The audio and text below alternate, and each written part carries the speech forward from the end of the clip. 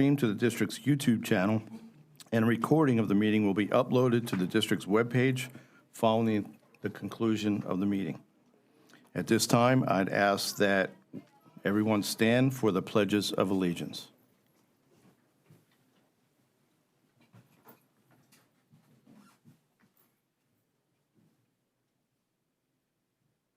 I pledge allegiance to the flag of the United States of America and to the republic for which it stands, one nation, under God, indivisible, with liberty and justice for all. Honor the Texas flag. I pledge allegiance to thee, Texas, one state, under God, one and indivisible. Please stand, remain standing for the silent invocation.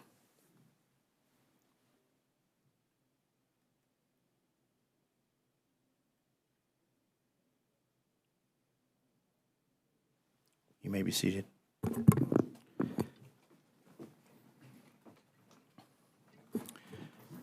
At this time, we have recognitions. I would like to turn this over to Veronica Sofer and ask that the board convene in front of the dais. Yes, thank you. And as the board is making their way down, first let's give a round of applause to Aman Chaudhry. He did our pledge this evening.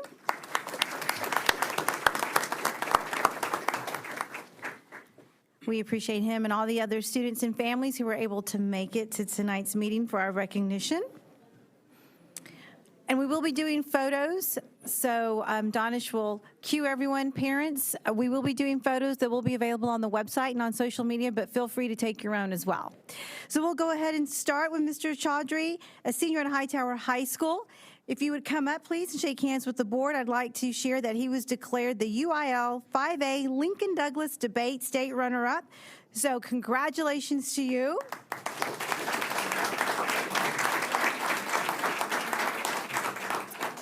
And a very special thanks to Aman's coach, Valentin Jimenez. Thank you. And we'll do a group photo before we move on to Quail Valley.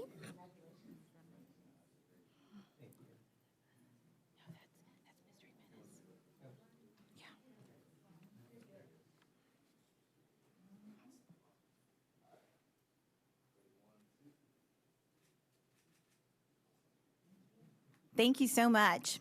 And next, I'm inviting up to the microphone Camila Holmes, our GT Academic Coordinator. She's going to share some fantastic news and celebrate our students at Quail Valley Middle School. You can use the mic right there.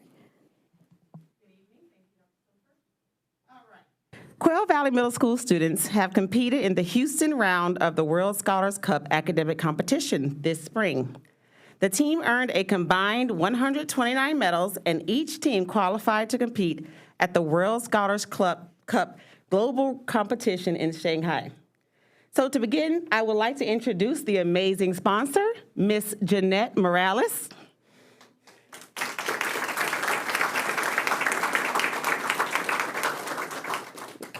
There are 5 teams, and we'll start with Team 1. Team 1 earned 16 individual medals and a team medal. They are Kushi Kawadia, Johan Liu, and Lana Nguyen.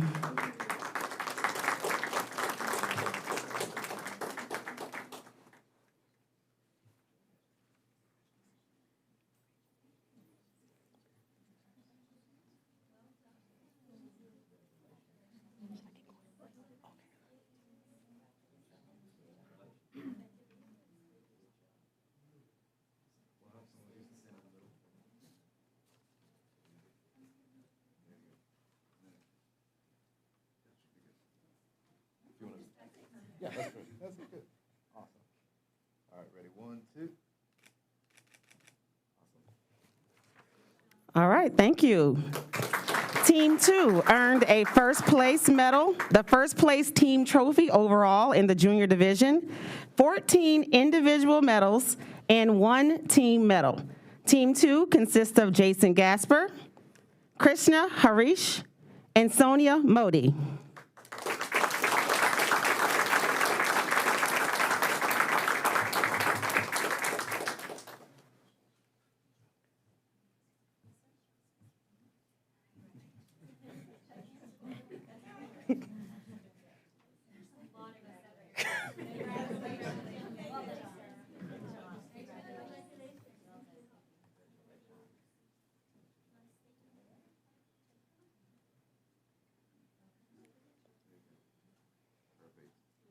All right.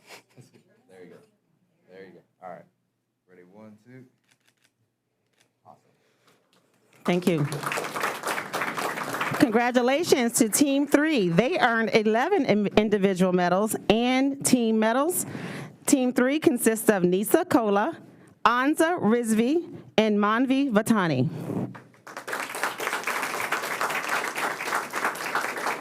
And Manvi couldn't be here with us tonight.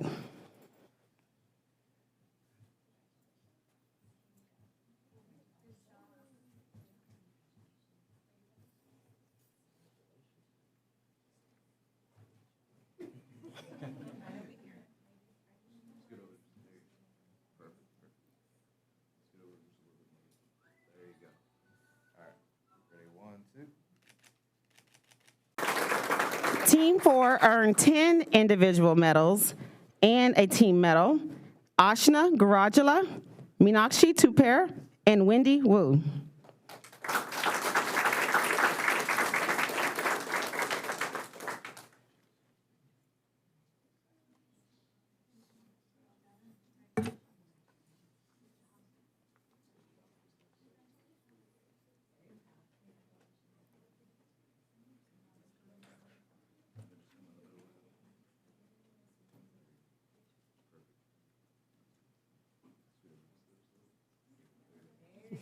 Perfect. Scoot over just a minute. There you go. All right. Ready, 1, 2. Awesome. Last but not least, we'd like to introduce our only Team 5 member who can make it tonight. Team 5 earned 3 trophies and 6 individual medals. Please, Meenakshi Sivanadam.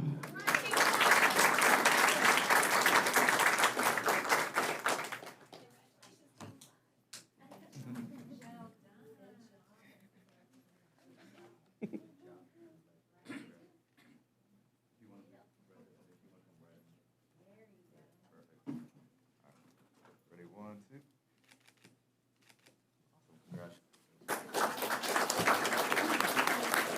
Thank you so very much, and thank you to Ms. Holmes for helping us out and introducing those fantastic students. Next, we have 2 Fort Bend ISD Junior Achievement teams, and they participated in the National Student Leadership Summit, and they were selected as the only 2 finalists in Texas, so very excited to share that. First, we have the Team Delicious Company from Dulles High School. They were mentored by Lindell Basil and placed 3rd overall, and were the only Houston region team to place in the top 3 2 years in a row. So if I can have those team members please come forward. They ranked in the top 5 in the country with the Ernst & Young Innovation Award. We have Sophia Zhao, President, CEO, the head of the supply chain.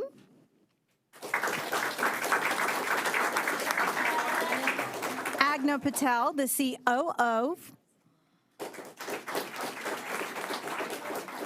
Ms. Bonnie Ho, our CFO. Head of Sales, Hannah Chu. And our CMO, Sahara Kajah.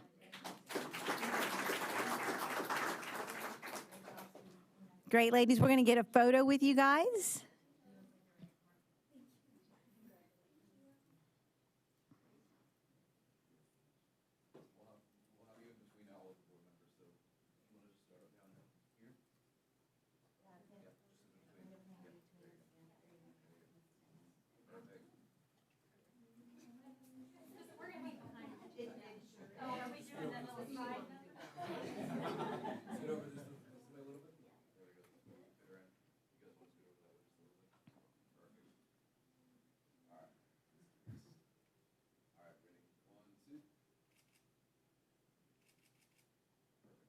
Congratulations.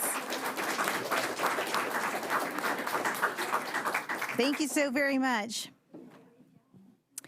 Next, from Clements High School, I would like to introduce the Simply Company. They ranked in the top 5 in the country for the New York Stock Exchange ICE Best Financial Performance Award. And the team founders, CEO Michelle Wang, won the Jim Sweeney Award for Entrepreneurial Excellence. So if I could please have Ms. Wang come forward. And the COO, Safa Chaudhry.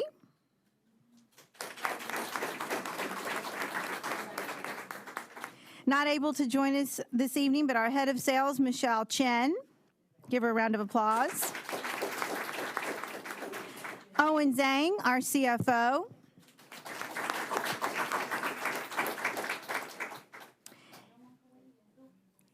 We're going to take a group picture together. And our last, we have our CMO, Jing Chao Chang. Congratulations to this awesome team. We're going to go ahead and do a group picture now. If you guys want to join us right in the middle.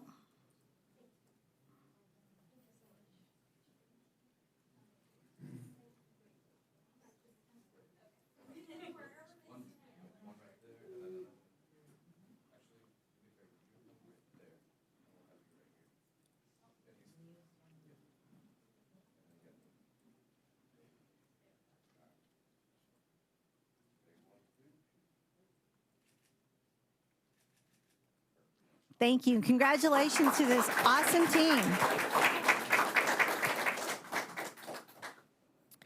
And also, we'd like to take a moment to recognize Tania Daniel, who was not able to join us this evening, but the Junior Achievement of Southeast Texas. This is the Senior Director of Entrepreneur Initiatives, and this is the first year that this Junior Achievement organization has won the special awards at National. So big round of applause for Ms. Daniel. And for the final recognition, I'd like to call the following Fort Bend ISD group members forward.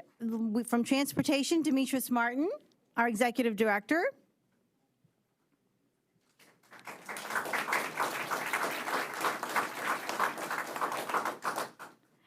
Our Executive Assistant, Terrellyn Holmes.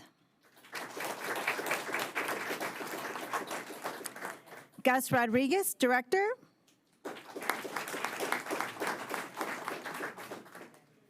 Chuck Savana, Manager, and from the Grants Department, Amanda Salazar.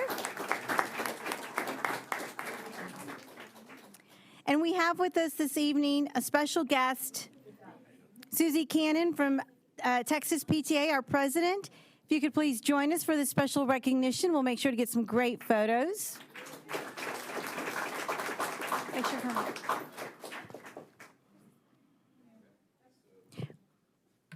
If you'd like to come to the mic here, you can use this microphone right up here before we do the group photo. Oh, awesome. Thank you. Thank you for welcoming me this evening to your Board of Trustees meeting.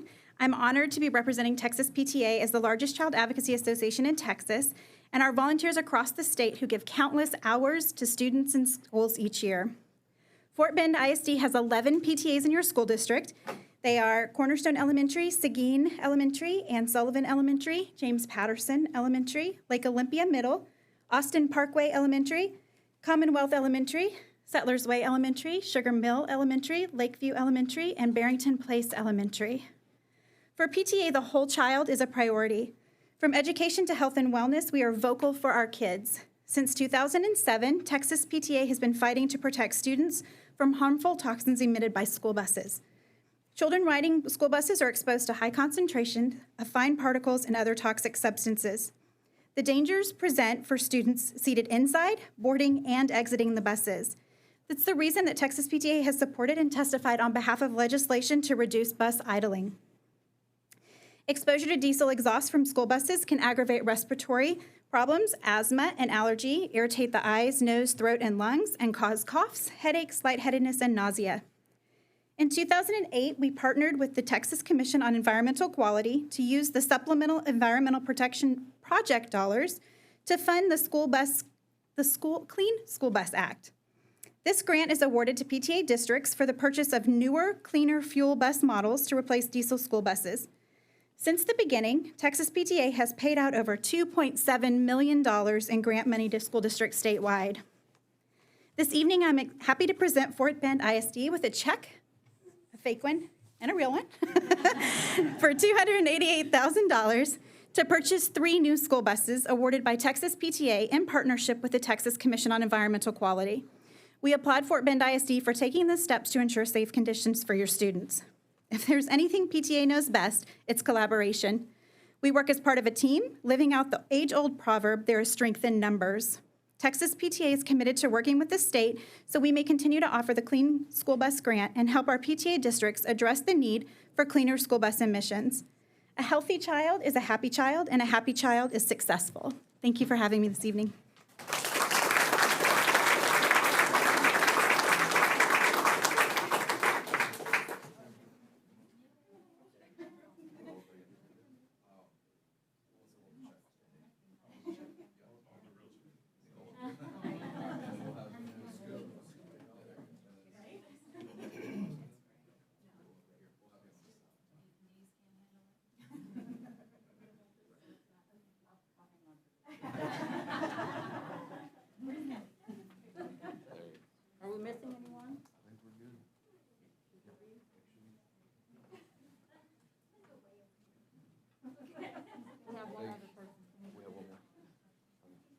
Ooh, okay.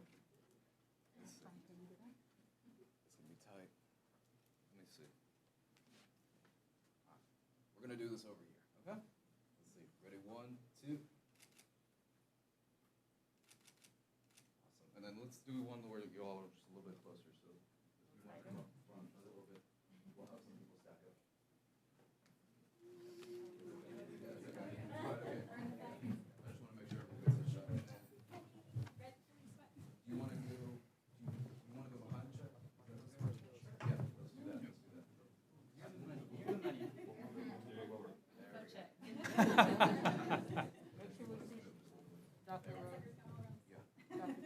that. Yeah. Oh, I can get everyone out. Awesome. All right, ready? 1, 2. Awesome. Perfect. Thank you.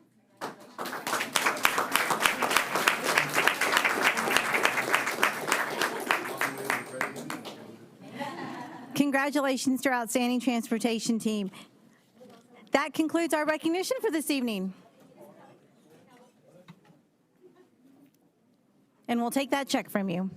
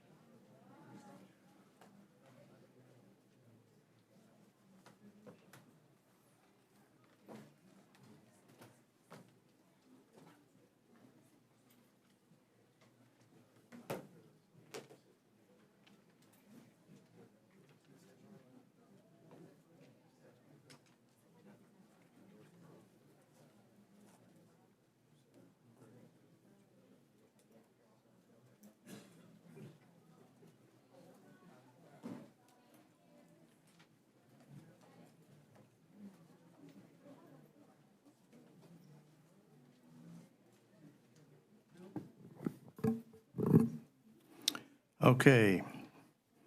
We do have speakers this evening. The board encourages and welcomes comments and input from our patrons.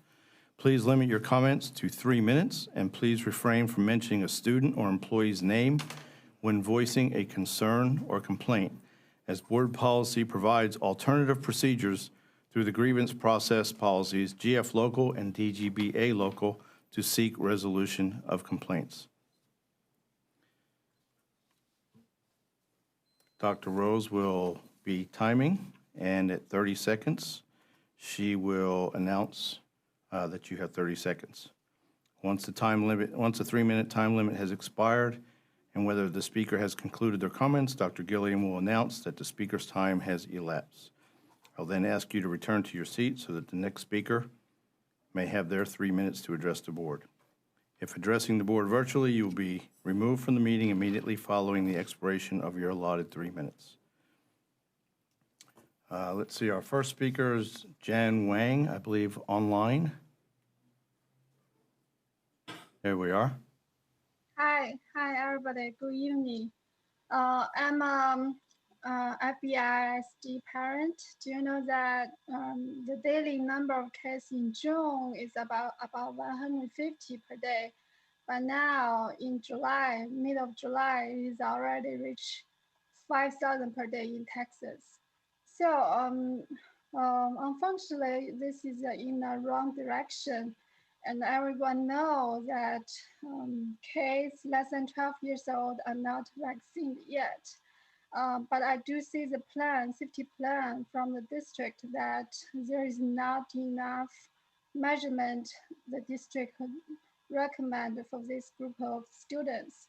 So what I see on page 11, page 13, on the measurement, they said students, staff, parents, and visitors will no longer be required to wear masks in school. And also on page 11, is that under health screening, is that staff and students will not be required to submit their daily survey. So here's my concern, because the CDC updated guidance in July 9th, saying that masks should be worn indoors by all individuals age 2 and older who are not fully vaccinated. And also today, American Academy of Pediatrics have recommendations that all children over age 2 wear masks when returning to school this year, regardless of the vaccination status. So I do have my concern about current version of safety plan from school. And I hope there can be some revision of this plan so that we can, as a parent, I will feel safe sending my children to school. And here's my recommendation. I hope for all the measurements we are taking right now can be go back to before summer, like in the summer term, in spring term, everybody need to take an online survey before they go to school. Everybody need to take a temperature measurement when they at the 30 gate. seconds. And also, I hope mask has to be mandated for everybody who enters into the building. And also, I do recommend school can probably install some plastic glass like what you have right now in your meeting room for teachers, for teacher station, and for student desk. I think that might be what I want to say tonight. Time. Thank you, ma'am. Thank you for speaking this evening. Next speaker is Attorney Madhu Sekaran. You'll have 3 minutes once you begin.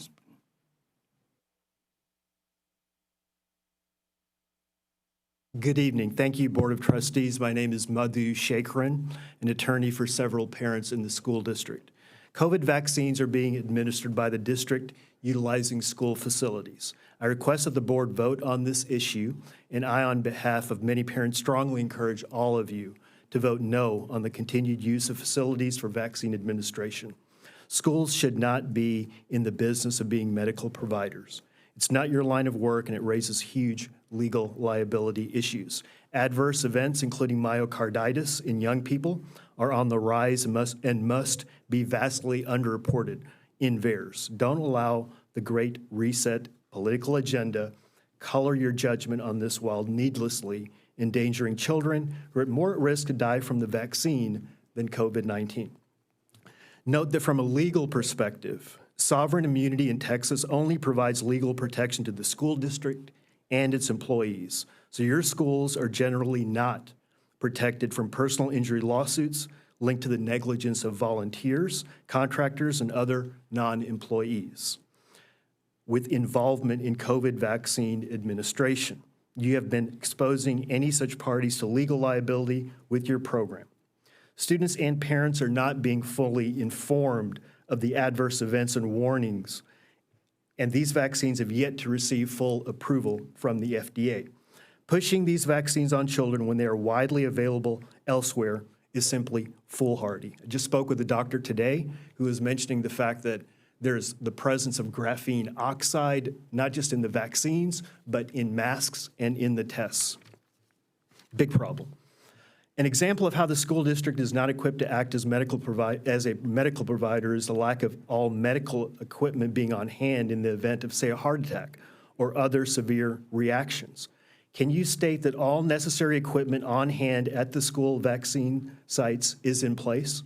Every day we are learning about how much federal authorities have hidden from the general public, all as part of a stated Great Reset global agenda, quite frankly, with governments and pharma companies at the forefront. See the collateral damage being caused, especially to our children and the elderly, as well as the least well-off in society. What stated legal authority can the board point to 30 for schools seconds. acting as medical providers in this manner? In closing, how was this pandemic not bioterror? No one asked that question. No matter the origin, how was it not bioterror? The same entities that are pushing the vaccine and hiding adverse events, including the NIH, you see the Fauci emails. They are now hiding quite a bit of information in terms of adverse reactions. The risks outweigh the benefits. Thank you. Thank you, sir. Thank you for being here tonight.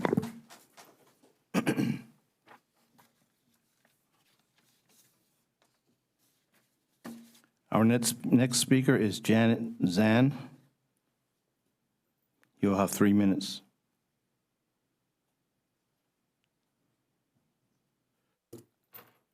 Realized that the meeting is so many people, so I quit.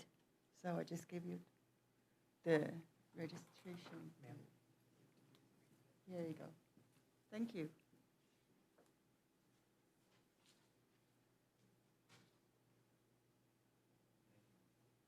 Thank you, ma'am, for coming tonight.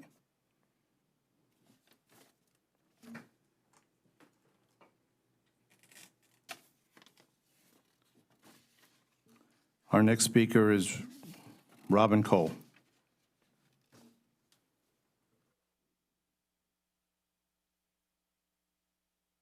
Good evening. My name is Robin Cole. I am a 25-year resident of Sugar Land. My 3 children graduated from Fort Bend ISD schools.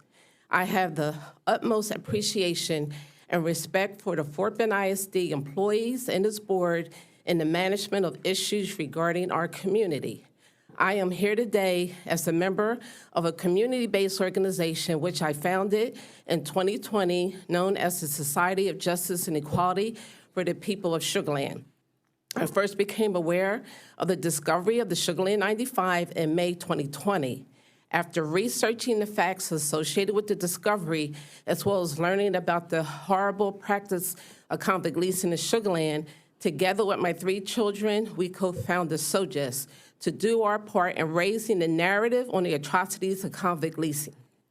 Together with 6 other community members, we have been meeting with Fort Bend ISD, Fort Bend County, and other stakeholders to address the best way to educate the community and memorialize the Sugar Land 95. I first want to give thanks to past presidents Jason Burdine and Addie Hadlinger, former Superintendent Dr. Charles Dupree, as well as Chastity and current Superintendent Deanna, Anthony, and other Fort Bend ISD board members for giving us, the community, the time to discuss collaborated ways to give honor and respect to these 95 souls. Sugar Land, like many cities in the South, has a dark past that can be brought to light by presenting an educational journey as a mechanism for healing.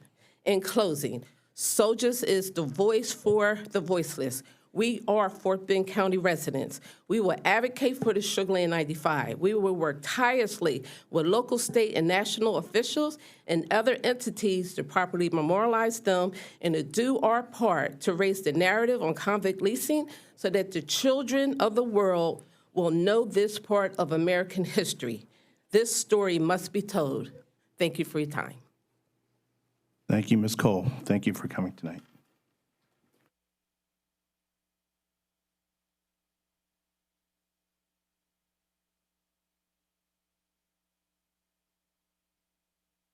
Our next speaker is Orangey Jones.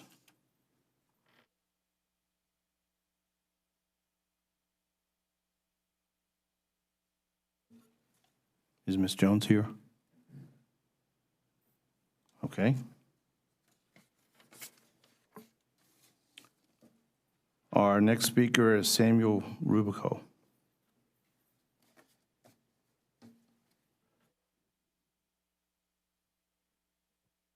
Good evening. I come to you tonight from a group of 173 and counting. Our group has retained the lawyer who spoke previously tonight. I'm sorry if any of this is going to be a repeat because I was cut off last month when I zoomed in. Our attorney took his time to show up in person tonight. He has emailed Fort Bend School District third-party attorney Will Banks as well as general counsel here, talking about the liability that we, the people, taxpayer people, may have to bear in the case of schools being used as medical facilities to administer this emergency use only shot. At minimum, I hope that the board was given a risk assessment of using school district facilities as a result of these emails. Is the county still in dire need of temporary sites due to the volume of people wanting the shot? Aren't there other less controversial facilities that can be used? At Willow Ridge High School on Saturday, only about 20 to 25 cars showed up in a 3-hour time frame, of which about a third turned away.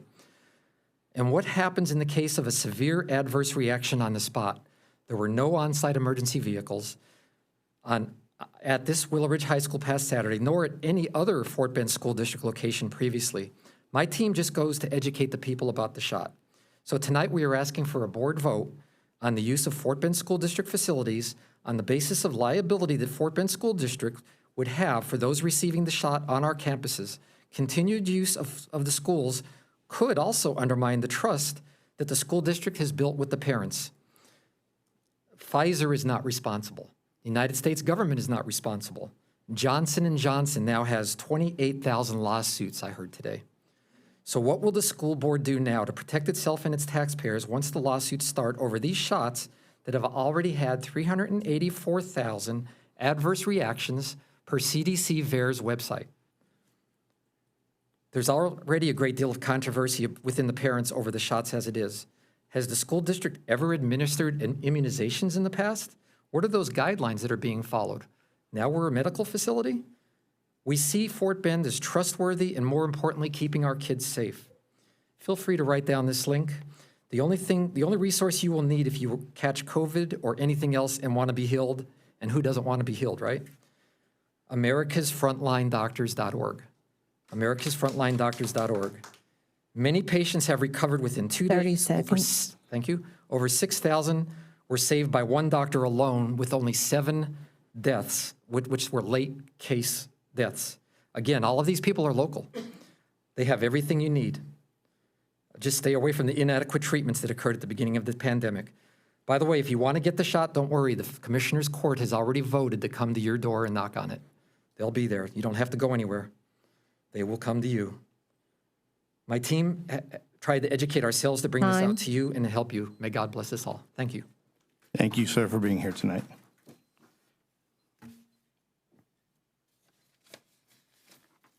Our next speaker is Congressman Pete Olson.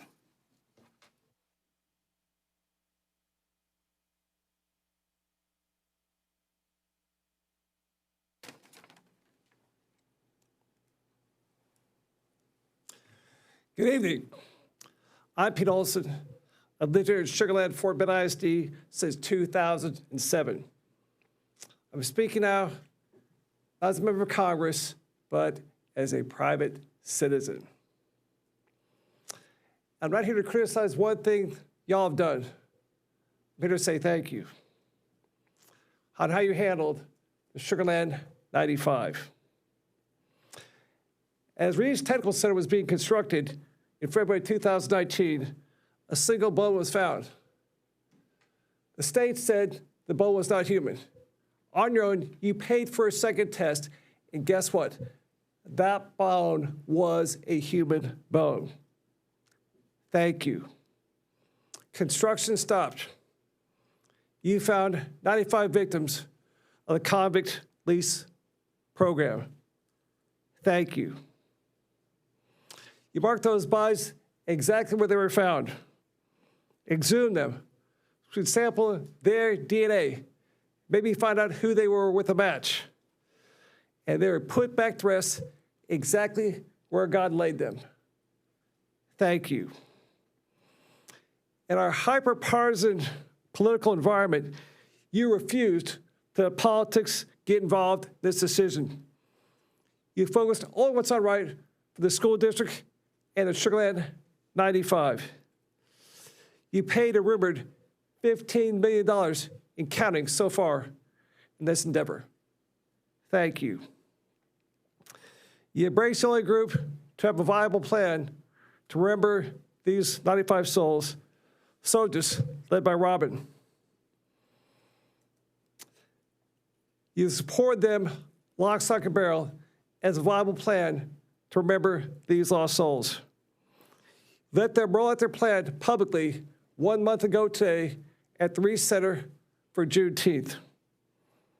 Thank you for that. You sent a young employee to reaffirm your commitment to help them get this museum built. Her name was Oladu Alade. Thank you for her coming and reinforcing your support for this endeavor. And you were straight with soldiers. You told them, if you want to raise $22 million, that comes from the private sector, not from the Fort Bend ISD, not from the county, not from the city, not from DC. I'll sum my 3 minutes by saying one simple thing. The way y'all handled this impending thing that dropped on us, the Sugar 95, shows very clearly why this school district is the best one in America. And y'all deserve a round of applause for what you've done.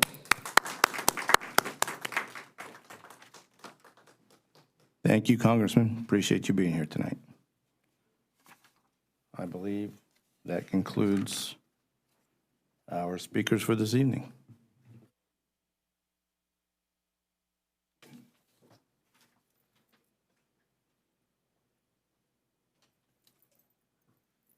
Okay.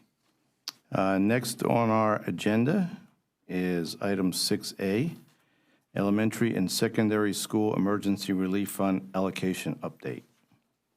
Yes, thank you, Mr. President. Today, the administration will be sharing a presentation about the allocation of ESSER funds. Part of the presentation will include our plans for return to in-person instruction, our intervention plans, our health and safety protocols, along with the budget and the allocation of ESSER resources to support the plan. I'm going to hand it over to Mr. Brian Gwynn to introduce the staff that will be presenting this evening. Good evening, members of the board, Madam or Mr. President, I apologize for that. This evening, we will provide an update on the ESSER funding that the district is anticipated to receive. As we go through this process, we'll provide you a recap of the budget that was approved by the Board of Trustees back in May and where that stands.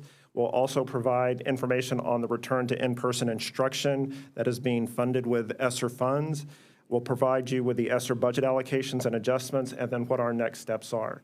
The presentation this evening will be handled by our Executive Director of Teaching and Learning, Ms. Melissa Hubbard, our Executive Director of Social Emotional Learning and Comprehensive Health, Dr. Pilar Westbrook, and our Executive Director of Finance, Ms. Kelly Schlack. So I will turn it over to Ms. Schlack to begin the presentation.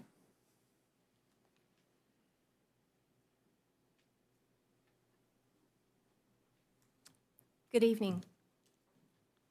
Up here.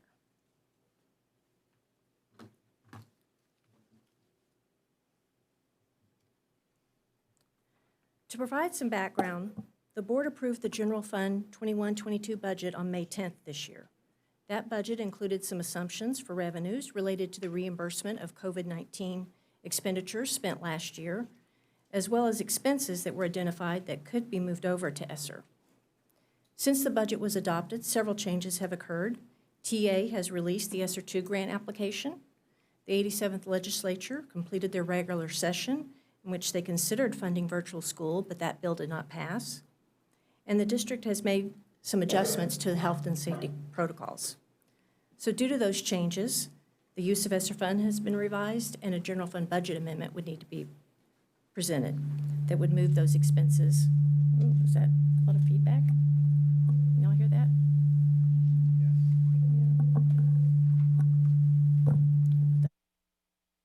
Hopefully y'all can hear me. That would be moved over to the ESSER grant. This is a timeline of when the ESSER funds have been released to Texas school districts. In June of 2020, TA released the ESSER 1 application, and the district received and utilized all $9 million of the ESSER 1 grant funds. While the state provided a hold harmless ADA for fiscal year 2020, they utilized the ESSER funds, ESSER 1 funds, to provide that hold harmless. So how that worked is that the state went in and reduced our general fund 2020 state revenue for that hold harmless amount, but provided the full $9 million of ESSER 1 funds to the district.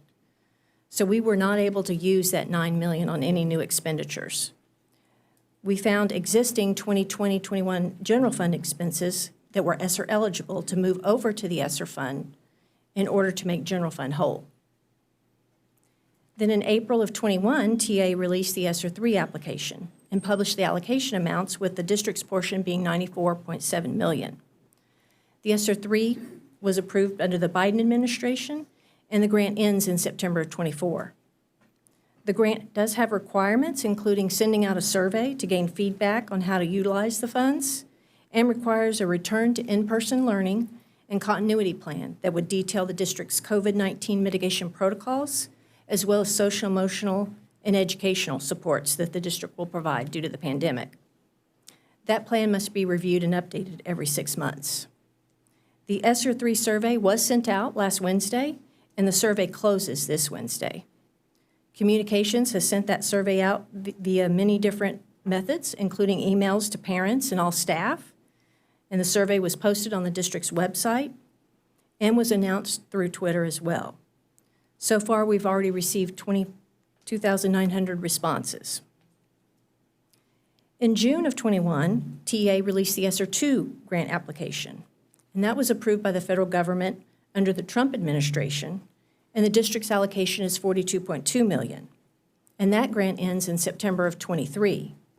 So even though ESSER 2 was approved by the federal government before ESSER 3, TA released ESSER 2 after it had released the ESSER 3 application.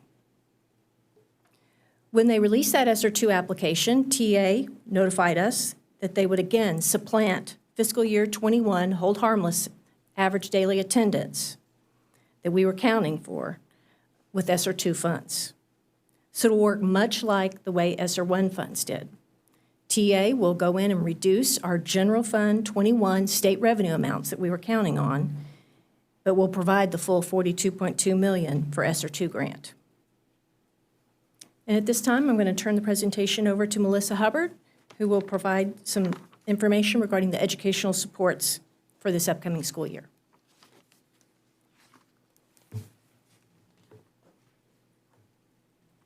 Good evening.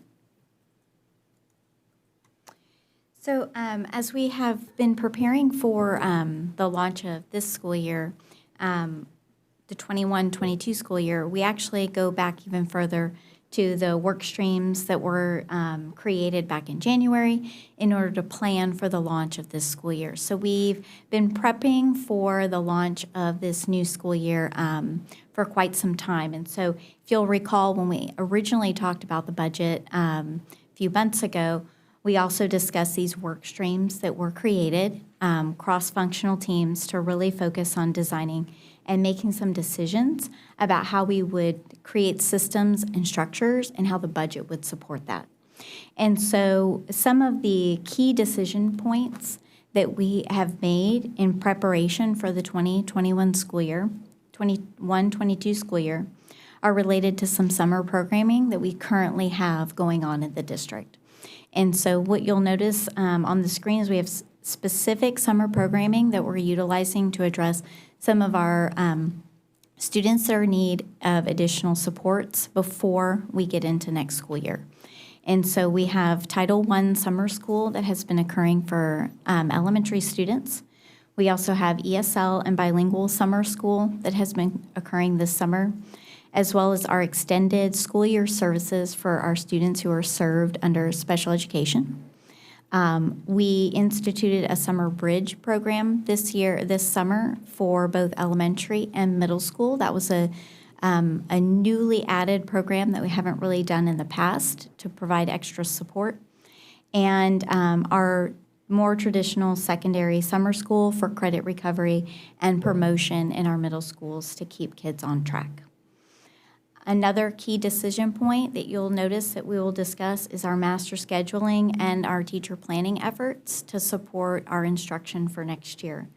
And Ms. Schlax is going to go into some specific budgetary items related to these, but our AB block would provide that opportunity for intervention courses for students because it opens up their schedule from 7-period day to an 8-period day. Part of that planning included a 5 of 7 class periods to provide our teachers with additional planning time to prep for that Tier 1 instruction, solid Tier 1 instruction, as well as intentional planning of intervention. And then at the elementary level, 45 minutes of daily intervention and extended planning hours for teachers. Another planning piece is related to our professional learning that we've planned over the summer and ongoing throughout the school year, as it relates to designing intentional professional learning for teachers and administrators that is aligned, that prepares them for their return to face-to-face instruction. And part of that includes strategies to promote an emotionally safe environment for our students, as well as intervention strategies and curriculum supports that have been designed to help lead into next school year. So as we're preparing to actually launch the 21-22 school year, there's 3 kind of pillars that I wanted to discuss related to preparing for next school year instructionally. And that has to do with scheduling and curriculum. So as I just mentioned before, part of that intentional planning is providing 45 minutes of daily intervention at the elementary level for all students. So that's built into the school day, and it will be part of the intentional planning for teachers and PLCs. We also have specifically designed courses in middle school and high school to support students in closing that learning gap related to math and literacy. And we've designed the curriculum to support those efforts in those classes and provided differentiated training for our math teachers who are teaching those courses next year, so their required learning implements how to use that specifically designed curriculum. We have built out curriculum supports related to formative assessment, very specific formative assessments that I'll get to in just a moment, as well as looking at pacing adjustments for next school year, the scope and sequence, when things are taught and how long they're taught in the units of instruction, as well as making sure that our priority standards are clearly identified for teachers so that they know by the end of this school year we have to have mastery over these standards. Teacher planning and effective Tier 1 instruction is going to be key next year, just as it always is with effective Tier 1. So the increased PLC time will be utilized for that effective planning of instruction as a team of teachers. Formative assessment development should be happening in those PLCs as well, so that there's alignment on the team. And then we're stressing the ongoing student work and data analysis throughout the year so that we can get kids right when they show signs of not knowing the concept instead of waiting.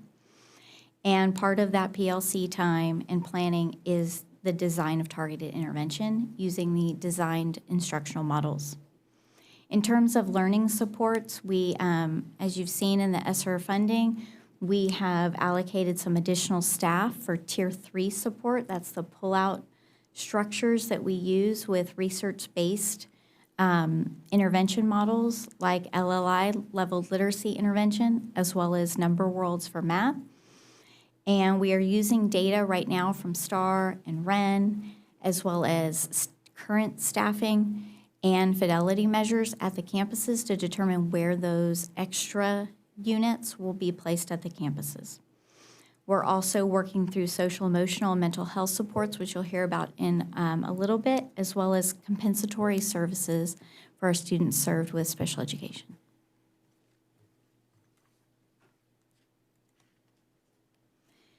So in terms of addressing some of the learning loss that we're anticipating, as well as those best practices for instruction, some of the specific strategies that we're implementing next year, and keeping in mind, this isn't a one-year situation. We're going to see effects of the learning loss for many years at a time. And a lot of this is going to be, the classroom teacher who is daily with their kids, formatively assessing, seeing what their kids are. And so we're looking at the tools and the expectations that we would have for those teachers and campuses to provide students the support that they need instructionally. So one of the things that we have been doing in the curriculum to support the launch of next year is specifically designed pre-assessment tasks on prerequisite skills that teachers have access to in order to gauge student understanding of the skills that they need coming into every unit of instruction, and then building in time into the at-a-glances with specific strategies on how to address the misconceptions from the prerequisite skills. So we're trying to have those specific strategies addressed each unit instead of waiting until the end. We're also reinforcing specific small group instruction in our instructional models. We've talked about the dedicated intervention time, and reinforcing that ongoing formative assessment and feedback is going to be key. So those supports have been also built out into the curriculum to give teachers an idea of what types of assessments to be giving along the way to gauge student understanding. We also have in the curriculum specifically designed reteach opportunities using an alternative instructional strategy than what was maybe taught the first time. And then the accelerated intervention plan, which I'm going to talk about here in just a moment, related to some implications from one of our House Bills, 4545.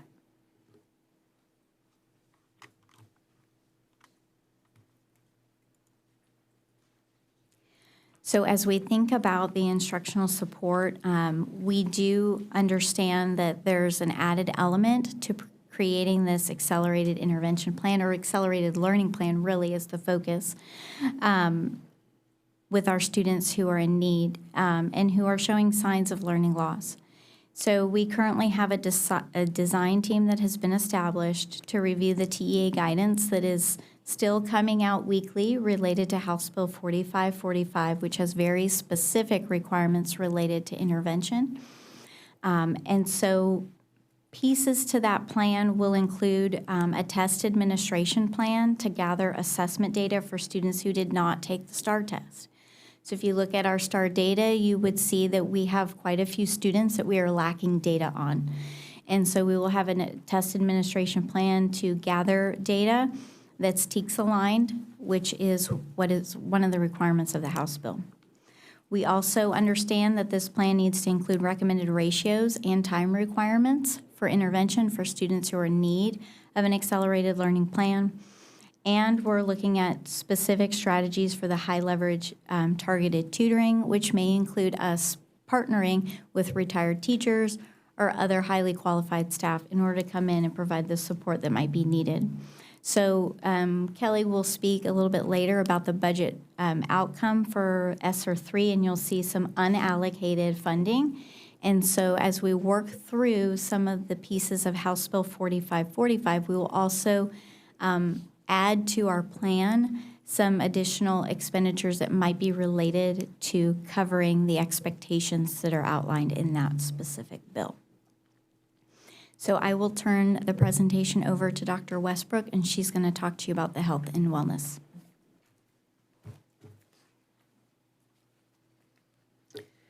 Thank you, Melissa.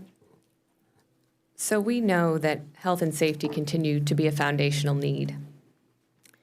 We know that as we move through this next year, students and staff will need to self-screen themselves on their symptoms prior to coming to school or work,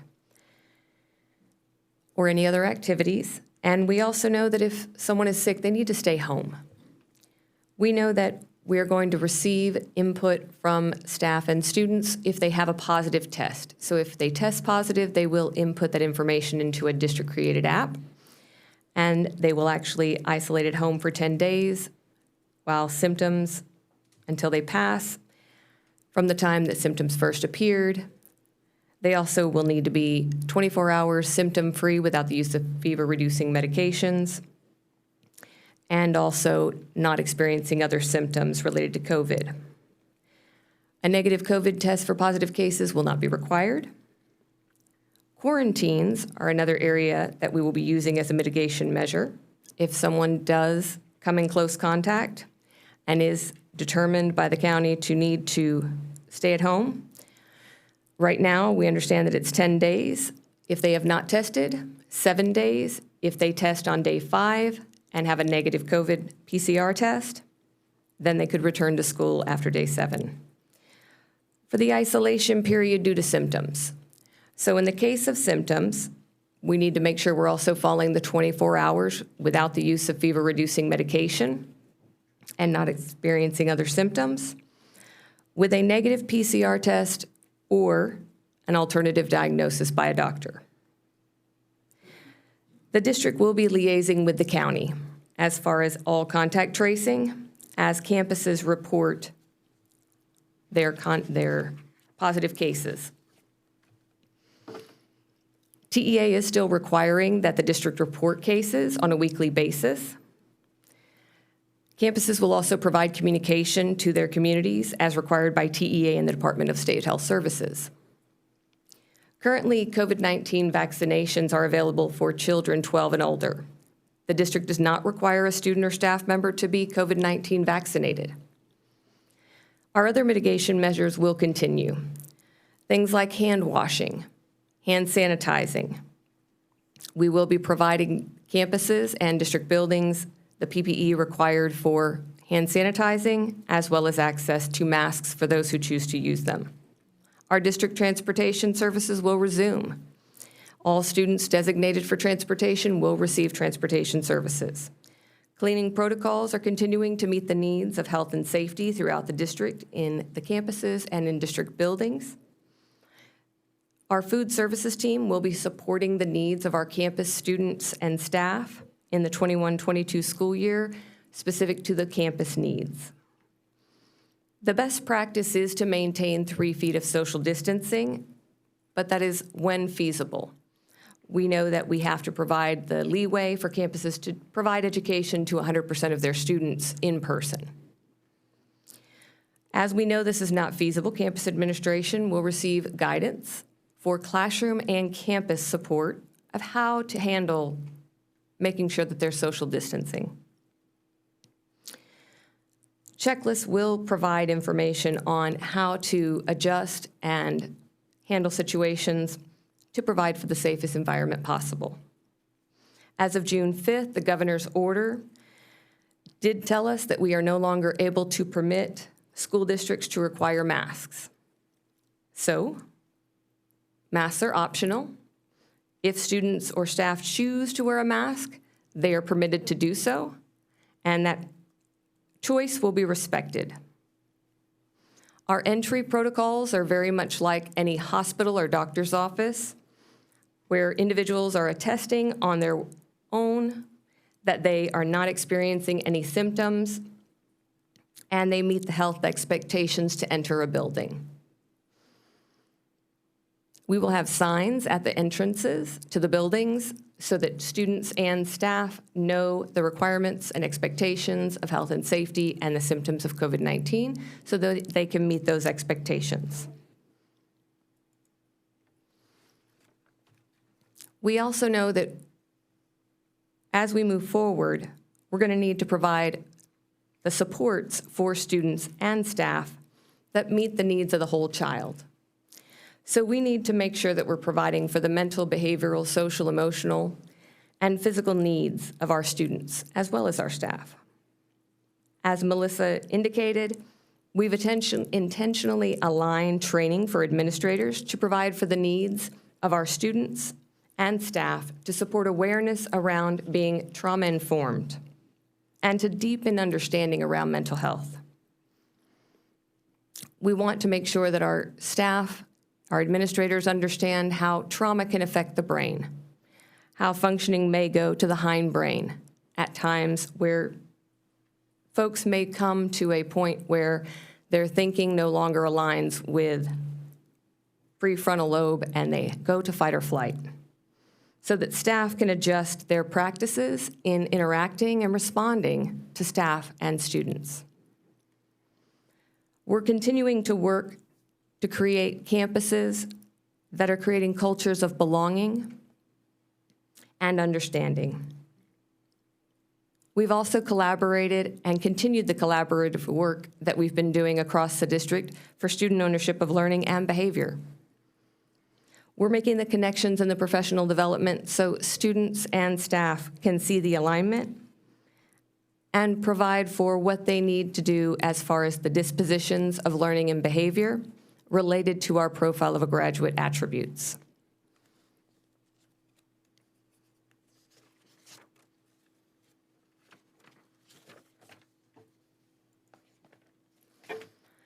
We know we're still responding to the pandemic. We can't possibly know the needs across every student or staff member and their mental and emotional, the effect that the student or staff member might have had from the pandemic. We know that we need to refocus on the multi-tiered system of support and remember all the pieces of the framework so that we ensure that we meet the needs of our students and staff where they are. We know that teachers are our first line of support to notice, to recognize the needs and provide for what students might be indicating might be an additional support needed. Teachers can then refer to counselors for additional support. And in the ESSER plan, we do have the money that Kelly will go through as far as mental health professionals being part of that plan and that funding, and providing for the needs of our students and staff. And then we plan to continue for that funding after ESSER funds are gone for those mental health staff members. I'll turn it over to Kelly.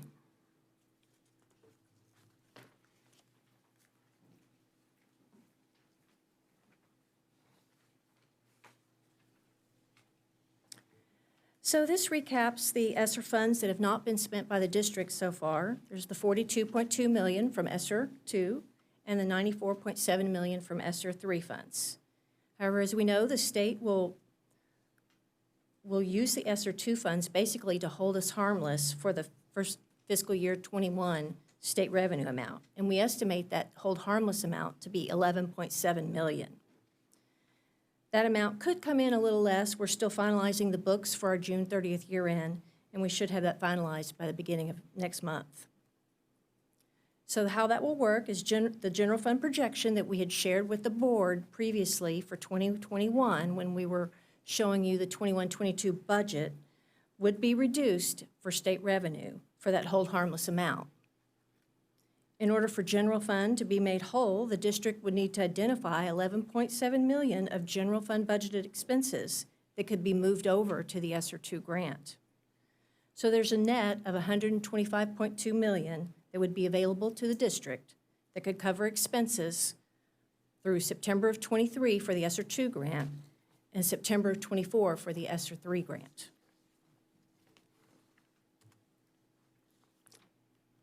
When we discussed the 21-22 budget, we identified ESSER 3 funding positions and costs that were ESSER eligible. We identified the cost for the AB block schedule at 3 high schools, as well as core teachers teaching the 507 periods at the secondary level for a total of $8.2 million. There was $3.9 million of positions identified for virtual learning. In addition, we had $2.3 million for 15 new elementary reading math interventionist positions, and $700,000 for contract tracing, for a total of $15.1 million of general fund budgeted expenses.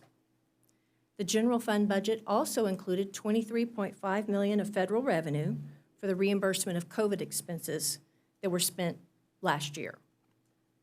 So a total of $38.6 million of costs were earmarked for ESSER 3. Leaving $56.1 million unallocated.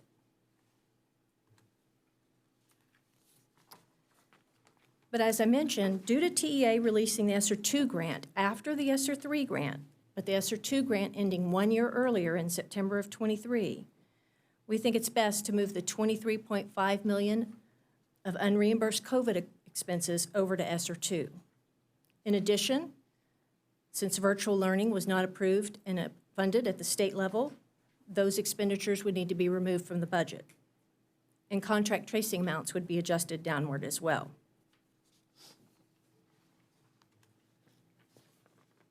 So this is what the ESSER II budget would look like. It would include the $23.5 million for the unreimbursed COVID cost. It would also include $2.4 million for 16 positions at 3 middle schools, Christy McAuliffe, Missouri City, and Hodges-Benz middle schools, to provide core teachers to ensure that the master schedule really works at those 3 campuses. When they were reviewing, these were positions that were really determined after the budget was finalized and aren't included in the current budget. And it allows for interventionists at those campuses to really hone in on the interventions needed for those 3 campuses. The budget also includes 2 new IT analyst positions, one for Willow Ridge and one for Marshall. They would aid those schools to implement a 1 device per student plan that was submitted to the board via board memo. That plan would utilize the Verizon grant as well as the Emergency Connectivity Grant to implement that plan. Mental health counselors, a coordinator, interventionist, and a few other positions that were previously included on the general fund budget would be included on the ESSER II budget. Those positions would effectively replace the $11.7 million that general fund's going to be reduced by for the state holding harmless in 2021. The ESSER II budget would also include $1.9 million for technology cost related to the pickup of all of the student laptops that were checked out last year during virtual learning. And it would include updating all of those computers with the latest software updates, scanning for viruses, and making some minor repairs, and ensuring that those laptops are ready for this school year. And that work is being conducted by one of our vendors. Lastly, the budget includes indirect costs that would be booked by general fund as revenue and is calculated based on a percentage of the total grant cost. That percentage is reviewed and approved by TEA based on a formula that TEA determines, and that's a procedure that we follow on all of our grants that are managed by the district. The total of all those costs are $42.2 million, which is the ESSER grant allocation amount, and it would cover payroll costs for all the positions listed for 21-22 as well as 22-23 when that grant ends.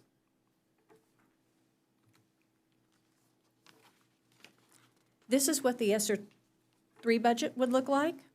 It would include costs for the implementation of the AB block at 3 high school campuses, as well as the positions needed for core teachers to teach the 5 of 7 periods. And that cost is assumed for 3 years. So the current school year coming up, 22-23 and 23-24.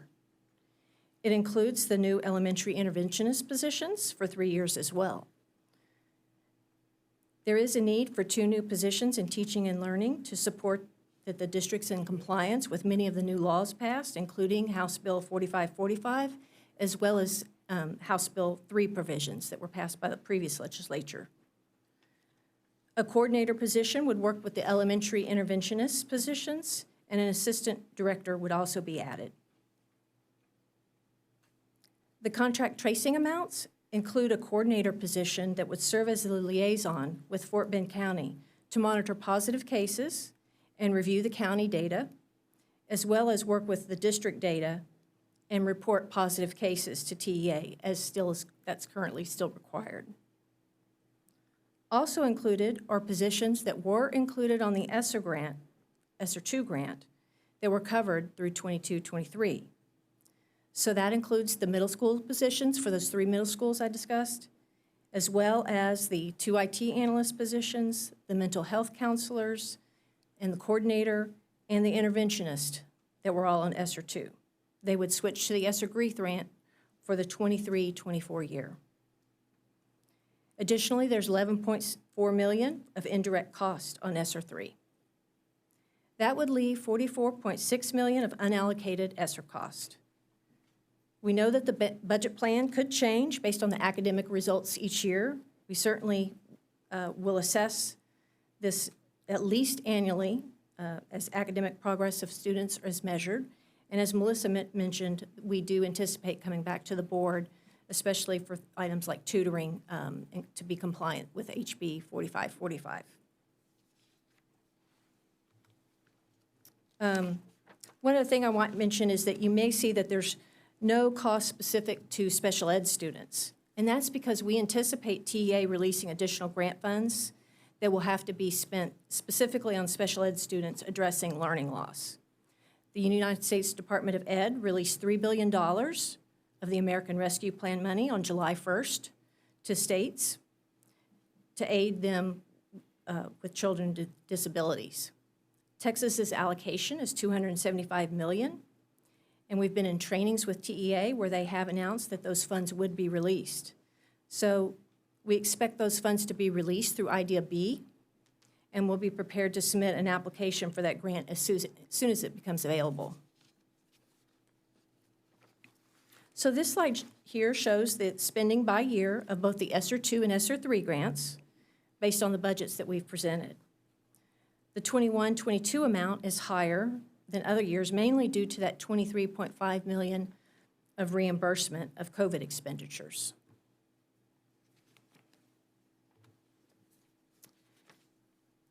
This shows the total number of positions that would be supported by ESSER II and ESSER III grants for a total of 199 positions. Teaching planning, the elementary interventionists, the middle school positions, the 2 IT analysts, and the literacy supports are all new positions, and that totals 121 positions. The mental health counselors, interventionists, behavior health, and social worker positions are existing positions that were previously on 199 that would be moving over to the ESSER grant due to the state supplanting of the hold harmless for state revenue in 21. And those positions total 77 positions. That coordinator for contract tracing was a new position added last year, and it was dealing with the COVID-19 issues. So I guess you could say that that was maybe a new position last year that would continue. So to summarize, these budgets presented would result in many outcomes. The budgets fully utilize the ESSER II funds prior to the expiration of that grant end date in September of 23.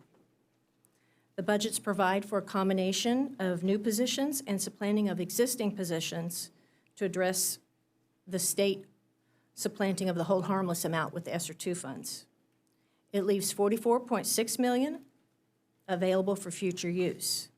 And lastly, it provides some relief to general fund until it's determined what steps the district would take to address future forecasted shortfalls, whether that's through a voter-approved tax rate election, a swap and drop of tax rates similar to what we've done in the past, or through other means. So our next steps, based on discussions here tonight and the board's response, we would need to file the ESSER III application by the due date of July 27th. TA has made the ESSER III Phase 1 grant application available, but we are still awaiting the ESSER III Phase 2 application for $31.6 million. That is currently not available. We would also be watching out for TA to release those IDEA B funds. In addition, we would be looking for other grant opportunities to be explored to ensure that we maximize funds to the district. A general fund budget amendment would be presented in September that would include several items. When the general fund budget was developed, we had talked about strategies that the district would use to fund district priorities. One of those was using disaster pennies as a last resort if the ESSER funds wouldn't be available. And so included in the budget is tax revenue for those disaster pennies. Now that disaster pennies will not be assessed and we're using ESSER funds, that tax revenue will need to be reduced in the budget. In addition, general fund budget expenditures would be reduced for the AB block schedule, the 5 of 7 positions, and the elementary interventionist. The virtual learning expenses would be eliminated from the budget, and that would reduce overall general fund budgeted expenses. In addition, the mental health counselors, coordinator, and other interventionists that were on ESSER 1, if they're included in ESSER 2, that would reduce general fund budget. We will also review the survey data that will be submitted by the district to the district from the ESSER 3 survey that was sent out, and work with departments as we work forward to developing the ESSER 3 budget for those unallocated amounts. The district's received over 2,900 responses so far from the ESSER survey, and the responses so far do support the district providing core teachers for more planning time, adding new positions to support interventions, providing a summer bridge program, and maintaining current staff. We plan on providing the board with another update on ESSER funds once the application for that grant for the Phase 2 of ESSER 3 is open, and we identify cost for the $44.6 million of unallocated cost. And with that, I will open it up to questions. Thank you very much, Ms. Schlags, and the others for excellent presentation. I imagine we have a few questions. Dr. Gilliam.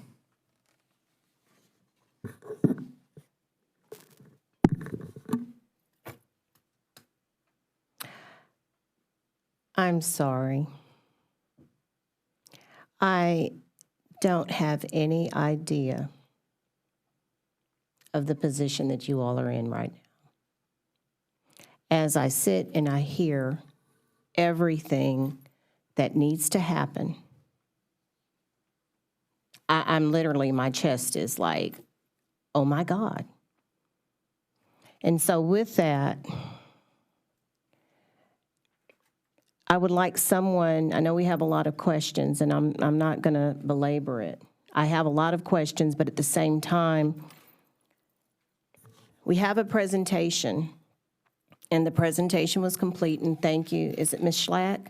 Thank you, Ms. Schlack, because you did an exceptional job in explaining, and I want your brain so you can tell me how all of that works. But as an educator, I go directly into how does it work? What does that mean for me? And there are so many little pieces here. I have a tendency to go back and say, what's 1, 2, and 3? Because I think there's probably 30 in what I just heard. So I'm going to keep it simple, and I'll probably come back over at the end. I just have monitoring. You know, it's how do you eat an elephant? One bite at a time. And where are we going to take that bite?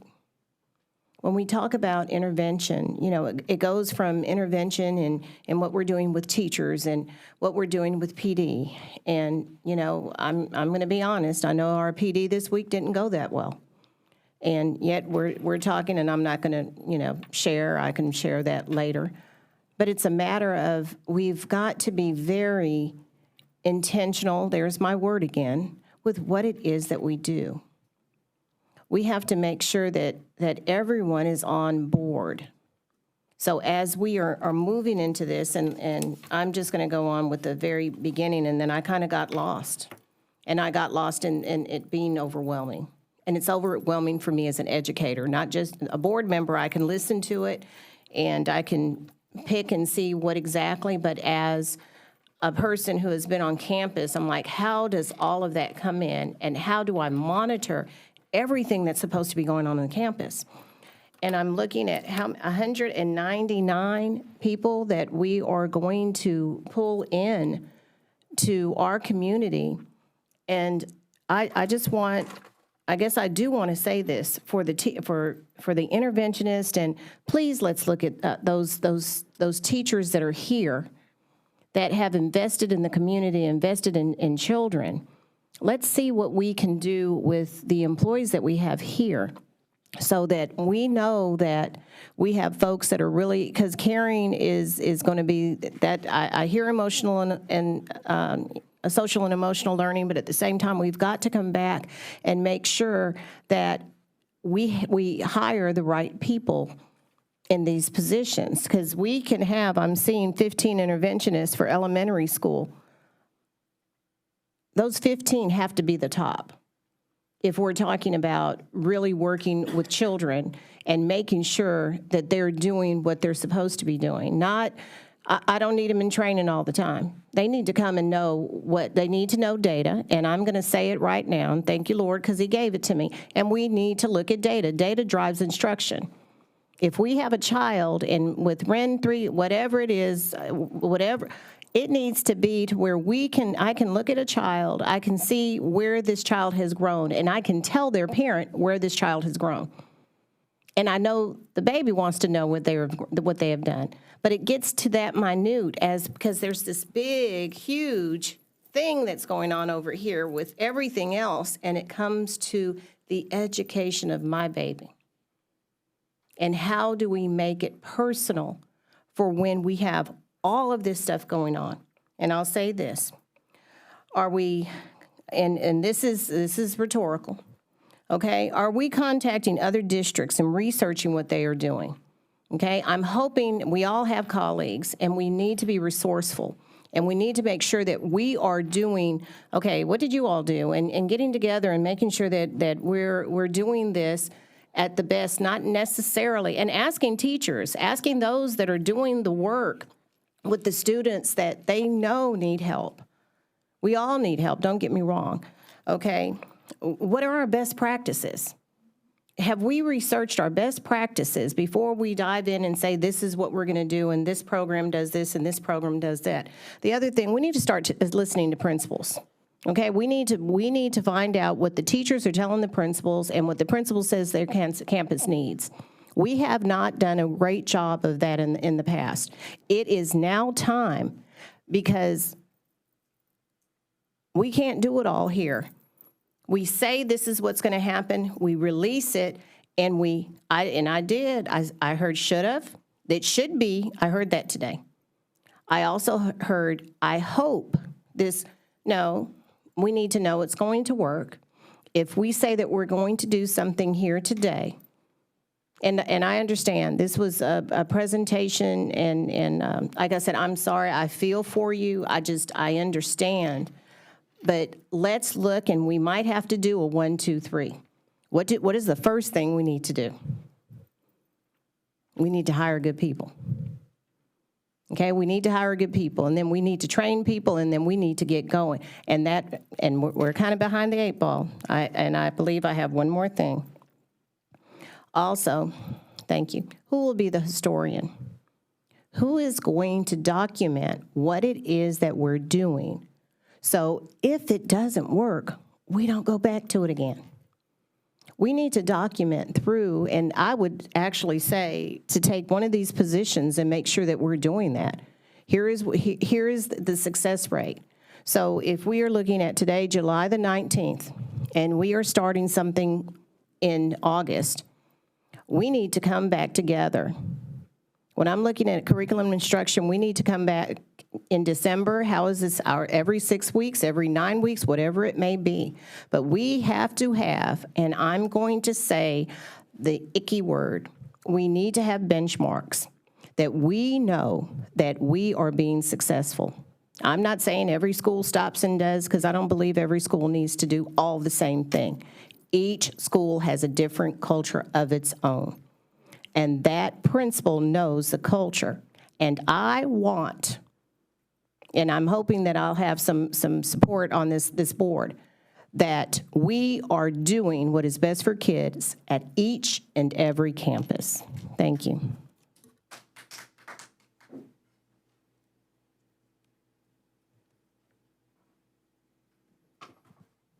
Ms. Hannon? Yes, thank you. I'm going to ask Ms. Hubbard some questions first. Thank you, Ms. Hubbard and Ms. Schlack, for sharing the information, and Dr. Where's over here? Oh, I'm sorry, I couldn't see. Thank you all. My first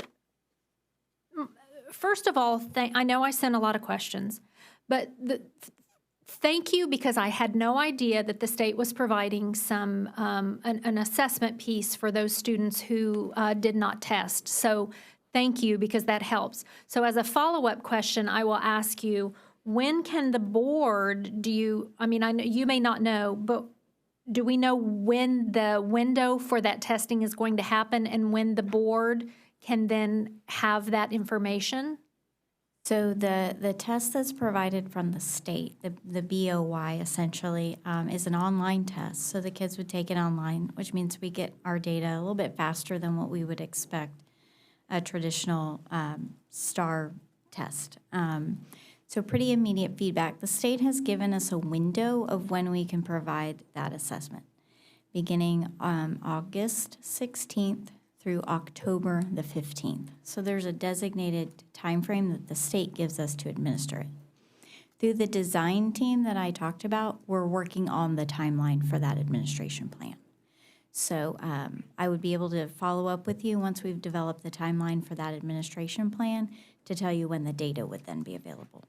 Okay, so could I ask, do you think by school startup you'll have a date for us? Yes, absolutely. Okay, so by school startup on August 11th, we're going to ask when those testing date, and I'm assuming that's for kids that missed EOCs. That's for It's any student in grades 4 through EOC level. Okay. Because you're assessing the previous grade level. That's why you're not assessing the third graders. Okay. And I'm sure that parents really appreciate that information as well. You, as a parent myself that got the ESSER survey, and I'll be honest, I haven't answered it because I wanted to hear what some of the activities or what that looks like. And so when I asked the question about what are some non-negotiables that we would like to see, I appreciate that you talked about balanced literacy and guided math. And so I think those are some of the answers that parents would like to hear, because we use a lot of nomenclature that parents simply don't know. They don't know what their kids are getting when they come in. I appreciate you spelled out what the interventions are going to look like, the 2 in particular, but maybe we could work at creating a document that's a little bit different. I'm assuming the ESSER document was really something that we're going to be pushing. That's one of the required documents that we're going to push to TEA. Yes. But that's really not the document for parents, and I know it accompanied the survey. And I'm going to just, speak on behalf of a parent that's hard. That was a hard. I've read it 4 times, and I'm not sure that I can answer some questions if a parent asks me. So if we, and I know I asked before, one would be, I know this one isn't yours, but we have to create a more simple flow chart with quarantines. I think a very simple document explaining, what are the interventions my kid is going to get, or what should I expect for my child to see. Or see my child doing to get them caught up. So just really in more simple terms, I think that would be really helpful for a lot of parents. Mrs. Hannon, if I could interject for just a second. Yes. I know that once we received some of your questions and as we were reviewing the plan and understanding that although there were some things that we were bound by law in terms of compliance in the way that we needed to push it out to the community, we are also working on a follow-up FAQ so that we can answer more specifically and possibly include graphics that would give parents a better understanding of what some of the specifics might look for, or what should I look for, or what questions should I be asking teachers, things of that nature. And just so parents don't have the same, I know we're in a different situation than we were at the beginning of last year, but the sooner we can get that out, the more helpful, and it alleviates some stress for parents. I think that would be important, especially in terms of the quarantine issues. Let me ask a question. So students that have opportunity to enroll in the specific middle school and high school courses, have most of those already been enrolled, or is their schedule going to change based on the BOY test? How are we dealing with those students? So before we left for the school year and we worked with the principals on designing the master schedule, we had some protocols and some data points to look at. in determining which students would be the best criteria for those courses. And so throughout this summer, the campuses have been looking at different data points, STAR if we have it, Renaissance 360, reading level, all of the data points that we've gathered on the students' grades, all of that information to figure out what's the best course for them. And so we're hoping, well, I'm not going to say hope, we gave those specific protocols and data points to review as the campuses were designing their master schedule so they could hand schedule kids into those courses before the school year starts. Now, that doesn't mean changes won't be made when we get additional data points, but that's how we started the summer so that they could hand schedule those kids before we start the school year. So most of those students, in my understanding, they're not going to go in like a deer in headlights. Most of those students have been made aware that maybe one of their electives is being removed so they can be in one of these courses. That would depend on the protocol, I guess, that the campus uses in informing the parents, but that is something that I can check up on. Okay, I think it would be really good if we have a fidelity of how we are asking all campuses to do that, because as many children are, they're a little stressed. Our middle school and high schoolers going back, especially those who weren't already face-to-face last year. I think if we can alleviate any of their social and emotional worries, I think that's very important to do. I'm gonna, can you come back to me, because I have so many questions. I'm going to ask this, I'm going to ask a particular question because I want to piggyback on something that Dr. Gilliam said, that because when I initially got the work, I didn't know what, activities were that we were going to do with some of our special populations. So I went out to the government and I looked at the ESSER II FAQs. And so it actually opened my mind, and now I know how to fill in the blank as a parent of other ideas. But one of those that Dr. Gilliam mentioned was, she talked about the interventionist and that they shouldn't require training. I mean, they should hit the ground running. But the other thing I heard you say, talking about retired teachers.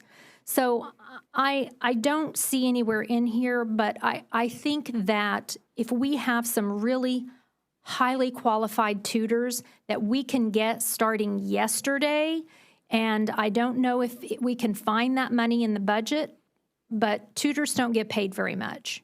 And if we can increase our tutorial hourly rate compared to what maybe Lamar Consolidated or A-Lee for some of our surrounding districts, maybe we could capture some of those teachers, get them into buildings and really, really help those, the kind of like icing on the cake with the interventionist that's there.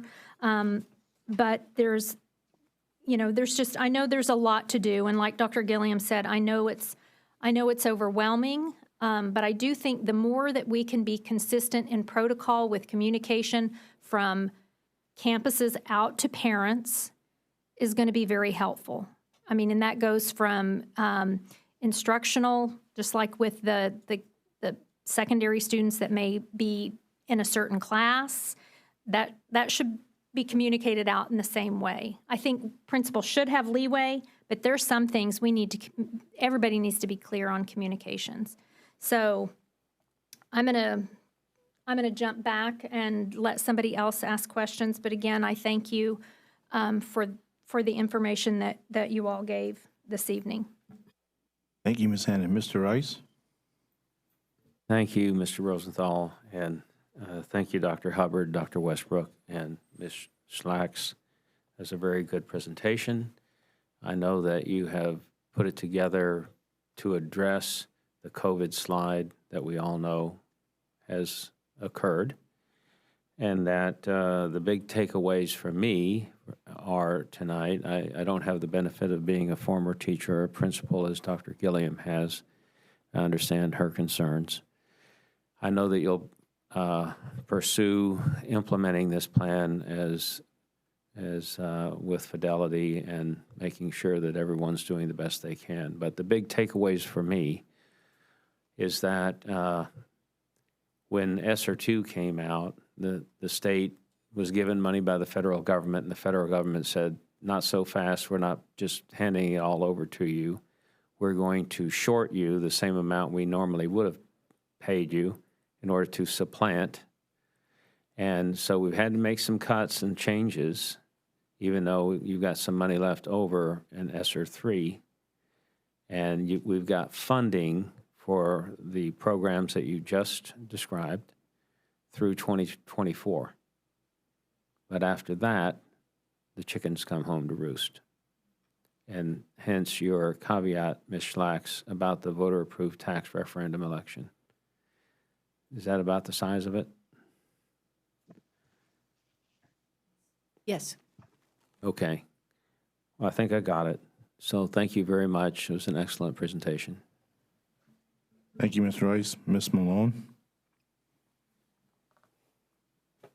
Yes, I want to say thank you first and foremost. I really appreciate all of the hard work that went into that. It's extremely evident that you guys, all of you have been working very hard, so thank you and hats off for our kids. My first question actually has to do with the retired teachers as well. I love the idea of bringing them in, especially with, we mentioned social and emotional needs, and I think having their love and support and having community engagement and our older teacher, our retired teachers to love on our kids, one, but especially to help bridge the gaps in education is huge. And I wondered how you planned on doing that and engaging those retired teachers, A, and then B, have you guys thought about using local facilities and after-school programs to also possibly utilize, such as most recently we attended the Landmark facility that I know Fort Bend had significant involvement in, and I'm really proud of the district for that. But they seem to have space where maybe kids could come after school and perhaps get tutorial services. I don't know if there's been consideration with working with the county and local entities to find additional locations where kids could get to other than the school buildings themselves. So I'd be curious to hear about that and a rollout plan on it. And I think that's really, Dr. Gilliam, it sounded to me, her concern is implementation. So I personally would really appreciate an implementation schedule and rollout on some of the intervention. Another one question specifically, and this goes to Dr. Westbrook. I appreciate your overarching plan for the health and wellness of all of our kids and teachers and staff. And if you could please, just because I wasn't really sure where you were going with it, so if you could provide a specific example, more so for the community at large, so they can kind of get a grip and understand what you're referring to. You mentioned examples on providing guidance for safety measures on campuses. And if I understood correctly, it seemed it would vary based on campuses, and some campuses have a higher population than others, which kind of it seemed like you were alluding to. But could you give us some examples, maybe from a campus that maybe has a higher population and a campus a lower, and what some of those guidelines would be? Yes, good evening. I can help answer that. So I'll start with in March, this is of course before you're on the board, Ms. Malone, but we had the annual enrollment review where we talked about the projected enrollment for all the campuses. And at that point in time, we were looking at both 3 feet social distancing and possibly 6 feet, not knowing where things were going to go, with the pandemic at that time. So with the 3 feet, we did support campuses that had some enrollment management challenges. Cap and overflow had already been in place for some of the schools, and that will remain in place until long-term relief is provided, which is typically either a wing being added to the school or a new school opening up to provide relief. As well, there's additional T-buildings that were added for many of the schools.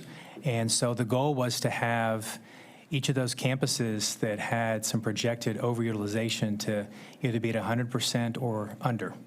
And so for the vast majority, that was the case. Responding to Dr. Gilliam around communicating with principals and making sure they're on board and they're aware. We do that as well to make sure that, in the presentation, I talked about the art and the science. We can't just go on the art and ignore the numbers, but we also just can't look at flat-out numbers, period, without talking to the principal as to how does it feel on the campus? Does it, even though the numbers may project it's full, how does it feel? If it's a building that has more pull-out and open spaces, there's more flexibility. So we engage with those principals to make sure, and so the campuses are in good shape. To go to an example of what you were asking, how does it look at campuses? So one thing we did earlier this summer, and DSL will be doing a second round, is sending a survey to principals and saying, what are your questions you have as school approaches, concerns, anything you need clarity on? And so then DSL works with, of course, select principals that may have some of those questions to get some ideas, additional departments as well, SEL, academic affairs, depending on the question. And we work to get a response so we can have the consistency we want across all the campuses. And so we developed an FAQ which will help all campuses know what is the expectation, what is negotiable and kind of not negotiable. So there's kind of the loose tight. The tight is every campus will provide, X or allow X. The loose or the variance is how they can make that work on their campus. So for example, to give you one, it could be lunch at the elementary level. So, we've heard from some of the principals and even some parents that how's lunch going to look like to our kids or spaced out? And so for a campus that is, significantly underutilized, they're probably going to have more than enough space. It's not going to be a challenge for them to make sure students are spaced out while they eat lunch. For campuses that have a higher, more full utilization and enrollment, then that's where the principal is going to work with the teachers and staff to make sure they have enough adequate space. But there may be some rotations where, a classroom, would maybe on Mondays they actually eat in the classroom to then create more flexibility and space in the lunchroom. But it would be on a rotation where every student does have the opportunity to have that, experience of eating in the larger, cafeteria area with their peers. So you're right, it's going to vary. There's a degree of variance by school, while at the same time making sure that the expectation is met. So I hope that answers the question. Okay, no, I really appreciate that, especially because parents have been reaching out on both sides of the coin. And I think it's really important that we communicate what those things look like so that as they're making decisions to come back to school or not, but come back, that they're aware of what they're actually walking into. So thank you very much. Thank you, Ms. Malone. And then one more major question, and thank you. Actually, Mr. Gwynn, when you and I met, I don't know, at the very beginning, one of the things we looked at was the ESSER funds. And I want to say thank you very much because one of my big concerns was intervention. And it seemed like 15 interventionists was just wasn't enough for a district of our size. And so whoever all was involved, and thank you, Ms. Hubbard, because I noticed a large increase in interventionists. And I appreciate, too, what Dr. Gilliam said about trying to promote within. So if that's an opportunity, I think that would be definitely supported. But I do want to understand, because I didn't get this in the presentation, there were 69 other interventionists added as well. And I wasn't really sure if those were academic or how that was defined, because I saw the 15 at the elementary level, the 16 in middle school, and then the other 69. It was kind of, I know you were going through it pretty The fast. 69 are existing interventionists. They are academic, so they. Okay. So it's not in addition to what we already have. Right. We just included that in the budget because we freed up money because of the virtual school? Well, it was more that the state supplanted the ESSER II funds, and so now general fund would be 11.7 million short. And So we needed to move. Right. I understand now. Thank you. Okay. And then lastly, the digital divide. I love that we're adding the three IT people at the campuses? Will be 2. It's 2 IT people to help get those federal grants in place. And I think that's incredible, and that's a great move forward. And back to implementation, it would be really awesome to see what our start is and finish and projected timeline on a rollout. As far as what the goal is on how many kids and getting them engaged and seeing metrics and some data on the results so we can celebrate that win.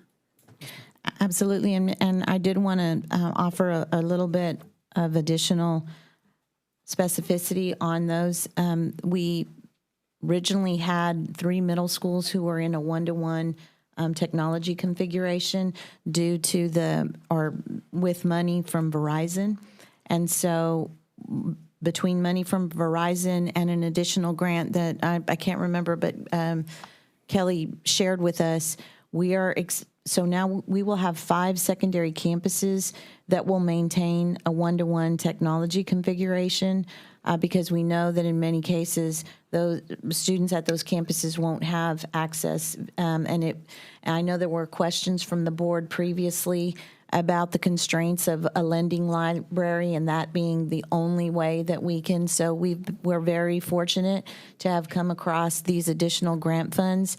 And with the grant, there will be requirements of metrics and things in order to. So I know Amanda Flores or Salazar will be helping with that, but we will have a set of metrics that we can provide updates to the board. I know that I sent a board update to the board this last week, kind of explaining the fact that we were going to be able to expand that one-to-one. And I want to add that the Marshall and Willowridge was based on the number of, on the data, they are the highest number of kids who checked out a laptops from us during the pandemics. So that would be very helpful to them. Yeah, that's a great indicator. Well, just thank you for that. I think that that's awesome. And then I said that was last, but it's not. One more thing. And then as an elementary parent myself, the other thing that I heard that actually got me very excited is I heard all children will have 45 minutes of intervention. Was that accurate? It is built into the school day at every elementary campus at every grade level. Right. And so parents watching, because it's my understanding that they all watch and talk, that is awesome because even if they might be hitting levels or beyond levels, knowing that Fort Bend is working to help our kids strive and improve and be challenged is just very reassuring as a mom. And so thank you for thinking about every child. That's really wonderful. And that's it. Thank you, Ms. Malone. Ms. Day? Hi. So first, I want to thank you for answering my questions. I did hear a lot of answers during your presentation. I really appreciate that. So I do have a couple of more things just to clarify. First, I appreciate Ms. Malone. Actually, I sent that question in as well for overcrowded campus.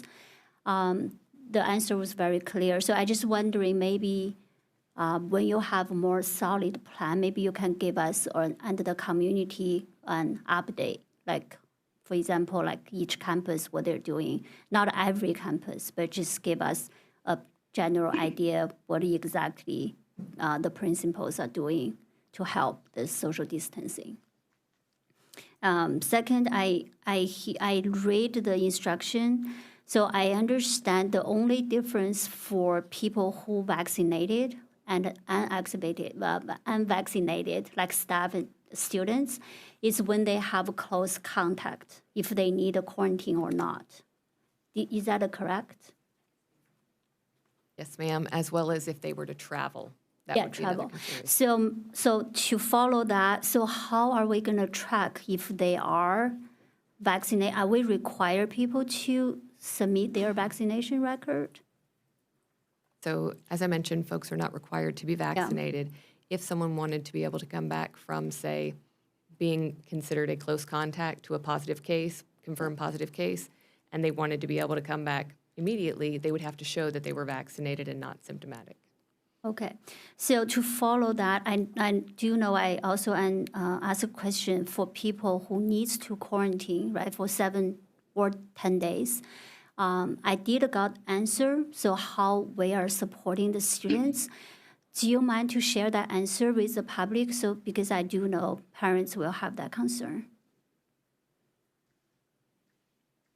Thank you for that question. So we want to maintain the instruction, even though the kids might not be physically seated in the classroom, because we're already dealing with learning loss, right? So one of the core expectations that we will have for all teachers, and this is actually something we've learned through the pandemic, is the upkeep of our Schoology courses, right? So even if we're in a face-to-face online environment, access to instructional materials through our Schoology courses is going to be critical, right? So students being able to maintain the information that's happening in class through the information that's provided in Schoology related to the content. So that would be kind of one of our first expectations. Second expectation would be centered around providing teachers an opportunity to connect with the students who are on quarantine using our current platforms like Microsoft Teams, and setting up a schedule with the student in order to maintain that relationship and do checkpoints like we would for tutoring or outside support. So scheduling time before school, after school, maybe during a conference period with that 5 of 7 that you saw earlier, right? They're teaching 5 out of 7. So that would be one option also that we're looking at. And then we've gotten some feedback from teachers about connecting with students during class, although that would not be a requirement to make the teachers teach concurrently. Thank you for that answer. Another thing is I want to thank to Ms. Salvadra and the team. I know you guys, we had this conversation. I know the team is working, reaching out to get the data, the COVID-related case, especially for the children 12 and under, because I think that's very important information. We wanted to know how many children at 12 and under, since, when they have COVID, they have been hospitalized. I think those information is very important for the community, for the parents. So I really appreciate that you're working on that. And the last, the comment is I just really wanted to make sure the students, the mask is optional. When they go back to school, they can choose to mask or unmask. I want all the students to feel they're supported by their decision. So I just want to, I know you're going to work hard on that. So I hope the student will feel safe and encouraged in a positive environment. Thank you all for your hard work. Thank you. That's all. Ms. Williams? Okay. My first question is about the survey. One of the speakers spoke about the survey only being available online, and they are on Twitter. As I watch neighboring school districts with a high population of low socioeconomic students, the district is going to certain communities and they're speaking to those parents. They're holding town halls. They are meeting those parents where they are. We can sit here and we can speak about the digital divide, and we know our students don't have that. Well, if the students don't have it, the parents don't have it. So if the students can't do their work because they're without internet services and or computer, maybe the parents need the school district to come to them with the survey. Because when I look at the survey, I do not feel that it meets the needs of our low socioeconomic student population. Additionally, when I looked at the budget that the administration proposed, it's again, we're double dipping. Most of these schools get $500,000 in Title I funding. They're already employing people to come in there and give our students additional help. We mentioned all 3 Title I schools, McCullough, Missouri City Middle, and I want to say Hodges Bend. We're leaving out Crockett, which is at 69%. They meet the threshold of being Title I. Unfortunately, the board does not go out and set policies that allow for our students, once they reach that 42%, to bring someone in there to help those students. We wait until the federal government state you must help that child, and you're not mandated to help that particular student until you reach 75%. So already we're looking at a high dropout rate. So when we talk about those particular 3 schools, I'm concerned that we're not reaching more schools with that money. So could someone tell me why we just chose those 3 schools?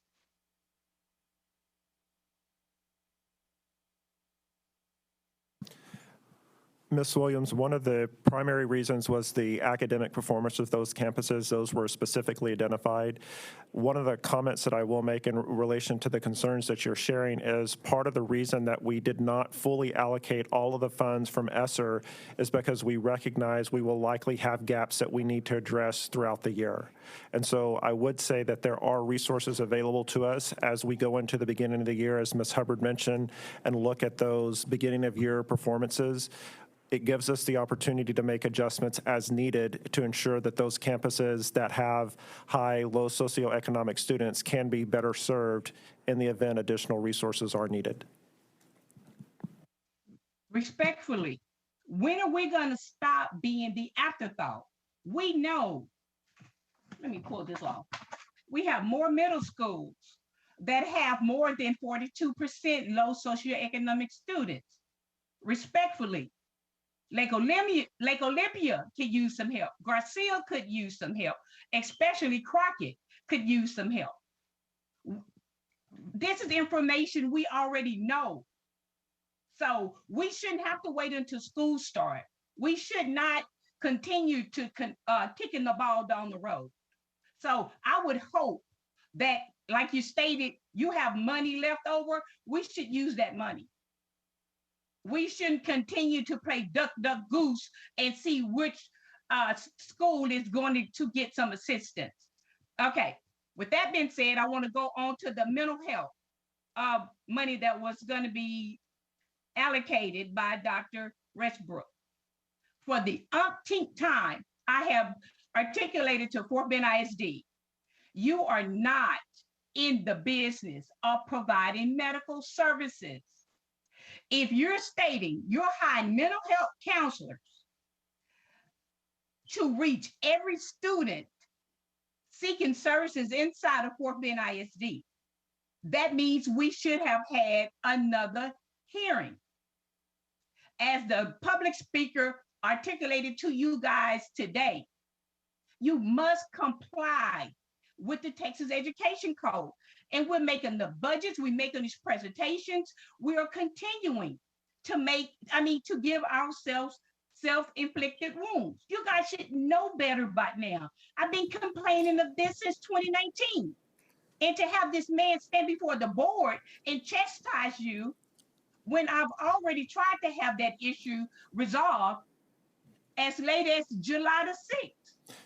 Ms. Williams, if I may interject on that. So specifically related to the mental health items that were mentioned, as Ms. Schlacks indicated, this is a supplanting of the existing staff we have. And so we have the $11.7 million of ESSER 2 that the state is using to supplant on their side. This is us taking the funds and funding positions that we already have on the books, for which that public hearing that we held earlier this year covered those costs. And so this is not an addition of mental health services. This is funding our existing mental health services with ESSER funds because of the shortfall that the state is causing by supplanting from the ESSER 2 funds. Again, respectfully, this is not a money issue. This is a compliance issue. The mental health hearing that we had, which was already late and out of compliance with Chapter 38, you're hiring new personnel. The personnel we voted on was supposed to be for outside clinics. So if you're hiring new personnel, you're saying those are your employees. So if those employees belong to Fort Bend ISD, I'm confused. We only voted for outside clinics, Brian? No, ma'am. When we provided the public hearing, we gave a comprehensive review of all of the services that we are providing in Fort Bend ISD.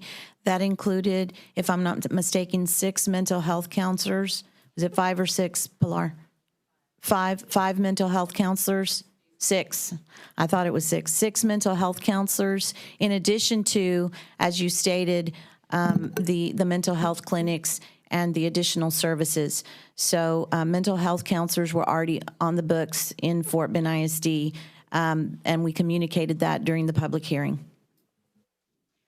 Again, the law, Texas Education Code, Chapter 38, Section 38.012. And you notice I'm not reading.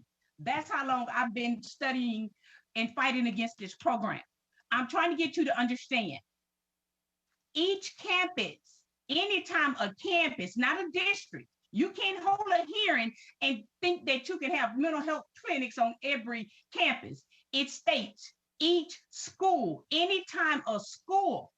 So that means Blue Ridge, Ridgemont, Hunters Glen. If you're going to have counselors over at clinics, each school must hold a public hearing. You didn't include every school in the district in that hearing. We only went after the 9 that was included in the VACA grant.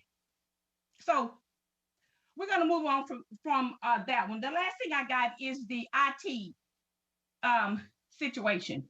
I needed to know what other schools currently have an IT person there. We mentioned we're going to give them to Willow Ridge and Marshall. Currently, we have 3 dedicated IT for McAuliffe, Hodges Bend, and let's see, Missouri City Middle Missouri School. City. And they are our requirement for our Verizon grant for 1-to-1. Yes, ma'am. Got it. Okay, so the Marshall, okay, they are in addition to that. Got it. I understand that one. Got it. Okay. Those are my questions. Thank you, Ms. Williams. Thank you. Dr. Gilliam? Yes, thank you. I stopped, so I was making sure that if somebody else had the question, then I wasn't going to continue. But I do have just a few. Okay, the summer bridge program that we had for the elementary and the middle school. I would like an update as far as how did it go, how many students participated, what happened. We would like to hear. Are you have it out on the top of your head? I have some information. Okay, go for it. So the bridge program is actually currently in session. Okay. So the data related to how many kids, we have some preliminary, but we need to finish the program so we can get y'all specific data on attendance and participation and such. So I was speaking with Ms. Costin, and we're looking at, I think, mid-August is when we would be able to compile all of the data and get it working on a memo regarding that. Related to what they're doing in there, we looked at specific TEKs based on STAR data, some Renaissance data. We selected specific priority standards to focus on based on that data. And then we took that to teachers for review and feedback to see if they agreed with those priority standards that we had selected for that program. Got some good feedback from them. And then we've been working with our small group instruction and a specially designed curriculum for that program. So. Okay, so I would like to know if there were 10 students in a class, how much did that student grow from the time that they were there?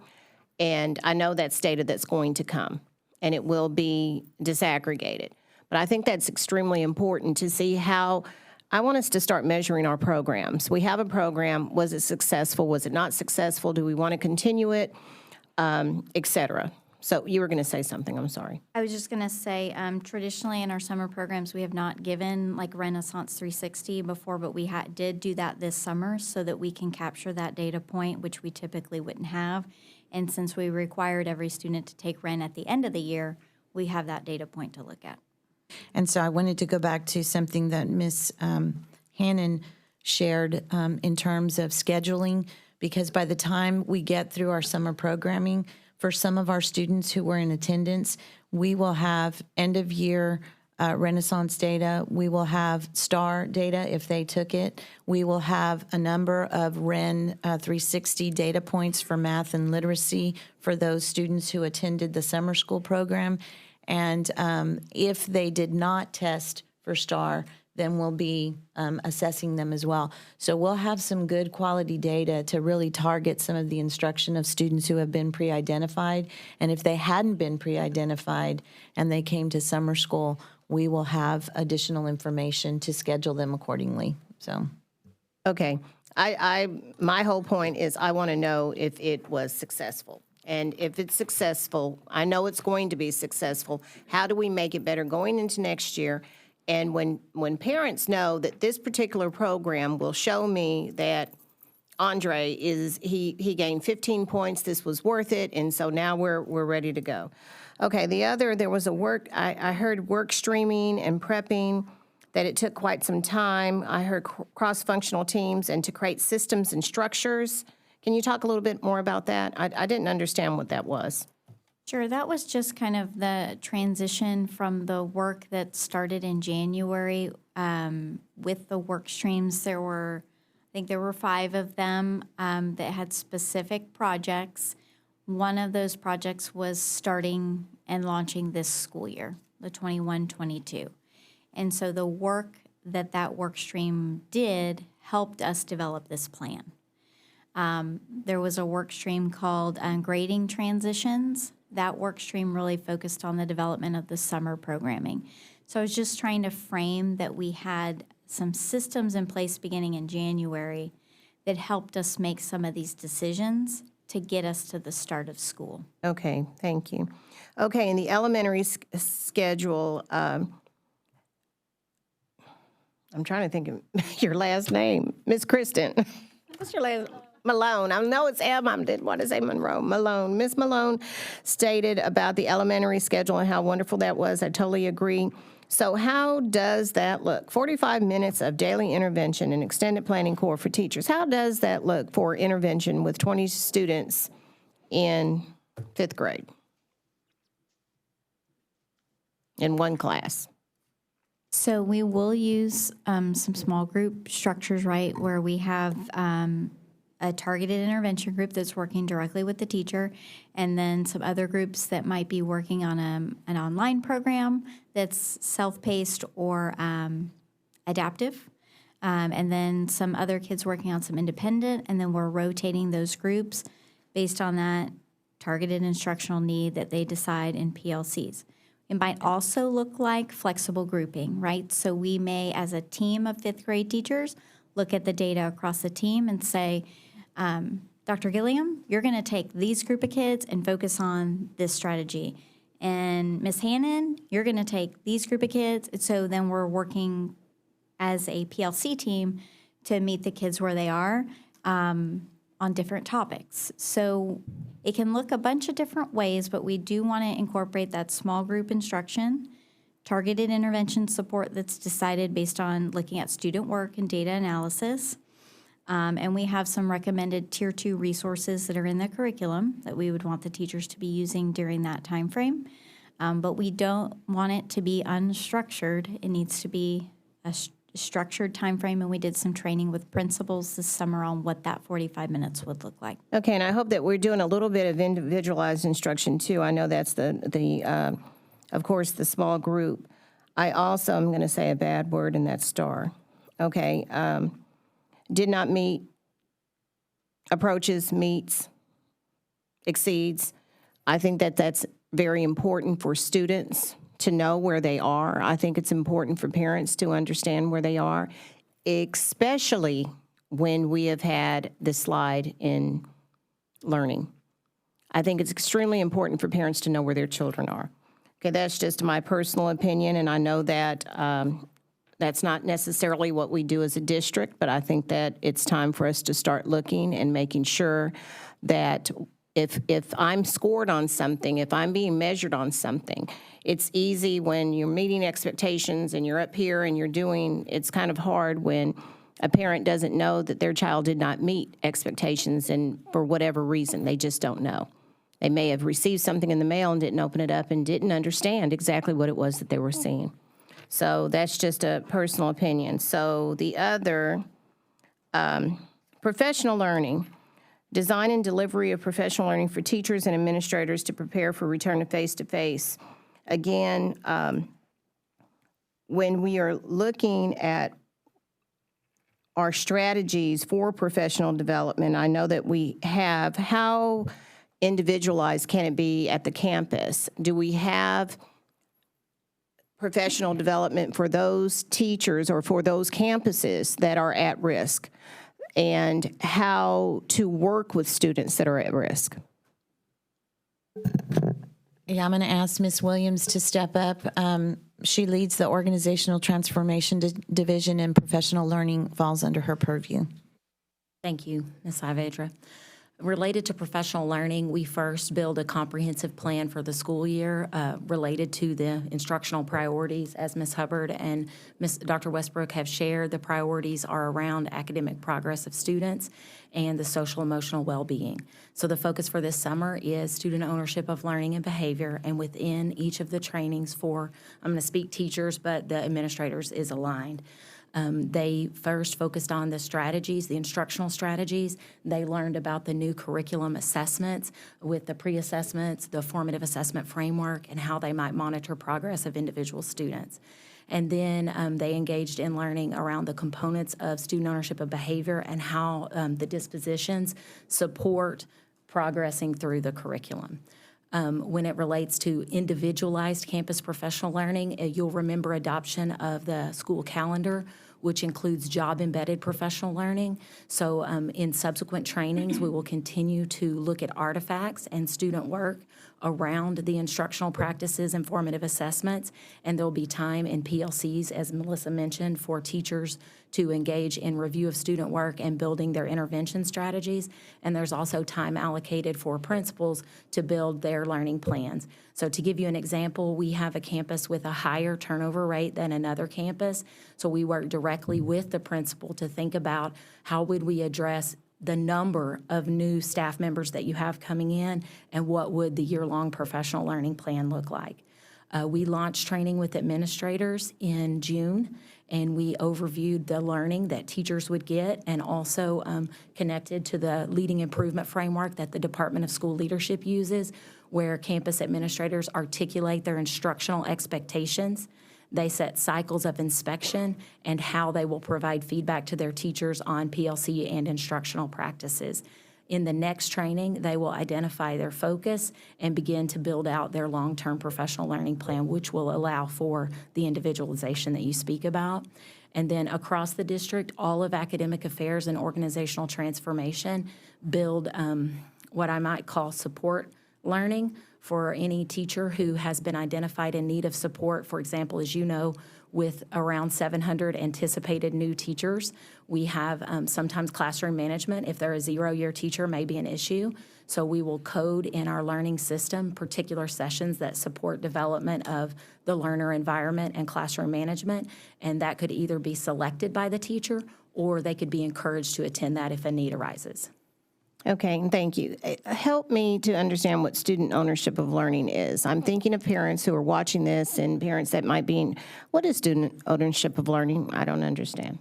Thank you. So student ownership of learning is our district focus on developing responsible students who engage in the learning environment and can articulate what it is that they're learning, the strategies or tools that they have for support, and what their process or progress is in order to achieve the standard. And how does that happen in a classroom?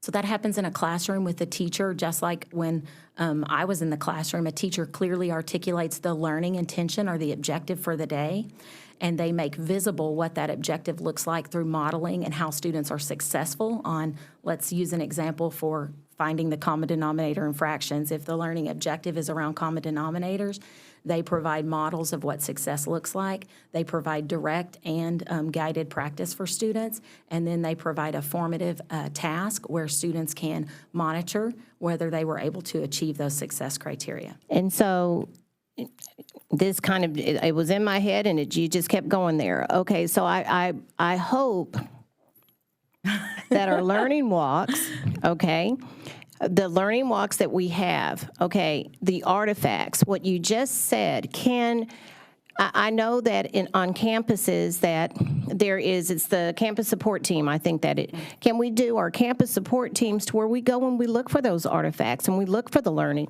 to where it's not necessarily that we're going into classrooms, that we see the artifacts outside of the classrooms. We can talk about that later, but with everything that you just said, okay, how many interventionists do we have? Across the district, I'm going to give you an estimate at the elementary level. I think there are 2 per campus, so around 170. Okay, we have 170 interventionists. And I dare to say something blasphemous again. I personally would love to see them housed in schools rather than the district office. They are housed in schools, Okay. Dr. Gilliam. Okay, so we don't have any interventionists upstairs. That doesn't happen. The only interventionists that the board approved upstairs are the itinerant interventionist as part of the ESSER funding. Okay. And so with those interventionists, because we could have the learning walks pretty much every day. Okay, so I wanted to ask that. Okay, I have one more, and it's PLC. Okay, increase PLC time and planning and designing targeted intervention and instructional models. That was one of the should-bes that should be happening in PLCs. Are we still doing binders and making sure that we are strategic with that we know what okay, so we're going in September 1, 2021. We can actually go back and look at September 1, 2020, and we can compare where we are as far as learning. So with respect, the teaching. binders are now electronic, so Okay. lesson plans are saved electronically, so teachers can go back and look at how they approached that lesson or how a PLC did in the last year and how they might change that this year. And of course, the pre-assessment data would be essential to planning the right lesson because it's going to show the requisite knowledge and how to use those additional days in the scope and sequence. Okay, so it sounds like they can, but that's not something that we do. It's not something that's required to look back last year and what we did and how we did. Well, there is a protocol within PLC practices that looks at how the instruction is delivered, and it provides time for teachers to model for each other. So using the common denominator example, I might model for Melissa the approach that I used and how it helped my students, and she might say, and this is a resource that I used with that. So there is time built in and protocols for talking about the how of teaching. Okay, and I have one more. And a lot of what I'm asking is, I just want to make sure that we're monitoring, so we're not doing the same thing over and over, or we just keep reinventing the wheel, which we have done. Yes, ma'am. Could I speak to that alignment piece, Dr. Gilliam?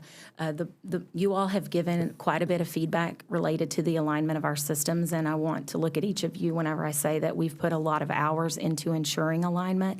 So as it relates to the CST process, we have aligned the training that teachers have, what occurs in PLCs with the walkthrough so that we can do just what you said in looking for those artifacts. And I'm very proud to say that this year, the videos that are shared in professional learning came from Fort Bend ISD classrooms to model these experiences. Okay. And one last question. Tell me what is meant, I understand what is meant by differentiated training. How does that work? So this year, because of the load that is on teachers related to intervention, we took a different approach to differentiation. So in the last 2 years, teachers have done a self-assessment on their practices in collaboration with their administrator, and they have selected levels of learning around the instructional priorities. Because there is, as you've identified in this presentation, there is so much, and we need to focus on the one thing. Every teacher had the set learning around the student ownership practices and formative assessment. The differentiation comes through their artifact, and there are artifacts at each entry point as far as what teachers have tried in their classroom already, while still attending to the alignment that you speak to. Okay, I lied. How does that work in our challenge campuses? Can you ask me that, give me a little bit more information on how I'm a what teacher works? at a challenge campus, and I really don't have artifacts that will prove or show that what you're telling me to do is happening. Okay, thank you, Dr. Gilliam. So how that happens, and I can just use my experience at a campus where we had some challenges. You all PLC, so the math team is planning together, and the foundation for developing student ownership of learning or behavior is that clear articulation of success. And so we might develop a formative task that we all agree to give, because we want to make sure that how we're measuring progress is the same. And so in my classroom, because I haven't tried some of the student ownership practices, I might give the formative task, and my artifact may be around looking at student strengths and weaknesses and what's my next instructional move, which would be part of the professional learning community discussion. Whereas Melissa may already be using rubrics in her classroom or checklist with her students, and so her artifact from that same task might be a checklist that where her students self-assessed and peer-reviewed their work prior to looking at strengths and what they need to improve on. So what we've tried to do is design the learning based on where a teacher is, so there's an entry point, but also so that if Melissa's a little further ahead in her instructional practice, she isn't held back. She can still help grow me as an educator. Yes, ma'am. Thank you, Dr. Gilliam. Ms. Hannon? I just have a couple of follow-up questions, and actually, some of the questions that Ms. Day had reminded me to ask. I know that last year we had difficulty finding substitutes, and I'm curious if we feel like we're in a better position this year if teachers have to go on quarantine, or if teachers are just sick just because. Does our substitute pool look more filled?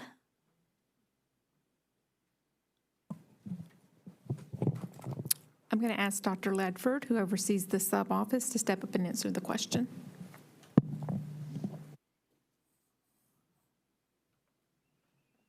Good evening. Thank you for that question, Ms. Hannon. We have about 1,428 subs currently in our sub pool. We've onboarded about 310 since January, and we are continuing to onboard. There is a national situation where substitute teachers are the second most group of people who are hard to find right now. So we're in a decent place, we're in a good place, but we're not in a great place as anyone else in the country at this point.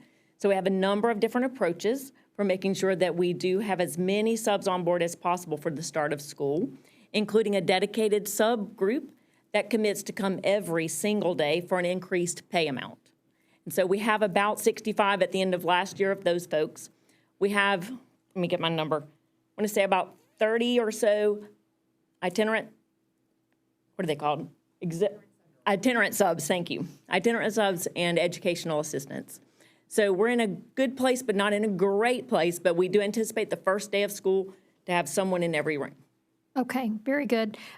Because that's one of my follow-up questions. With the interventionists that we already have, plus the ones that are pending the ESSER survey, we're 3.5 weeks away from school. Right. Do we anticipate having every single interventionist position filled? And are we hoping, are we hoping that we have certified teachers? Are we there? Are we opening school with certified teachers in every class?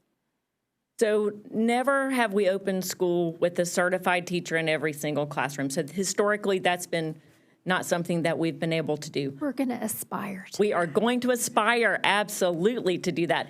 And when we can't get a certified teacher in every room, we are absolutely trying to get a certified sub in as many rooms as possible. So in terms of the interventionist question, we are still in the design phase of getting that underway, and we'll make sure to come back to you with some additional data around that piece.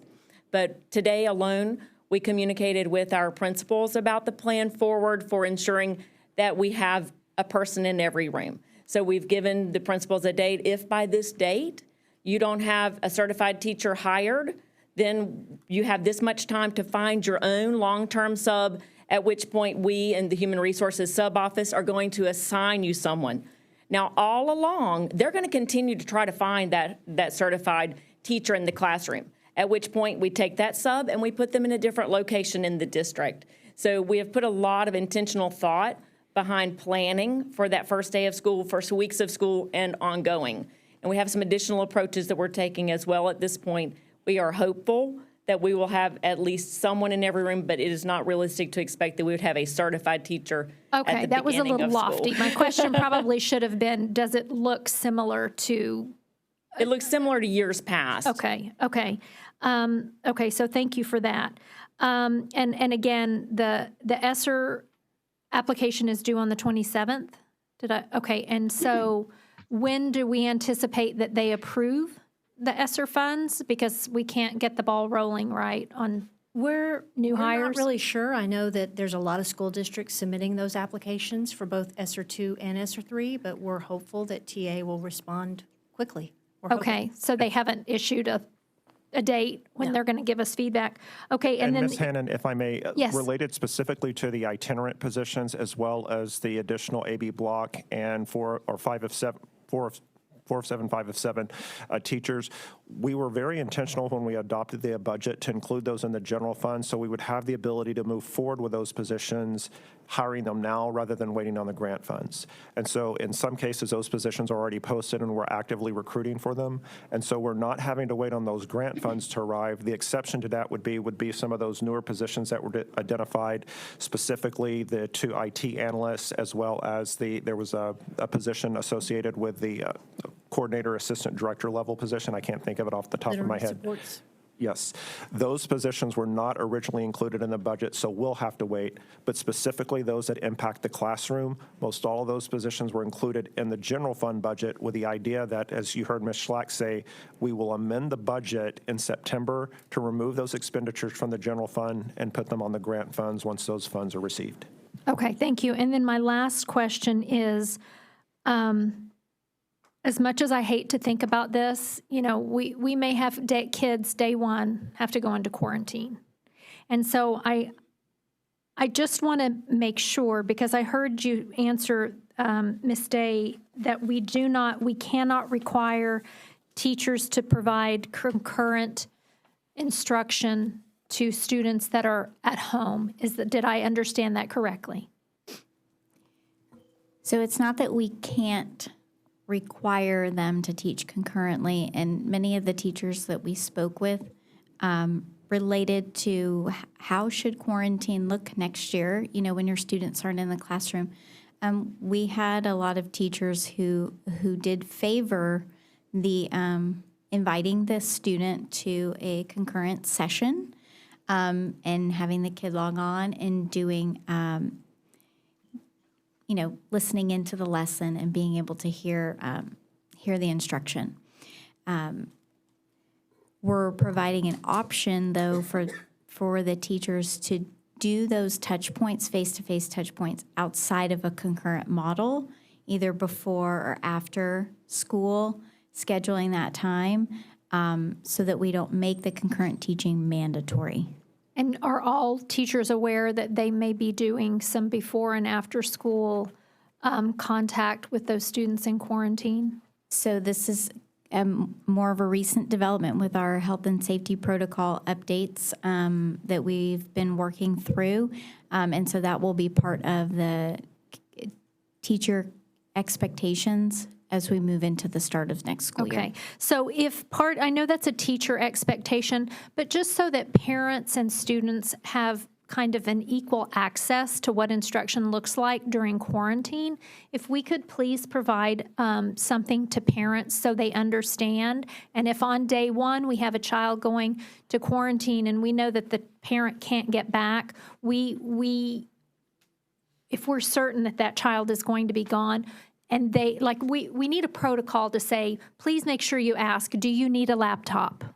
Do you have access to Wi-Fi? We need to ask those questions so it's not into day 5 and the child can't access Schoology. And I'm glad that we're asking our teachers to have Schoology updated. But we also, to me, and I don't know if ESSER funds can have a key person on campus or a, temporary person that's the, gathering. I mean, are we even using paper? Are we going to be using paper this year? Like, are some teachers going to be sending packets, or is the expectation it's on Schoology? The expectation would be that the content is in Schoology, that we wouldn't be sending packets home. And so in terms of technology access, we would be leveraging either the lending libraries, these one-to-one devices at some of the campuses that have the one-to-one access. And then, Deanna, did you want to add anything? Yeah, I just wanted to share that, I mean, we wouldn't eliminate packets, 100%, but because of what we've learned with the pandemic, we know that there are ways for us to service students, that are much more efficient by making sure that Schoology's up to date and they're posting, information there. I did want to go back to the concurrent session in the classroom. I think that some of that will also depend on the number of kids. If it's a situation, because what we do know is that the research has said, and TEA has come out with specific information, that in classrooms where there was concurrent instruction going on with online and face-to-face, the students did not do as well. And so it's not the best model for instruction. So we want to be careful about how broadly. However, at the end of the day, if there's a specific need and that's always an available option in terms of the skill level of the teacher, the number of kids that she might need to be servicing, a lot of those things that are unique from classroom to classroom and teacher to teacher. And that just kind of takes me back to the whole, thinking and looking at some highly qualified retired teachers. Because if we could have a retired teacher who could operate as a helper, a tutorial helper, and whether that person would be willing to, well, you wouldn't even have to float, especially our teachers last year who retired, but they are savvy, they know how it looks, they know how it works. If we could make that a financial, possibility to look into that, I just think it's helpful to the parents, it's helpful to the teachers, it's helpful to the kids. And we still have ESSER funds available, so that's certainly an option that we can consider with the remaining ESSER funds. Okay, thank you. Ms. Malone? Yes, so related to COVID and quarantining, I do have one question, and that is if a child shows up symptomatic, however, it is something, let's say they have allergies. I recall last year parents getting pretty upset having to go to a doctor, get a negative PCR, et cetera, when it was just typical allergies for that child. Is there something we can do preemptively to avoid that frustration and then also avoid kids missing significant amounts of classroom time? Because I recall that in numerous children that I know. Are there things we can take as far as steps where maybe they have a note on file at the beginning of the school year? So we did experience situations where people were positive that they actually had allergies, and doctors came back and said that they tested positive for COVID. So we have to be careful about assuming that we know without going through a doctor.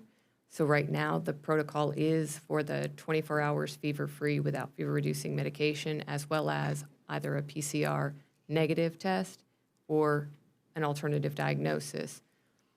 As far as the doctor working with the nurse and our students and the consistent nurse on the campus, I think the nurse ends up being able to liaise with the doctor and have some form of understanding.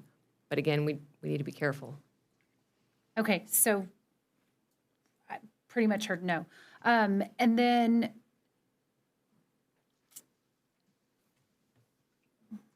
what do we have results? So essentially we kind of had a test phase, right, with Back to Campus this summer.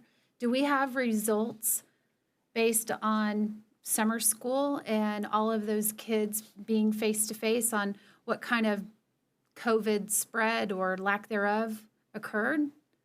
So we have kind of a baseline going into the year on what we could potentially expect? So we have the data that's been reported through our contact tracers, health specialists, and so we would have data that would tell us an idea, but by no means are we talking about 100% population within Fort Bend Independent School District. So 100% on any campus is going to look very different than the summer school population, though I don't know if someone else might speak to the actual numbers of students on a campus in summer school. I don't have those numbers. I would just add kind of a question, not necessarily the number of students on each campus and in each program, but the numbers that we can provide as follow-up in terms of the positive cases we've seen in summer programming, staff and students. We can provide that to the board. Okay, I think that'd be great. And I understand 100% at full capacity is not the same thing as summer school. However, it is an indicator on what we can expect moving forward with a multiplier. All right, thank you. Yes, I would like to, I think we should see that data as well. So if you could get that to us, I think that'd be helpful information. Okay, are there any other questions? Ms. Me? Williams? Okay. I have a statement, first of all. I want to talk about the bridge. I think you were speaking about the bridge summer school. I had a teacher that teaches at a Title I school, and she sent me an email. And basically she stated, our site was given very little paper for copying. The lessons provided, 6, are exactly what was in the curriculum for the school year. No change. No pretest was given. Students would take a post-test. That means no data will be available. No real data can be collected. So when we get to speaking of all the money ESSA has thrown in the pot to help our struggling kids, let's be realistic. That money is not being well spent. As I often state, I have family members who are certified educators, and it's one big joke, guys. When they got the little check this week, they were laughing. All of that money, you know, for 4 weeks worth of work, it was nothing measurable that was provided to assist those kids. They went in there to meet the attendance requirement, and that was it. And I'm speaking of Title I students, guys, by the way. The teacher from Fort Bend teaches at a Title I school. As it relates to having certified teachers on day one, I think Angie spoke of this issue, and it was brushed aside.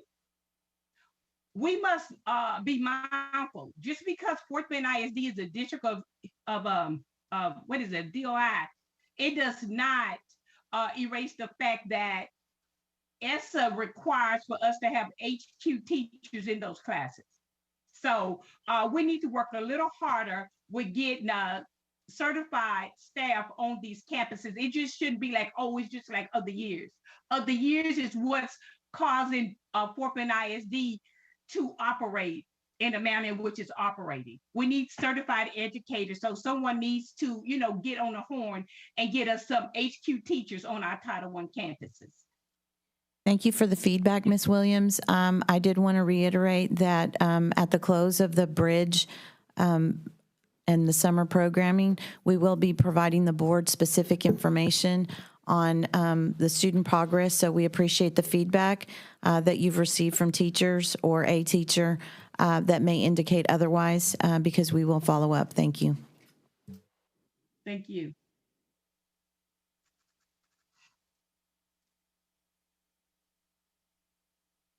Okay, no more questions. I'm going to suggest that the board take a 10-minute break, and then we will come back and talk about the Career and Tech Ed Center budget and staffing.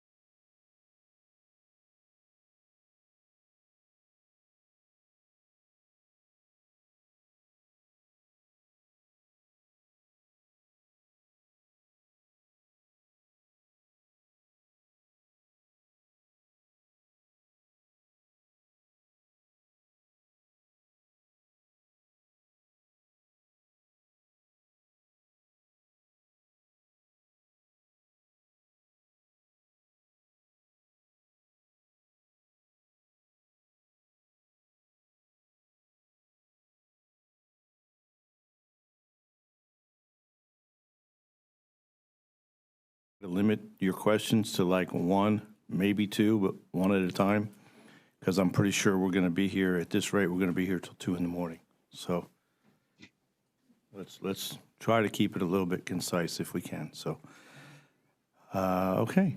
We will now hear our Career and Tech Ed Center budget and staffing update. Right, so I'm going to hand it over to Meredith Wadasek in just a second. I just wanted to share that this update is being presented to the board as a result of several questions from our June board meeting associated with the budget and how that supports CTE programming, some of the staffing questions that were coming to the board, and just any budget allocation associated with some of the corrective measures that we took associated with the staffing. So I'll hand it over to Meredith and Dr. Indelicato. All right, good evening. Thank you, Mr. Rosenthal and Ms. Saavedra and board members. I will try to keep it concise, but understand that I'm happy to answer any question, especially as we go through, when we get moving along. So, Carrie, you're good? I'm going to start off with our CTE mission statement, and I'll give you just a quick background. Our CTE mission statement was developed in 2014 by parents, teachers, students, and industry work partners that came to the table to help us really look at what is it that's going to guide the work of CTE. That was done alongside of a lot of the work that was happening by the board to develop the board mission and visions, and then goals, and eventually the profile of a graduate. So I want to speak just for a quick second about that alignment for you, so that there is some understanding of how that guides our work. When we read what this mission statement has to talk to us about, we really look at every student is a key thing that stands out. Real world practices, and so what does that look like in a classroom, and what does that look like for all students to have something that is real world? And then next, most importantly, evolving. So the word evolving skill sets, attitudes, and behaviors. And I would say one of the most challenging things about CTE is that it is ever changing. As workforce and industry changes, so too does CTE. And that does create an opportunity for unrest from time to time as the state is frequently changing and we are frequently updating. So we are very glad that this mission statement that was developed by that group is very much in line with our profile of a graduate, and it very much supports what the district stands for. Tonight, we're going to talk about 4 key things, and as Ms. Saavedra pointed out, these are some of the response questions that have come out. We want to be able to provide you with a little bit of an update. I will tell you that you've received some information that are a lot of numbers. Our numbers fluctuate almost minute by minute as we are working through student schedules right now. That is an ongoing piece. And so the data that you have received in writing and the data that we'll discuss today will likely be slightly different tomorrow. Good. All right, we'll look at student participation, definition and examples, and that is because we want to talk about and we want to demonstrate how important it is to allow students to not only be students that are coherent sequence completers, but also explorers, and honoring different students and where they are. We'll talk about our projected student enrollment by program area, because that projected enrollment impacts that 21-22 staffing allocations. And then we'll look at our budget allocations. And everything I want to point out is anticipated as we will flex and adjust as necessary. So to get us started, the participation definitions came down to us from the state. This was as a result of Perkins 5 Reauthorization Act that came from the federal government. One of the things that came out of that act was the recognition that states were reporting information differently and inconsistently from state to state. And so states were challenged to come up with a method of coding students and recognizing some standards about what it means to continue through programs. In particular, in our situation, that is directly related to career and technical education.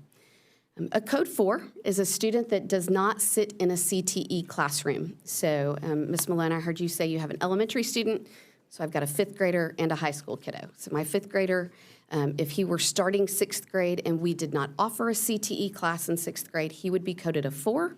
And we start coding those students when they enter 6th grade because that is the first opportunity that we have as a district to offer coursework for students.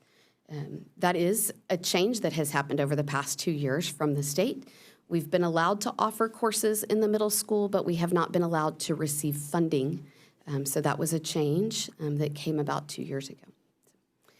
A student is a Code 5 once they have completed a CTE course for not more than 2 credits. And this is a big piece of the vocabulary that the state is using. The student completes the course. In past years, we would code students based on, I'm sitting in a room right now. So we would say, oh, we would come to the board somewhere in October and November and say, hey, we have this many students. We no longer code students until they complete a course. And so that is a change.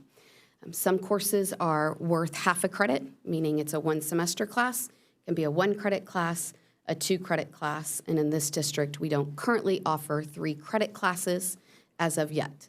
In the future, we may do that as our programs grow. A Code E is a student who is exploring. So they're moving between programs and they're moving between pathways. They have completed 2 or more CTE courses, but those courses are not in the same state-identified pathway. And so the state has identified what a pathway looks like inside of a program area. And I know that's a lot of depth, if you will, but I'll use STEM as a good example because we have a lot of confusion around that from time to time. As a district in CTE, we offer a STEM program area with 2 pathways, computer science and engineering.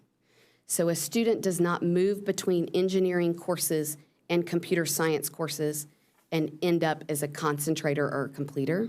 If they wanted to dabble in both, they would possibly be an E, and I'll represent that in a minute. Our concentrators are Code 6 students.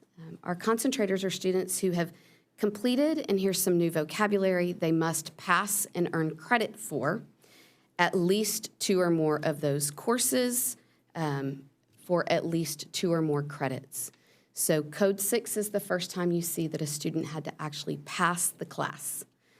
If a student takes a full credit course, passes in the fall, and is unsuccessful in passing in the spring, and that may leave them with only 1.5 credits because they took the first year, they would not move to a Code 6 until they can pass the right number of credits.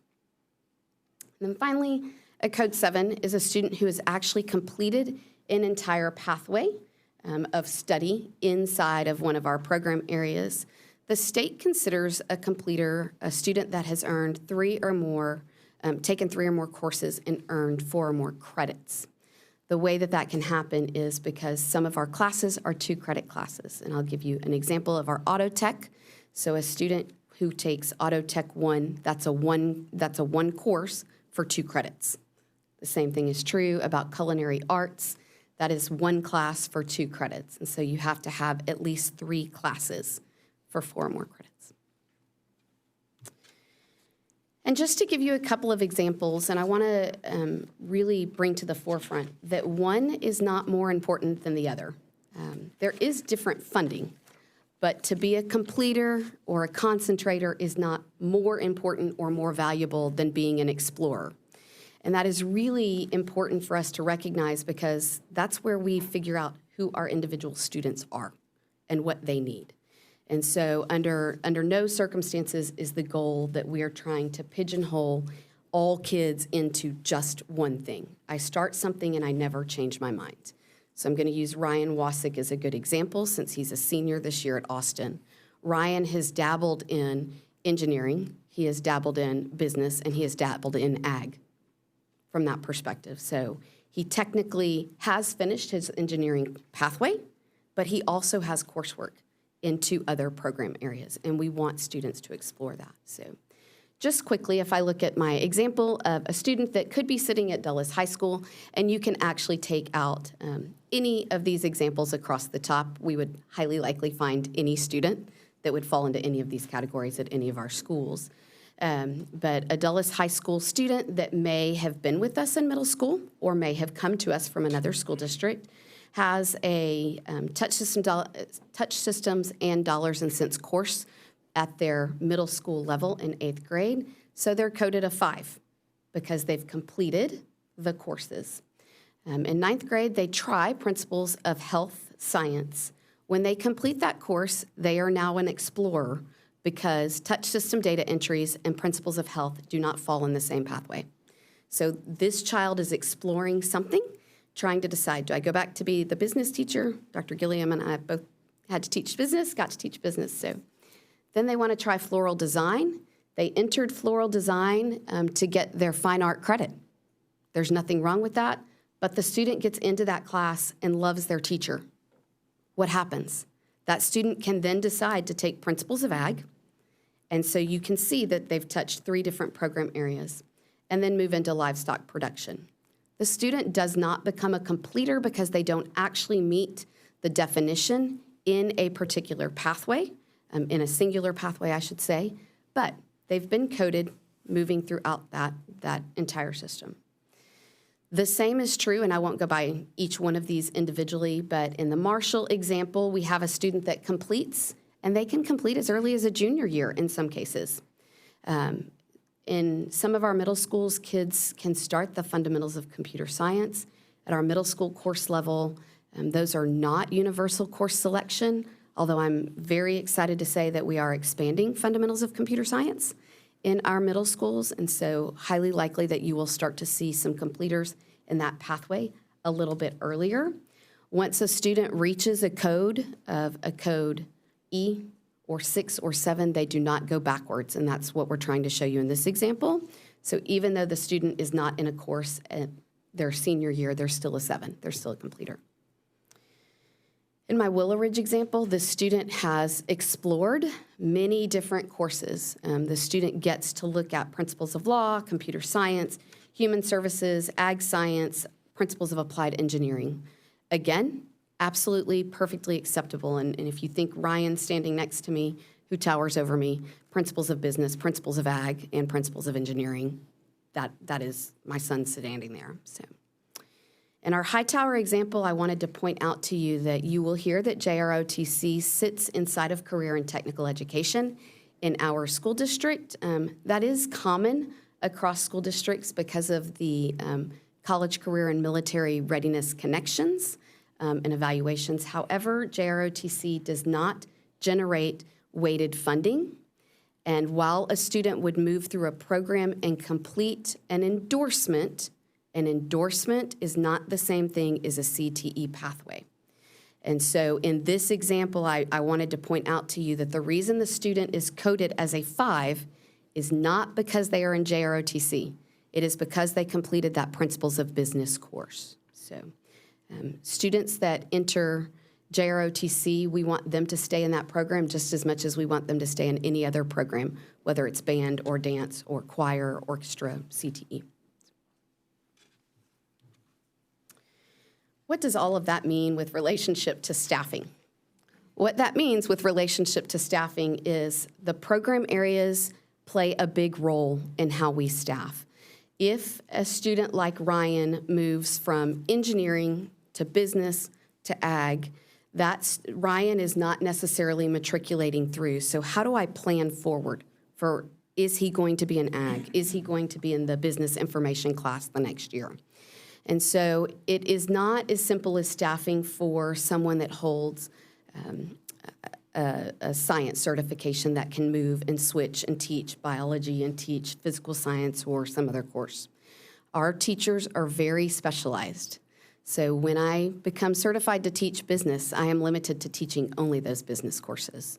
There are very few opportunities for CTE teachers to move throughout program areas, although it is very confusing for campus principals. HR works very closely with us to evaluate what is called the staffing assignment chart from the state. Because it looks like I can go teach many classes, but there's a lot of fine print that says, but the teacher actually has to hold 3 years of industry experience in law or 3 years of industry experience in marketing. That is not true for every area in CTE, but for a lot of them. Our goal is always to offer as many students access as possible. That doesn't mean we can always make that happen.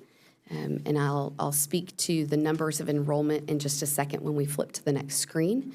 But we have made a lot of progress in this district as far as universal course selection over the past years at the high school level of being able to offer those courses at all of our high school campuses. I'm super excited this year in that because we've worked so closely with campuses, and yes, there are some drawbacks when we're sharing teachers, but because we've been able to share teachers, I'll use Clements as a good example. Clements High School is offering principles of human services, fundamentals of computer science, principles of law. We have not been able to do that in the past. And so they have enough students to create a section, and we want to honor that where possible. Our implications of doing that are that we do have many shared teachers in CTE. We've been offering distance learning for 6 years, and I want to define distance learning for the group as opposed to virtual learning. And I know I don't want anybody to be confused with what that looks like from when somebody's going home on COVID and what that means. When we talk about distance learning, students may be sitting at Austin High School in a room with an adult who is their facilitator, but their teacher may be sitting at Clements High School. The teacher at Clements High School is the official teacher of record, delivering content to them at Austin. The biggest difference is that they actually have an adult facilitator in the room with them. And so it is not like I'm sitting at home and I get to log on at my own free will. And so that is where distance learning is slightly different. I will tell you that our teachers come back on extended work calendar on Monday, and we have training for 8 days prior to when they come back for the rest of the teachers. And for every teacher that is facilitating distance learning, meaning I'm the receiving teacher or I'm delivering it, they will have identified professional learning. And I know that's a big question. How do I do that in my classroom? I can't promise you that it's never a brand new teacher, although we try really hard not to have it be a brand new teacher on the delivering content end. So, influences that impacted this year, as opposed to previous years, is that we actually had multiple middle school schedule options. That created an issue where we looked at how do you share teachers. I want to expand fundamentals of computer science, but I only have a need for one section or two sections at this campus and one section or two sections at Campus B. If Campus A and Campus B aren't on the same schedule, I can't share a teacher between them. So that did present us with a few more opportunities and challenges to grow. And then when I speak to the 3 high school schedules, we have the block schedule, we have the traditional schedule, and we have Reese. And Reese operates on a slightly different schedule. I will tell you that Reese's schedule probably changed the least, and it is able to accommodate students from both block and traditionally scheduled campuses.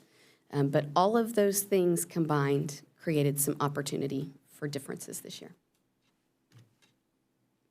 I'm not going to stand here and read numbers to you, but I do want to speak to staffing adjustments. In June, we answered some questions, and we really took a look at what are we doing from a staffing perspective, and can we make things better? Can we do anything better? Our process started in February with campus principals. We met with them in February, and we met with them in March.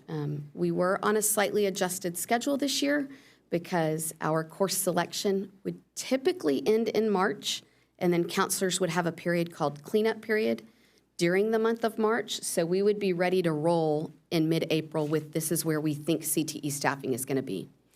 That got pushed back this year because we had so many students at home that didn't participate online in a timely fashion. And so we could not begin that role really until the beginning of May. And so it has felt very rushed to us and to campuses alike. It's also felt very rushed, and I want to call out for HR because they meet with us all the time. Hey, where are we on vacancies and how can we support? And so it's just created a little bit of a crunch. In May, you'll notice that we were down on the number of teachers that were going to be single campus. We have been able to increase that. We have been able to reduce the multi-campus teacher no travel, and I want to define that for the group. That a multi-campus teacher no travel is my example of the Clements teacher who is delivering to Austin High School. They're delivering via distance learning, but they are not being required to get in a car and drive from point A to point B. We then have multi-campus with travel. That is, I am delivering face-to-face at more than one campus.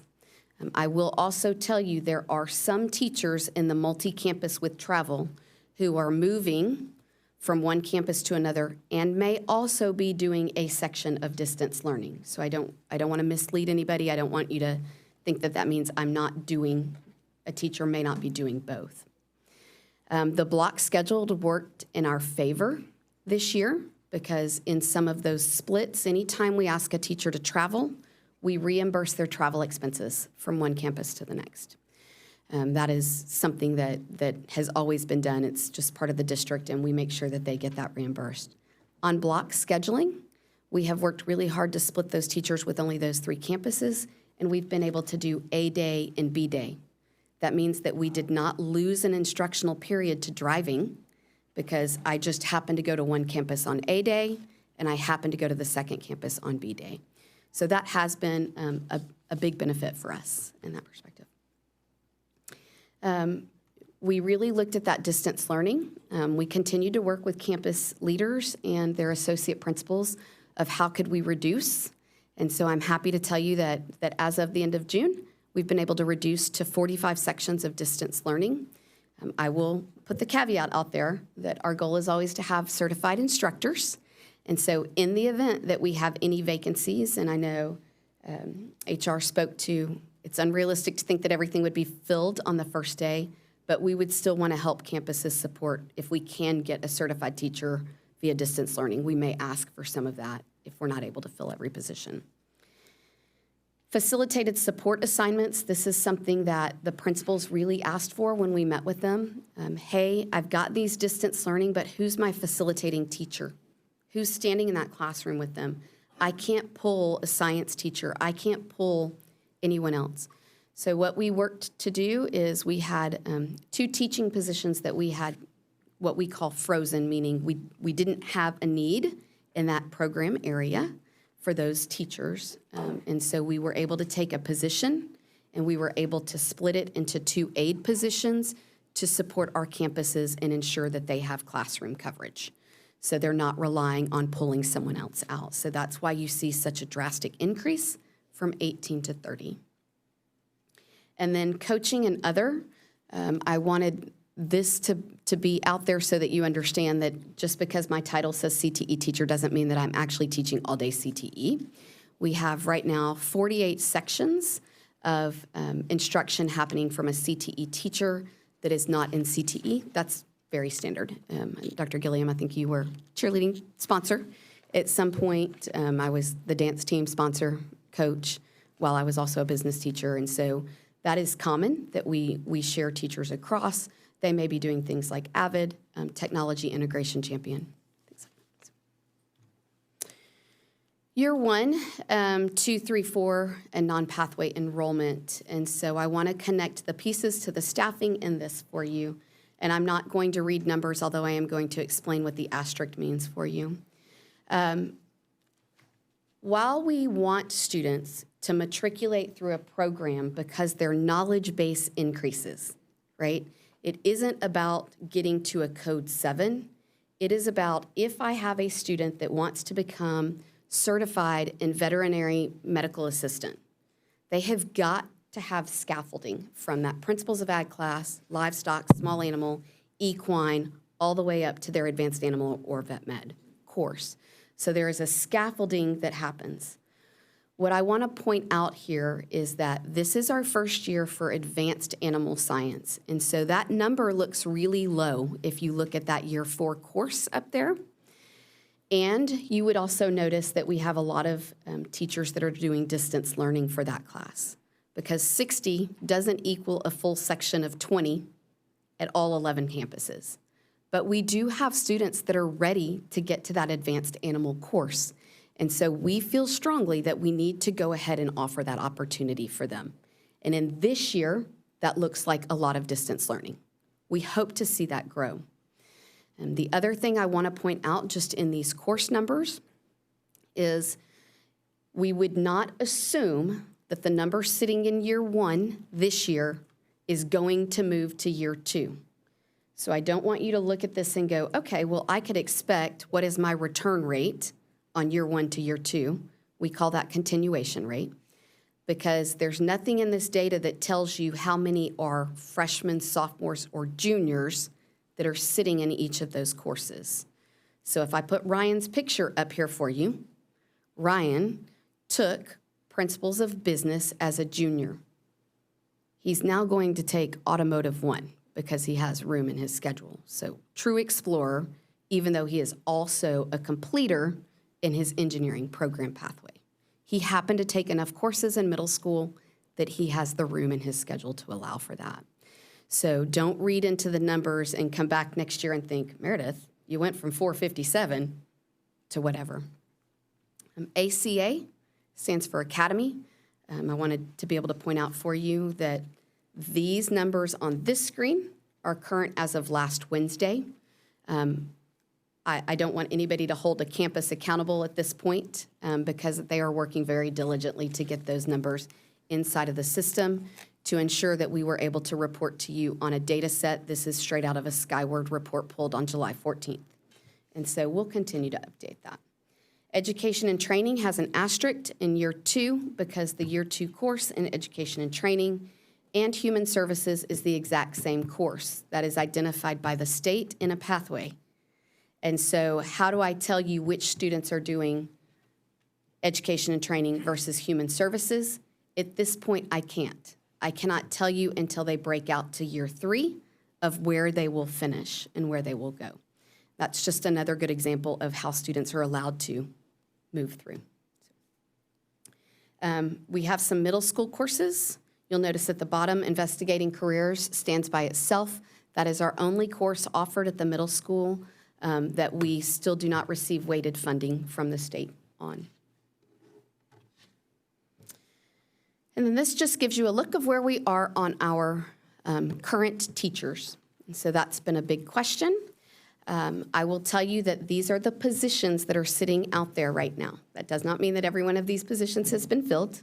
At this point, we continue to work through that process with campuses. It's important for me to call this out because I want you to understand that we recognize the disparity. So if you look at the column all the way to the right, and if you were to ask for that same number for a science teacher or an English teacher or a math teacher, you're going to see something very different. So highly likely that you would be looking at an English 1 teacher sitting somewhere around 170 to 1. We recognize that. We understand it. We understand that as you compare these numbers, and I call out JROTC because we report it in here as well, when you're looking at a ratio of 28 to 1 and 46 to 1, the question absolutely comes up from a funding and a budgeting perspective. Are we utilizing the things in the best manner possible? In some of these cases, these are new programs, and they're starting. And so, yes, you are going to see low numbers. It is going to take us several years to build that up to where we get to.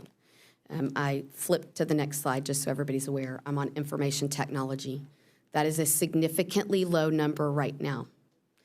While there are 2 teachers that are identified for information technology, and probably my IT friends are over there going, oh my gosh, we don't have students.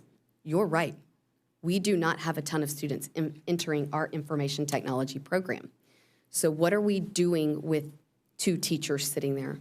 We are continuing to work with campuses on how do we best utilize that staff. That's important to let you know because as we start to make some of those adjustments and movements, it is likely that when we get to our August audit with campuses, this will not be a 28 to 1 ratio because we will have figured out a better utilization for one of those teachers. So we continue to monitor that. We have core teachers that are calculated under CTE. At Reese, we offer math, science, English, and social studies because students are there for 3 periods during the day to fix our scheduling and our busing. And so while those teachers are considered on our CTE teacher roster, we do not calculate them into the ratio because they're serving the same students that are sitting in another program area. And how does that impact budgeting? So I'm going to start and I'm going to talk about two different budgeting perspectives. First, I'm going to speak to the 199 budget allocation.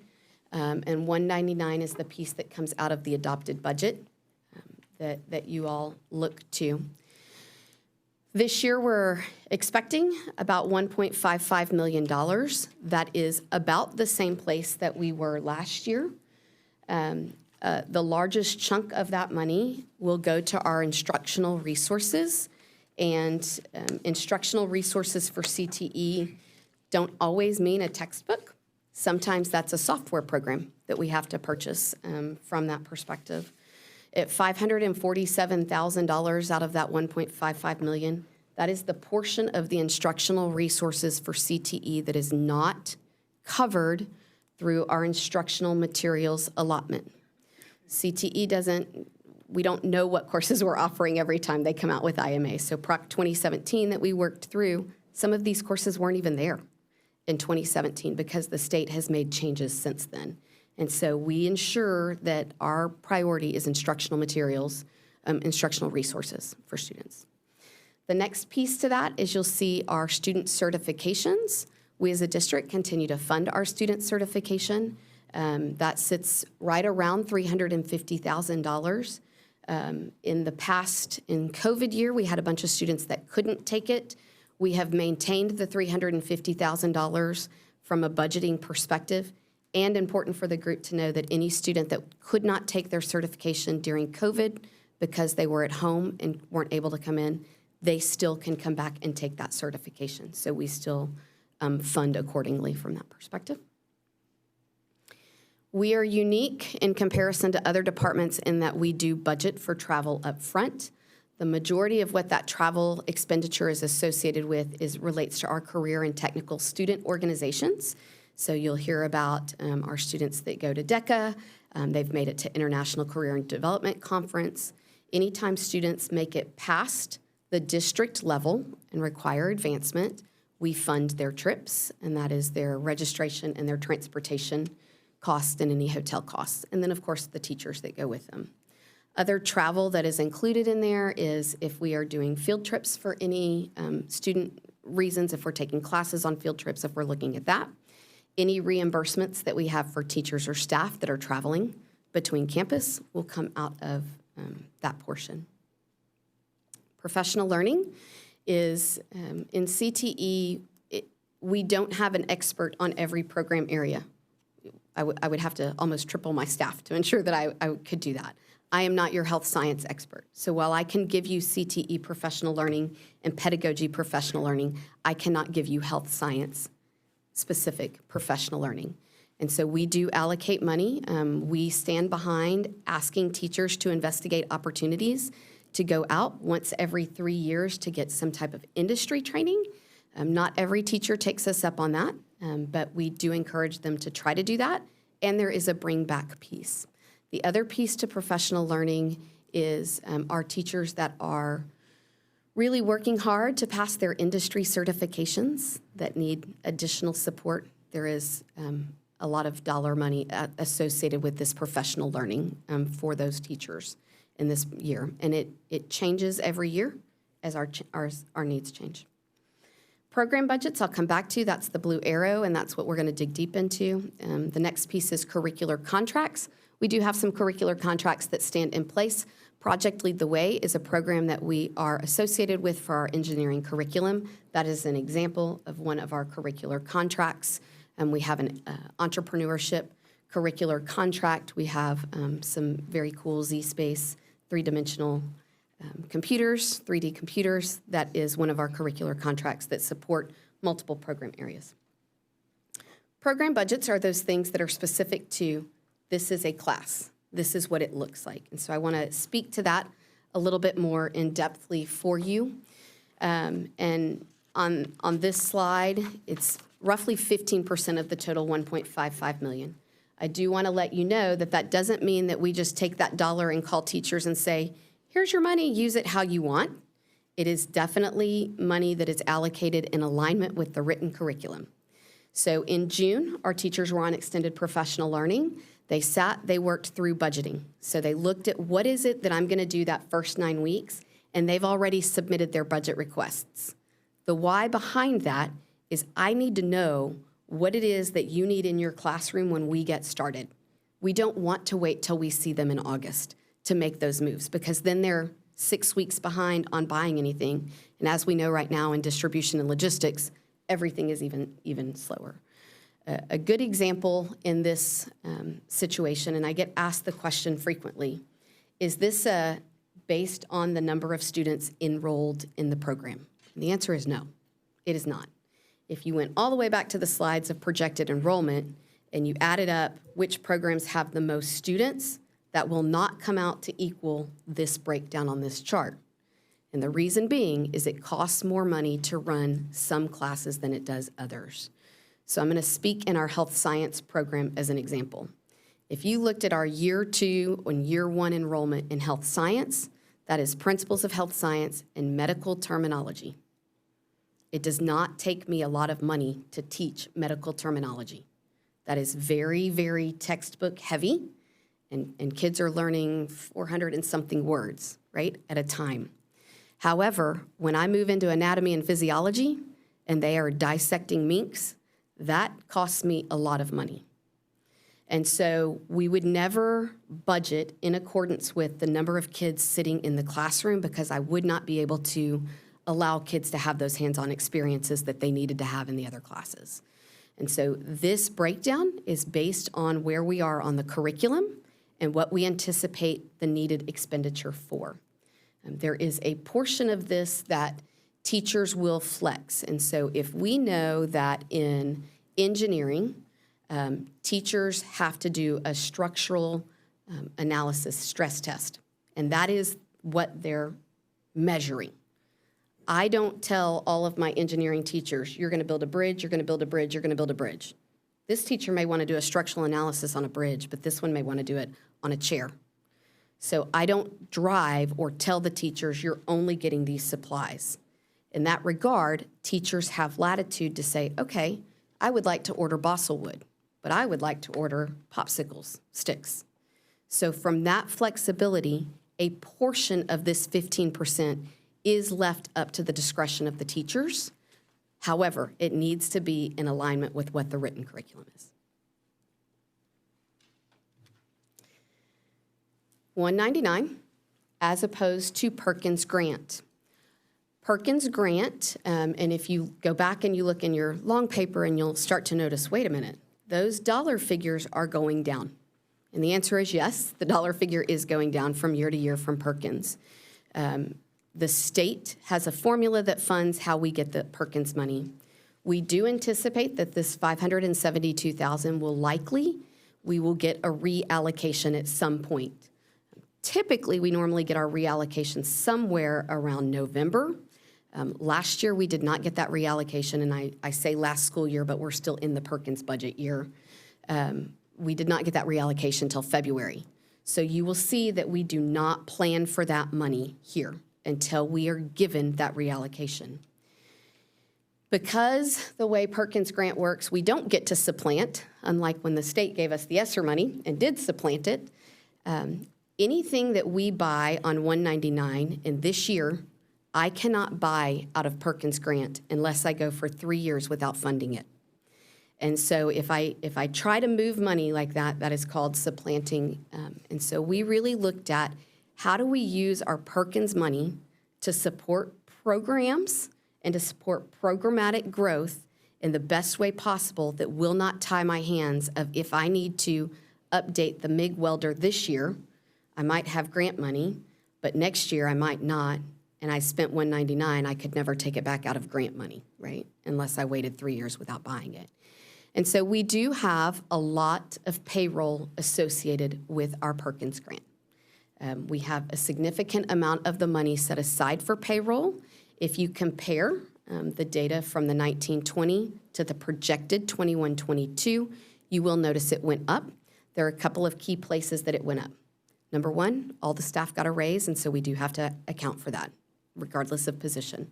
But number two, we put more money into our counselor liaison program. We have had much success at the high school level in having a counselor liaison at every high school level. Our intention is to dig down to the middle school level and have an identified CTE counselor liaison. And so our payroll number went up because we will be adding 15 middle school counselor liaisons. That is a supplemental pay that an identified counselor receives for attending and learning about CTE outside of their contracted time. So they really become the CTE counselor champion on their campus to help us ensure that we're educating everyone. Also inside of there is supplemental pay for any teachers who are writing curriculum. So while it is payroll for people, it is also for teachers inside of that.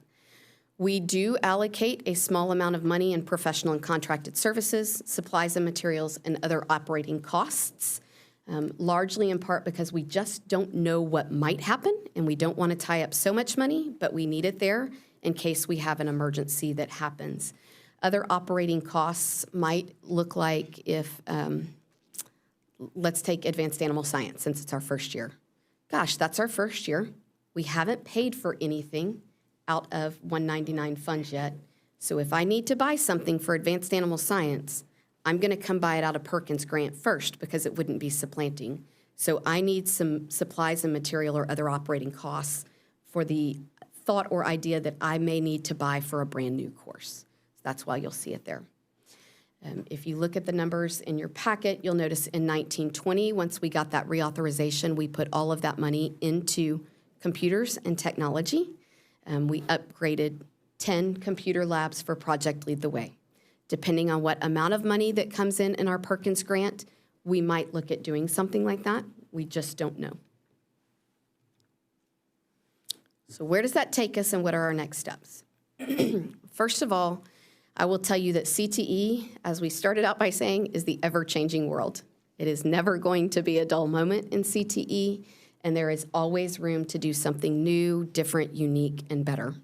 And so we constantly are looking for opportunities to make improvements and to respond. And I don't want to say react, but sometimes it is a response. It is a response to what changes we have. So I have worked very closely. Dr. Lemley has been fabulous to work with, and Dr. Indelicato. We've worked closely over the past 2.5, 3 months to identify how do we let other leaders in the district grow in their knowledge about CTE.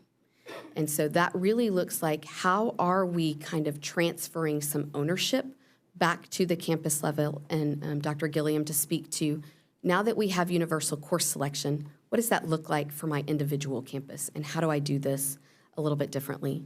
So our focus in this upcoming school year is really using our counselor liaison program. We started our CTE Campus Champions last year, and we will continue to grow that.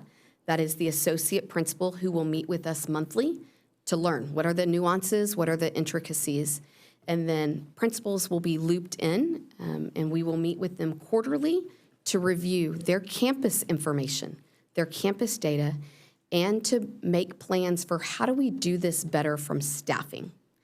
Is it possible for us to do predictive staffing? And so one of the pieces that we've put in place is, I will call it an internal audit, if you will.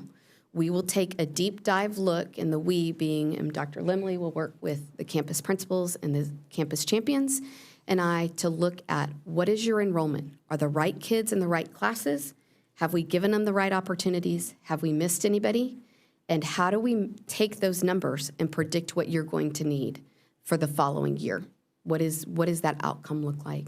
And so we've agreed that we would do an audit in September and again in January. The reason in January is because we switch courses, and we want to make sure that kids are in the right place. The backside to that audit is also to ensure that the teachers are certified for what they are teaching. So that concludes the presentation, and I'll be happy to take questions at this point. Thank you, Meredith. That was an excellent presentation. You answered a lot of questions for me, and I appreciate some of the examples especially using your own child. So I have a comment or two, but I'll wait to. No, it's okay. Go ahead, Ms. Hannon. Okay, thank you very much for the information. I think CTE is such an important program, and I know I've been requested to ask one question, but I have more. I'm going to work backwards with I appreciate that you're trying to build capacity by training campus leaders and building that capacity for a counselor on a middle school staff to, advocate for the program. I think that's a great step in promoting this program. Can I ask, who is typically the appraiser for these?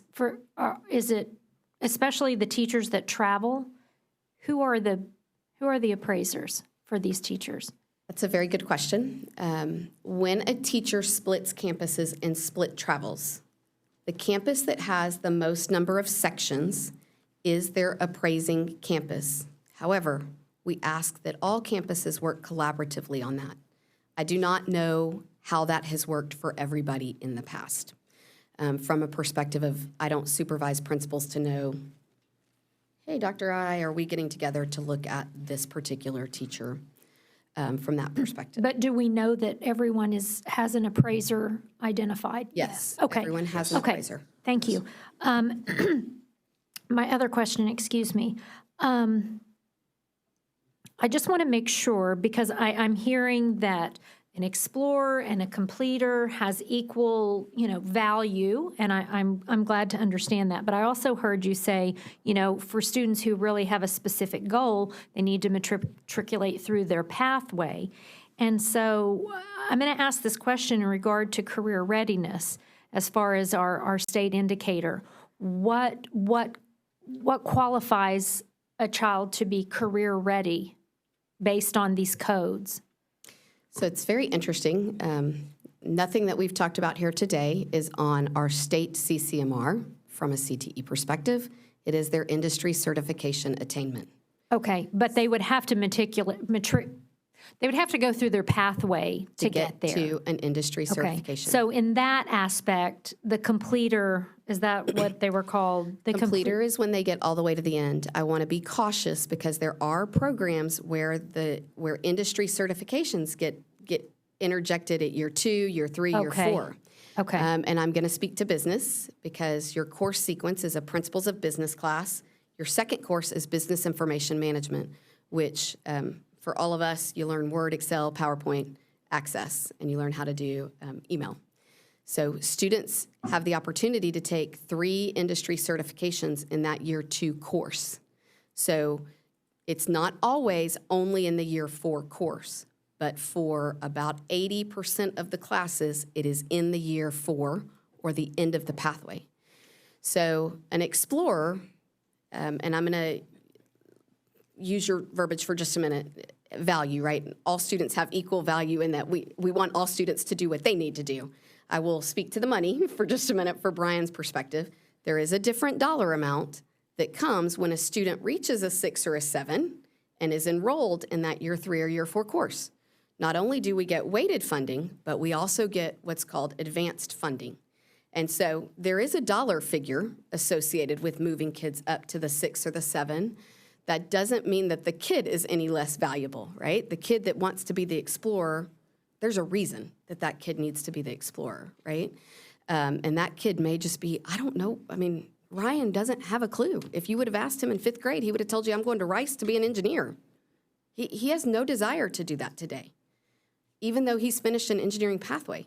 Had he not done this in Fort Bend ISD, I'd probably be paying a real heavy bill at Rice University in 24 months, right? So amen. Thank goodness he hasn't, and thank goodness he's figured that out. So from a value perspective. And lots of us, even at, age like mine, we're still exploring, right? And so that's okay. So, but along those lines, especially thinking about funding, and I'm very big on student engagement, do we have any metric or mechanism in place where we are, trying to understand why kids stop at code 5? Like, are we, is there have we looked at, is there a correlation between the type of teacher they have? They have a distance learning? I mean, is there anything like that we're looking at? I will tell you that there is no good data right now. I'm not going to pretend to stand up here and tell you that we've got really good data.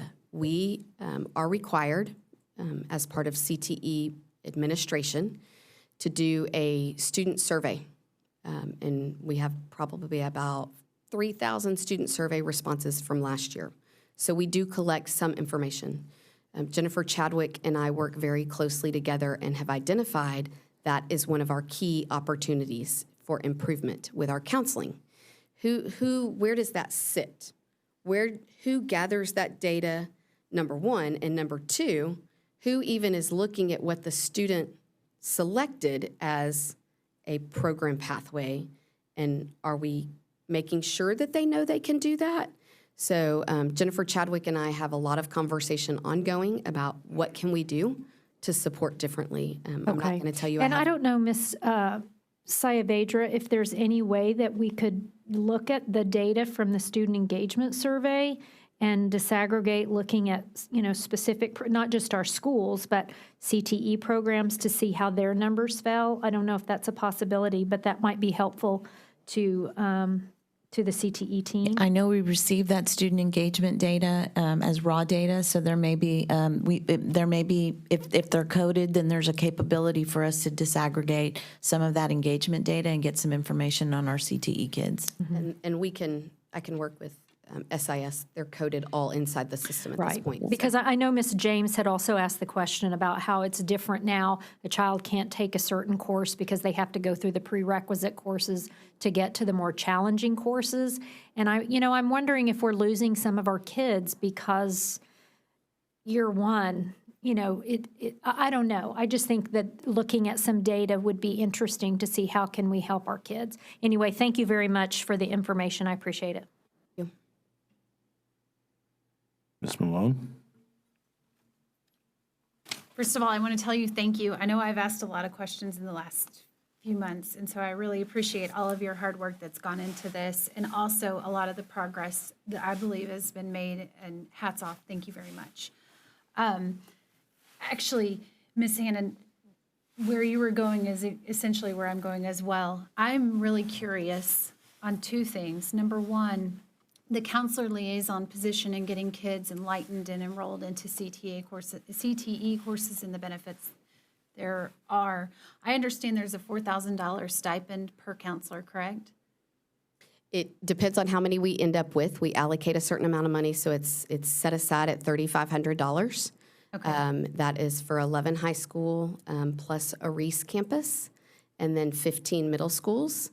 We do, from that perspective, looking at is it 4,000, 3,500, we buffer whatever that comes out to be, but that is an allocation that they have. And the 15 middle schools, that's all new, 100% new, or did we have any last year or prior to?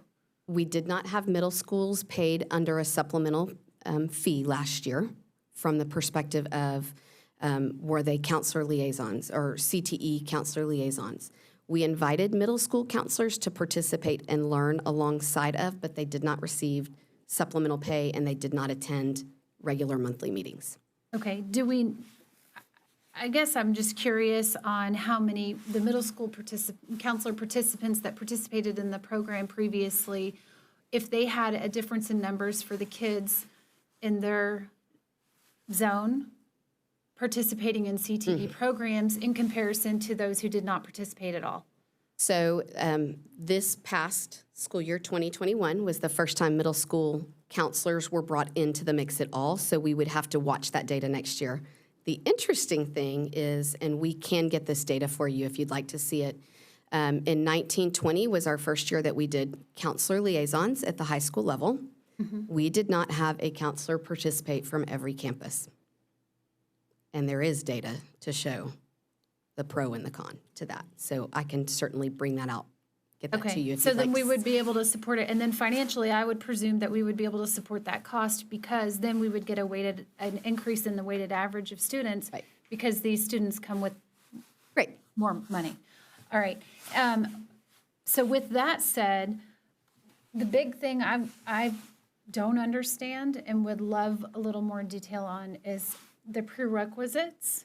So and this is why I say I don't understand, the CCMR outcomes bonus. If I gather this right, it's $5,000 for every single economically disadvantaged child, $3,000 for non, and $2,000 for special ed. I'm going to look that way. We'll have to get that to you. And if they receive certification. So I would think we would want every child to have access for certification on two folds. One, it would benefit the district because we would get an increase in funds and bonus that would come back to us to where we can put in our programs. And then I think it's only 55% has to go into the program. 55% of what CTE generates has to be spent in direct expenditures on CTE. But to top that, the whole point of really everything we're doing with educating the kids is so that they can participate in a productive way to society, right? And get a job, if you will. So let's say we didn't have the same barriers as the other districts in Texas, because I don't believe that every district has the same prerequisite barriers, and we were able to remove some of those. I think we would be able to get an increase in funding, one, and then two, we would enable our students to have certifications so that they can go into the job market. As you mentioned, some kids could get a certificate at junior level in high school. So let's say junior, senior, or while they're in college, and be able to help pay their way or, proceed and progress in their career that they've chosen. So let's talk to the certification. If I'm misunderstanding your question, please correct me. But the question is, do we really have to move students from class 1, 2, 3, 4 to get them ready, right? Or can we let more students drop into class 3 and sit for that certification? So could we just say, no prerequisites, not on every class because there are some state mandated prerequisites.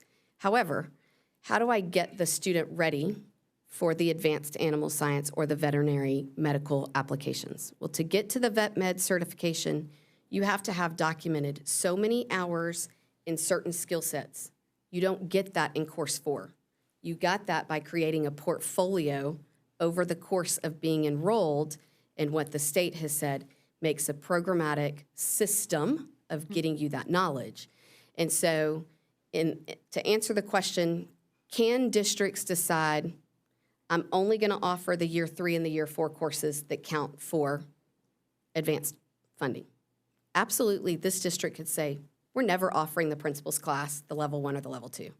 We're going to offer every level 3 and every level 4 class because that is a numbers game, and we could generate additional money as a district. Campuses and districts can decide to do that. The question becomes is that what is right for students from a knowledge perspective? And so if I think about, I'm going to use calculus as an example. If a child drops into calculus but never had algebra and never had algebra 2. I get where you're going with this. I think that example makes clear sense. However, from what I'm understanding, which we can take this offline this week or so forth, it wouldn't be something as clear cut like that. And perhaps again, I don't know what the prerequisites are for every single one, but I wonder if there are instances where maybe it's not as necessary as going from algebra to geometry to calculus. But nonetheless, I really do appreciate all of your hard work in this, and thank you. And I love the piece of getting the principals engaged on campus and giving them some ownership back with the program and working with you all. That's huge. So thank you. Ms. Williams, you have a question?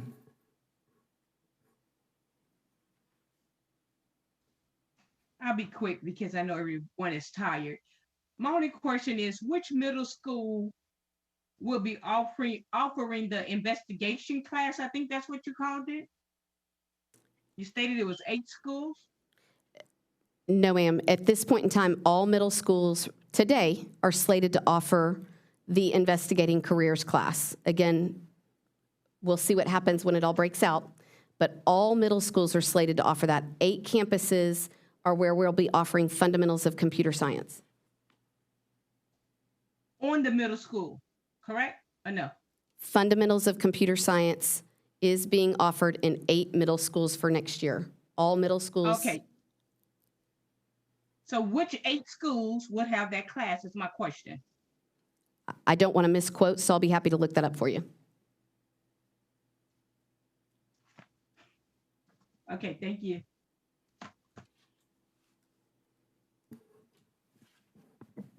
So, again, thank you. And I do appreciate your comment, Meredith, about explorers. 'Cause that was one of the things that I was thinking of, last month or whenever that was, when, we were getting a lot of questions about the ag program and whatnot. And I was starting to think that maybe because we had to have these kids go all the way to Code 7, that we were kind of maybe cutting back on some of the offerings. And, I think that, as a student-centered organization that we say we are, I think we should provide as many choices, kind of like was what Ms. Hannon said, so that kids can explore and try to figure out what they want to do. So I really do think that that's a critical piece. And when you're talking about prerequisites, you're not talking about prerequisites for the intro classes, right? You're talking about. Correct. Okay. And could you repeat what you said again? I know you're not your calculus example, but you said that districts can offer only 3, level 3 and 4 classes to get kids that certificate? No, the level 3 and the level 4, what the state identifies as advanced CTE courses, does generate advanced funding for enrollment. Okay. And so it doesn't, just because it's a level 3, doesn't dictate that that's where the certification is aligned from that perspective.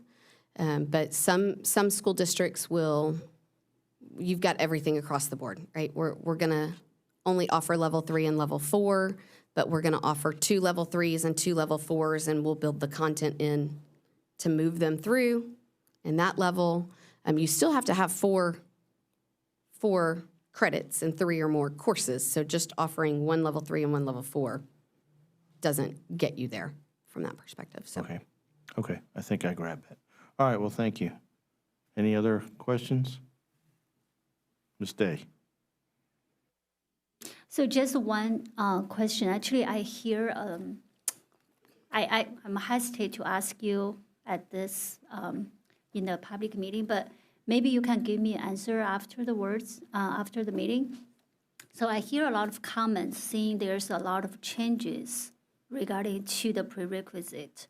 And then some of the students, because of that, the teachers or the students, they are losing the interest in certain field, especially I think computer science. So I just, if you have a comments for that right now, that'd be great. But if you don't, that's okay too. Yes, the state did make significant changes in 2019 to these pathways. And so as a response to what the state has come out and said, we did work. So the work that happened back starting when we knew that this was coming down from the state, we started in July. We had teacher feedback loops of what does this look like? What do you want these pathways to be? What is the right thing? And sometimes we pick things that may or may not be the best thing long-term, right? We may have to flex and change. We then moved that through a process of getting principal feedback. We got other coordinator feedback in academies. Then that goes through, at the time it was called academic advisory committees, to look at what those pathways were. Then we took that information to the executive team in November, and then finally into a board memo in December for the board consideration. And it wasn't a board vote. That's just what the state said. We were just communicating that these are our pathways. From time to time, we look at, so back to Ms. Hannon, you had asked, how do you evaluate programs?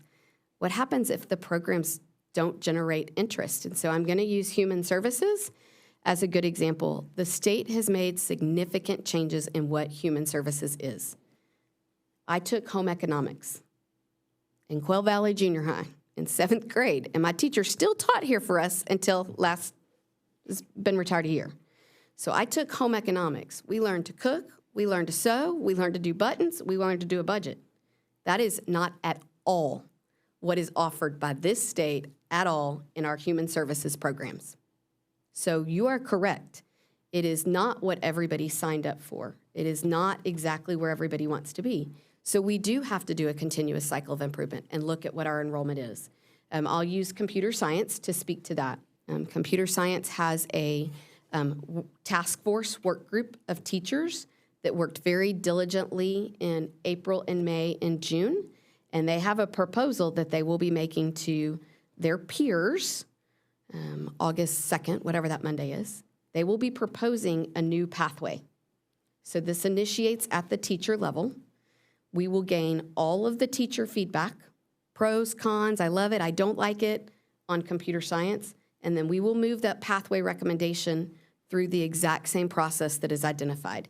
It goes to principals for feedback, and then it works its way all the way up to executive team. Are we going to make those changes or not make those changes? So I guess your answer is the current situation is state mandate, the change from the state mandate regarding to the pathway. Right, the state came out and showed us what the pathways, here are what your pathway sequences are. We worked through an entire process to identify what pathways we would offer. I do understand that. So for the students, they don't have to necessarily follow the pathway, right? When they choose the classes, they don't have to, they can still choose computer science if they are not in one particular pathway. So if they chose a computer science pathway in order to become a completer. No, they don't choose computer science. They just want to take it as. They don't want to take it, but as my understanding, I may understand it wrong, those students still have to take prerequisite in order for them to take higher level classes, even though they already have the knowledge. Is that the current situation? Not exactly. In computer science, we did a 2-year implementation plan, and we can provide that to you all in writing that shows how the students, and the reason being we did the 2-year implementation plan for computer science, they haven't been part of CTE forever. The state made that change in 2018 to move computer science over to the CTE world. They eliminated technology applications, duplicative courses on our course, what's called our CO22 table. So they deleted it. So that was a change that students they couldn't make any decisions. So we as a district decided that we would do a 2-year implementation that meant kids could drop into whatever that looks like. In moving forward with the recommendation that's coming out of this teacher work group, the teacher work group would identify, and they've done a phenomenal job, hey, this would be an entry point for this type of student. This would be an entry point for this type of student. And so the entry points, and that may be a little bit, Ms. Malone, what you might want to see, right? Where is the entry point for this particular student? I can tell you the computer science teachers have done a great job of making a presentation. Now, they haven't given it to their peers, so I would respectfully request that I let them present that first before I start presenting that bit. Okay. So if you can provide a little bit something in written, if you have a flow chart or something, sure, that'd be great. Sure. Thank you. Ms. Hannon? On the topic of computer science, I know that House Bill 3 said that we could get funding at 7th grade for computer science. Is that something, I know your teachers are looking at a new sequence, but is that something that we'll ever entertain so that, more students can be explorers when they get to high school? They could actually dive into another path? So if I could take it outside of the question of computer science, we may receive direction from a new superintendent from this board that says, we want to explore all different types of options at 7th grade. So it is not limited to just computer science.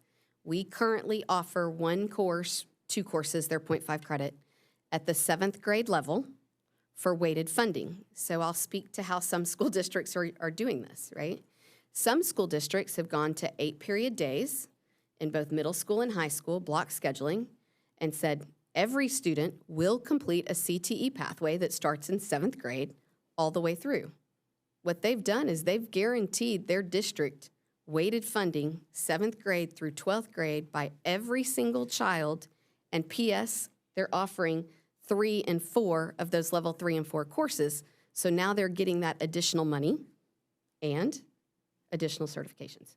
So those are truly district-driven decisions, right? If this group said, Meredith, we want you to investigate, we can't roll that out for this year.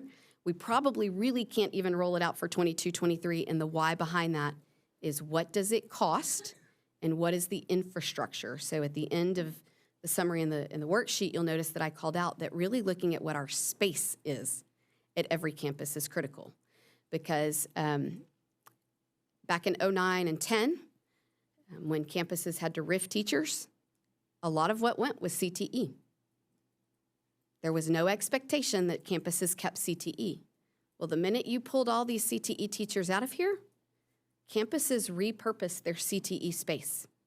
So if you looked at me today and said, what can you teach in 7th grade and get weighted funding for us? What program could you offer 7th grade through 12th grade and do a good job, right, of what it is? I could not answer that question for you because I know this shop got completely repurposed. I have 3 campuses right now asking me to remove every ounce of equipment. Well, if I remove that equipment because you want to turn that room into a storage, one, am I going to sell the equipment? I will never be able to fund putting it back in, and I would never So get that room Meredith, back. the answer to the question is really that we are exploring the fact that we would go back and look at offering additional 7th grade classes for CTE and build out pathways possibly going forward. Sure. Is that We your? are not currently investigating that in that context. The reason we are not investigating adding and moving down to 7th grade is we need to get what we're doing right now done well. We need to understand, do we want to drive pathways? If we don't want to drive that pathway discussion, then doing it at 7th grade is not going to do anything other than add money to the bottom line. Mm-hmm. And so if that is a route that we want I'm to... not saying that that's right. I'm asking for you to answer the question succinctly about, her question was, are we exploring or do we have classes at 7th grade that generate funding for CTE? We have 2 classes at 7th grade that generate funding.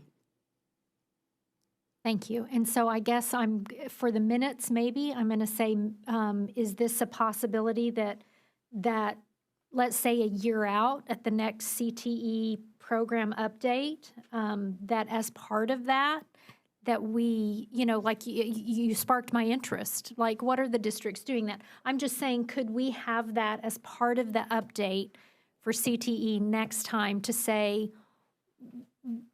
I know you got a lot on your plate, but looking at that, how does that look different, and how might that be an asset to our kids getting to start at 7th grade rather than 8th grade, and only at 8th grade they're starting with very minimal opportunities? Thank you. Ms. Williams? I just have a quick statement, real quick. This is when I spoke of HB 3. The board was statutorily responsible for that class that Trustee Hannon and Trustee Rose and myself sat in. Had we sat down and developed a plan for CTE, we wouldn't be asking the administration. We are the ones in charge of governance. It was becoming upon us to set the bar, and the bar would have been to start in 7th grade. So we don't have to go hand in hand to the administration, asking them to do this. We are going to have to amend our plan to see what we want as the board, and then tell the administration what we're looking for. Remember, it's on us, y'all. The law stated we were to come up with the plan, not the administration. And for us, it was vice versa. So I just had that statement to make, no question. Okay, any other questions? Okay, So we are going to move into closed session. We will now convene in closed session under the Texas Open Meetings Act, Texas Government Code, Section 551.071, for the purpose of a private consultation with the board's attorney on any or all subjects or matters authorized by law. Section 551.074, personnel matters. 551.0821, personally identifiable information about a public school student. The current time is 10:06, and we are now convened in closed session.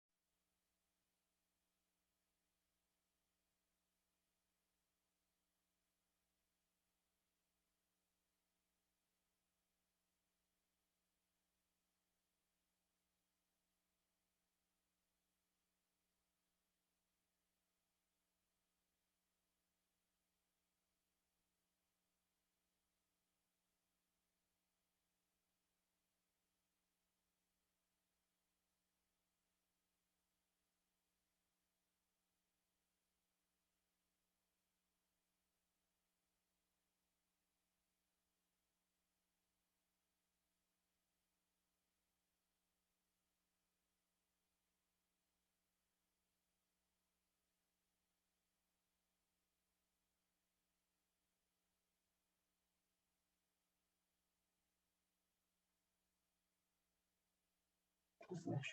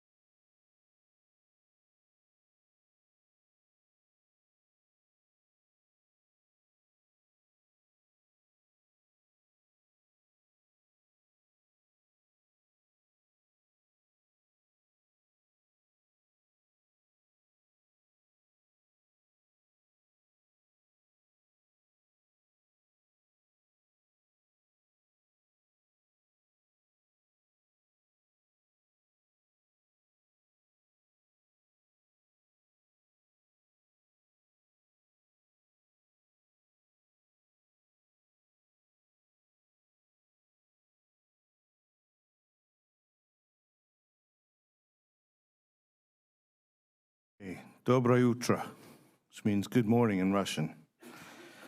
The time is 12:04 a.m., and we are now reconvened in open session. We have action items from closed session. Does anyone want to share a motion? Mr. President, I move that the Board of Trustees appoint Stephanie Tolbert to the position of Director of Talent Operations and Total Rewards. I second. Do we have discussion? If not, please vote.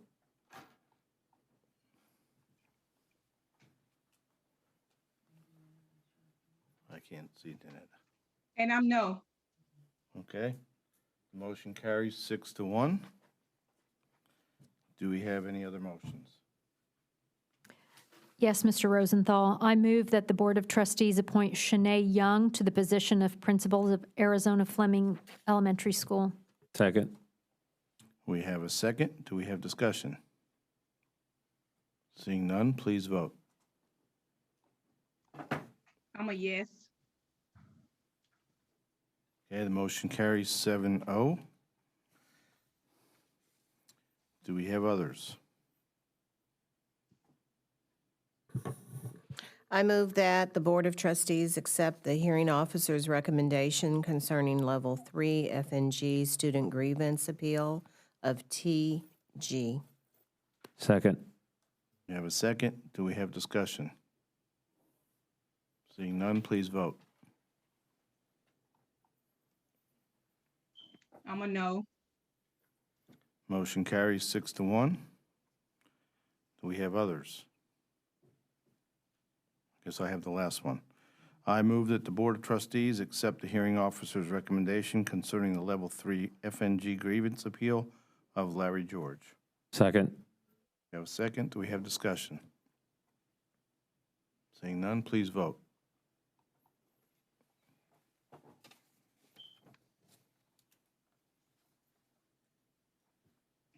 Ms. Williams? I'm a no. Motion carries 6-1. Okay, I believe it's now time for the activity report. Yes. Dr. Gilliam? Activity report, there you go. Good morning. Board Members District Activities Report. TASB Summer Leadership Institute, 2 special called meetings for board team training, meeting to discuss tax swaps, meeting to discuss AP Science Labs, meeting to discuss fine arts, Bond Oversight Committee meeting, Telfair Town Hall meeting, regular business meeting, Policy Committee meeting, and the regular board meeting. Thank you, Dr. Gilliam. Okay, we are now ready to discuss our consent agendas. Are there any items that anyone wants to pull?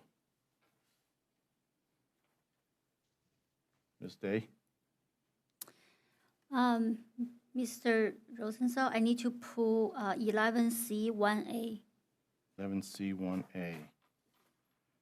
Anybody else?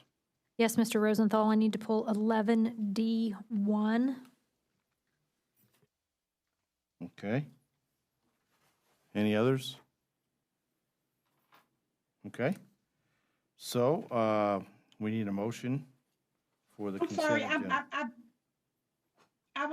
I need to pull 11B. 11, Consider approval of purchase of after-school enrichment. 11B.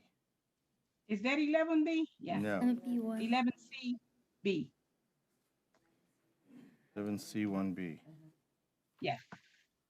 Okay. Mr. Rosenthal, could you please repeat which?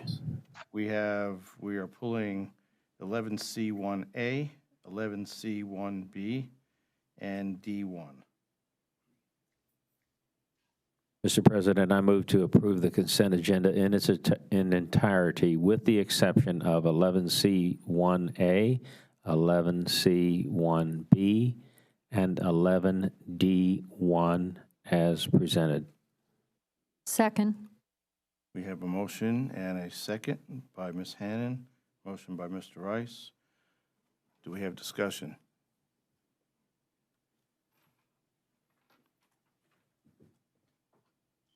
Hearing none, please vote.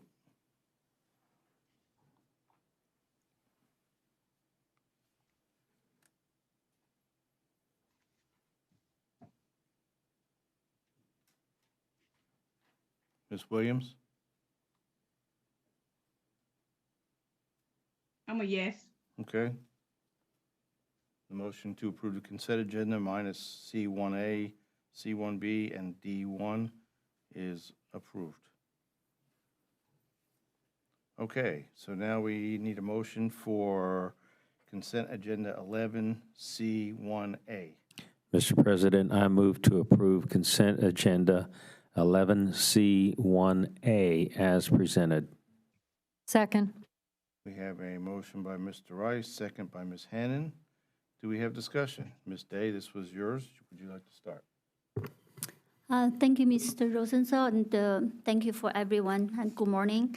I'll keep this short. I don't really have a discussion, I just more have a comment. So I've been working, a couple of us been working with Ms. Salvanger and the team to review the vendor list. If you compare the vendor list tonight's board meeting book and to the June 14th, it was initially in June 14th, you will see there's a difference. So in this board book, we have vendor list with descriptions of the modules actually the district is purchasing and the scope of use. I really appreciate, I know the team put into a lot of work to make this happen in just the past few days. I really, really appreciate this because I do believe this practice will help us to understand what we are purchasing and what we are bringing to our classroom to help our student of learning. I also understand the district will provide a list of other resources we are using to the community and for the community to review. So I really, I just wanna say thank you and to everyone, and that's really what I have. Do we have any other discussion? Thank you, Ms. Day. Thank you for you and Ms. Malone for working on this. Seeing no more discussion, please vote.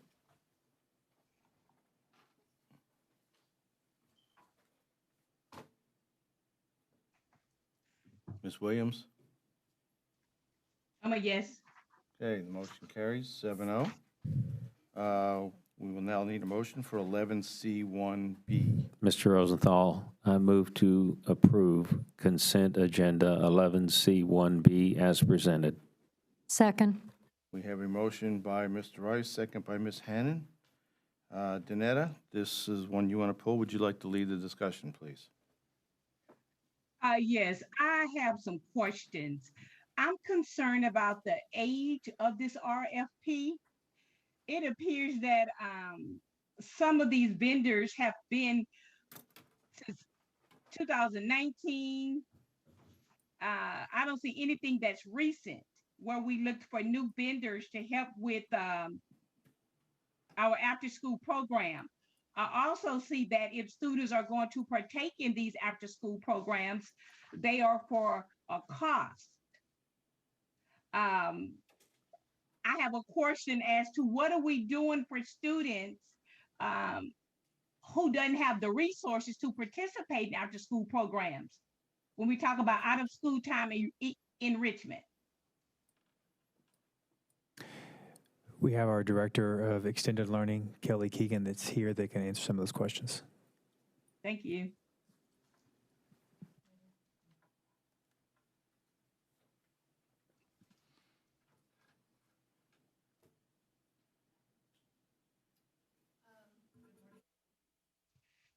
Thank you.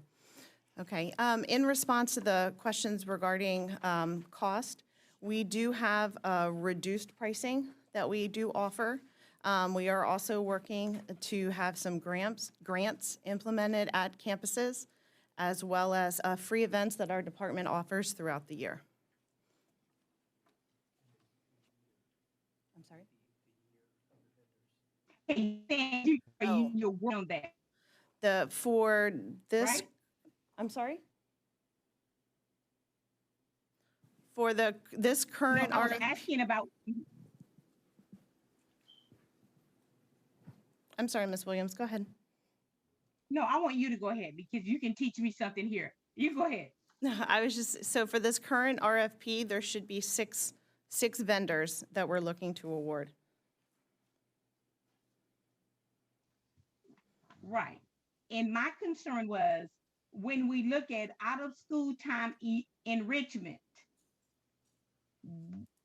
they're only for students who can't afford to pay for this, correct? We do, it is a tuition-based program, so there is a fee associated with it. We do have reduced tuition that we offer for students, and we are also looking at grant opportunities, as well as different free events that we offer to the community throughout the year. Okay, how would a parent know that these things exist? I'm not seeing anything on the website. I'm not seeing any indication that we have after school enrichment programs for our Title I students. And the other part that's kind of disturbing was the $445,000 revenue that the district retains. I would think that we would try and include more of our low socioeconomic schools in this program instead of trying to make a profit. Maybe we could use that $445,000 in revenue and offer these services, a scholarship program to our underserved community, because they don't have after-school programs. But yet the district is pocketing $500,000 is what my concern was. And we do work with the communications team to make sure that the community is made aware of these opportunities. And in regards to the revenue that is generated, we do also, the Extended Learning Department makes a contribution back into the general fund so that it is going back into the district based on the fees that are generated from these classes. Okay, and I won't belabor this because it's a long day, but when I look at even the vendors that you chose, those vendors are not offering services that may be, a diversity of services that kids would be interested in. I don't see any, everything I see is like building brains, these labs, STEMs. There's nothing for dance, cheerleading. It's just not a variety of services that's being offered where kids could come in and get in band, music. It's other things that they could do. But I see that the vendors you chose are catering to the more upper income students. So that's Go ahead. I'm sorry. No, you finish.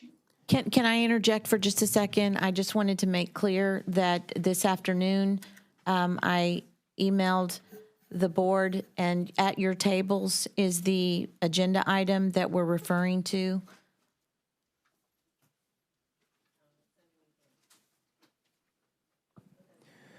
Ms. Williams, one thing. Just so that you can follow along, it's that one.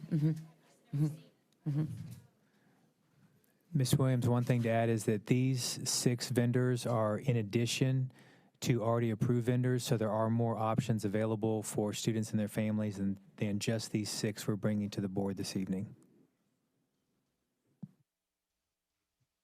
Okay. I understand that you guys have a hard job, and I'm not judging. I just want to see more. And at almost 12:30 in the morning, I'm gonna trust you that we can work this out outside the board. So thank you for your time. Thank you. Dr. Gilliam? Okay, thank you, Ms. Williams, for bringing this to our attention. I did not look at this. Can you explain what this is? We didn't have time to read it. We had time, but it was like underneath something. This is optional after-school enrichment that is offered not every day, which is different from extended learning. These are enrichment opportunities through vendors that Kelly's team works to provide to students at our campuses. And I'm sorry, Kelly, what is your title? This is Kelly Keegan, our Director of Extended Learning. Okay, so, and how much does this cost for students in the afternoon? It varies based on the vendor, but it's a 10-week semester that we offer. And so the classes can range somewhere between maybe $150 and $250 for that semester. But as I stated, we do also have reduced pricing for students that are able to apply to be able to attend these classes. When we're talking enrichment, it looks like, is this dance and different? It covers a bunch of different categories, so it can be STEM, it can be art, there's culinary, there's foreign languages, sports, dance, so it's a So wide these, range. I'm sorry. So these are the programs that normally parents would pay for anyway and going to tap dance after, and since they're there, they get And they to. can do them, yep, in the campus after school. Thank you. Ms. Hannon? Yes, thank you. And I apologize if this was sent to me this afternoon, but if we could just make sure we know if an agenda item comes up, because I think it's important that we have time to look at it. So, and you may have said this, and I'm sorry, because we were frantically up here going, where is this? Where is this? Are these offered on every campus? Well, that's part of the reason that we're looking to add more vendors, is to continue to expand the program. So this coming fall, we're looking to be at 29 campuses, but by adding more vendors, the goal would be to add more classes and add more campuses and continue to expand the program. But right now, no, it's not at every campus, but that is the goal. Okay, so we have a handful of campuses that don't have these? Okay, so I do think definitely that for equity, we have to have these everywhere, or we need to, be working with the Boys and Girls Club or the YMCA or something, so that everybody has opportunity for enrichment. Then on top of that, I'm going to say that it's not an after-school issue, but I do think enrichment programs during the school day are also really, really important for those kids whose parents don't have them in after-school programs, especially at the elementary level. Most of our kids don't have opportunity really for enrichment courses until secondary. And I understand that we have fine arts and PE and such, but I think if we could widen enrichment opportunities, that would be very helpful. I agree. Okay. Are there any other questions? Ms. Malone? But Danetta, it was mainly, I think she's gone, right? Danetta, are you there? Okay. Oh, okay. So I wanted to say thank you for adding more vendors, and this comes from a working mom's point of view. I know that yesterday y'all took kids to the roller skating rink, I've heard. That was And a part lot- of our summer program. Yes, but it was through the extended Yes, it is care through summer extended learning. program. And so this, for anyone watching and for other board members,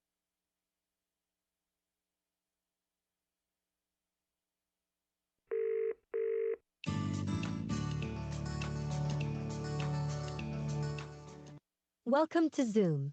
Please press pound, then enter your meeting ID,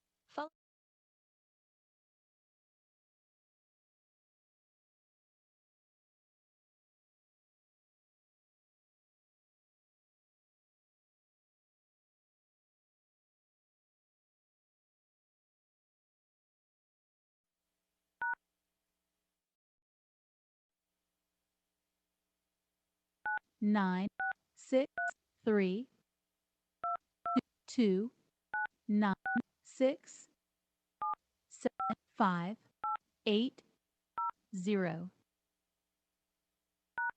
please enter the meeting passcode, followed by the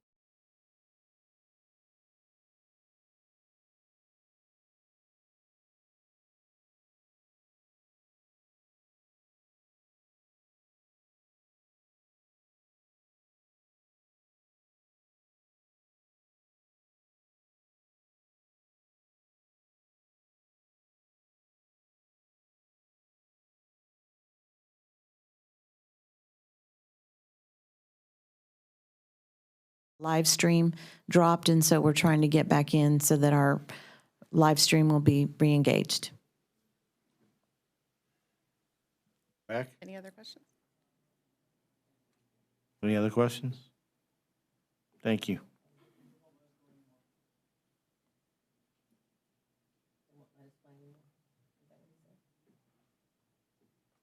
So is this a YouTube thing?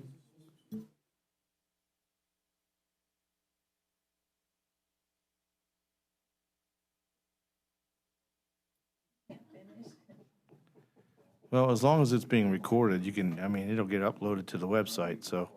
Yeah, Yeah, we have it recorded, so if we can continue without streaming. Mr. If- Morris, I yeah. think, I mean, the meeting's still being recorded here Right, locally, mhm. right?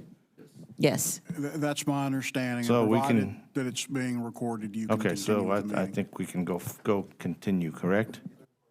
Okay. Okay. Okay, good. Okay, so if there's no more discussion on 11D1, oh, no, I'm sorry, 11C1B, then let's vote.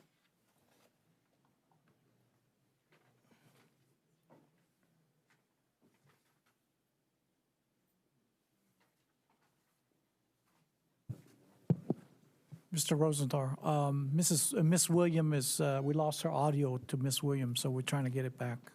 Okay. And did everybody vote? Me? Well, she's not, there we go. Okay. Can she hear? Ms. Williams, can you hear me? No?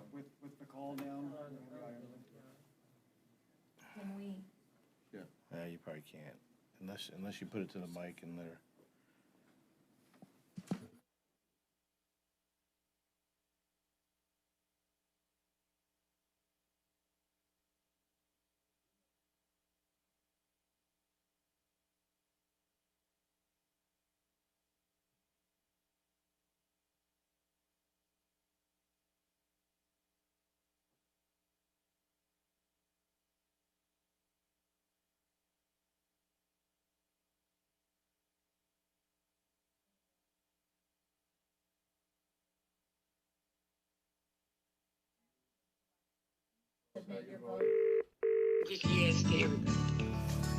Yes. Welcome to Zoom. Please press pound, then enter your meeting ID. Ms. Williams followed is by the voting yes, pound so the sign motion again. carries 7-0. We will now move on to consent agenda 11D1. Mr. President, I move to approve consent agenda item 11D1 as presented. I second. We have a motion by Mr. Rice, second by Dr. Gilliam. Angie, do you have discussion on this? Yes, Mr. Rosenthal. So this is the item dealing with the building of a new field house at Clements High School. Thank you for answering my questions that I sent in before. My question, I want to follow up and some clarity regarding the facility condition index, and that, you know, do we have our aging campuses where the board could see what the number is on the facility? Condition index, I just know some of our aging buildings, I just get concerned when we, maybe we're using bond money or reallocating bond funds to repair some buildings, and we've got some buildings that feel like we've put enough Band-Aids on them. So if you could just tell me, do we have a list of what the FCI scores are for our older campuses? Yes, ma'am, we do have that, and we're actually finalizing, updating those, because we did one for Bond 2018, and then we're doing one right as we speak that we're finalizing, so we can provide that information. Okay, thank you, Mr. Perez. When could we expect to get that? Carolina, when do we have those? We're about 2 months out. About 2 months out, so that puts us into September? And so I'm not sure if we could, put that in the minutes, or I'm not sure how we can follow up, just it's just hard that we if we don't document that somewhere, we kind of lose follow-up on that. Thank you very much. We can put that on the pending list. We can provide you the ones that we did for 2018. Oh, that would be. We have that we can provide. Okay, And then so- we can provide the, once they get updated. Thank you, Mr. Perez. Yes, ma'am. Do we have more discussion? Nope. Seeing none, please vote. Williams has communicated. Could you put that up to the mic so everybody it can be recorded? There Can you go. say that one more time? Yes. Okay, the motion carries 7-0. Next, we will move on to action. We have item 12A1. Mr. President, I move to approve action item 12A1 as presented. We have a I second. Second, we have a motion by Mr. Rice, second by Ms. Hannon. Mr. Rice, would you mind going through this, because this is kind of your deal Yes, every year? So I'm happy to do that. This is Mr. Tony Hopkins, who is a member of the, I believe it's for the Friendswood School District, and he is running for a position on the TASB Board of Directors in Region 4 for position C. At the time that he sent this in to us, he and others like him attempt to get endorsements from school boards. There are about 40 school districts in Region 4. I don't know if he sent a request to all 40 of them, but he did that because if he were to receive 25% of the 40 districts, which is 10 districts that would recommend him, then he would be placed on the ballot, which the delegate will vote on at the delegate assembly at the TexEd conference in Dallas. But he had to put this in place early on, and since that time has been overcome by events, it just so happens that just recently, last week, the filing period closed and no one had filed to run against him. But no one knew that when this was being prepared, when this board book was being prepared, and certainly he did not know that when he sent this in to us in June.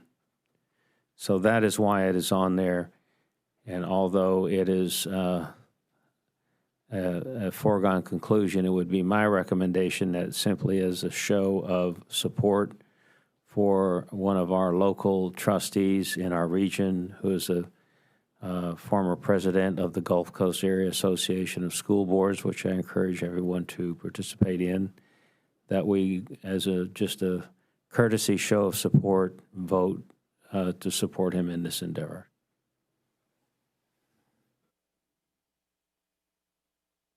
any other questions?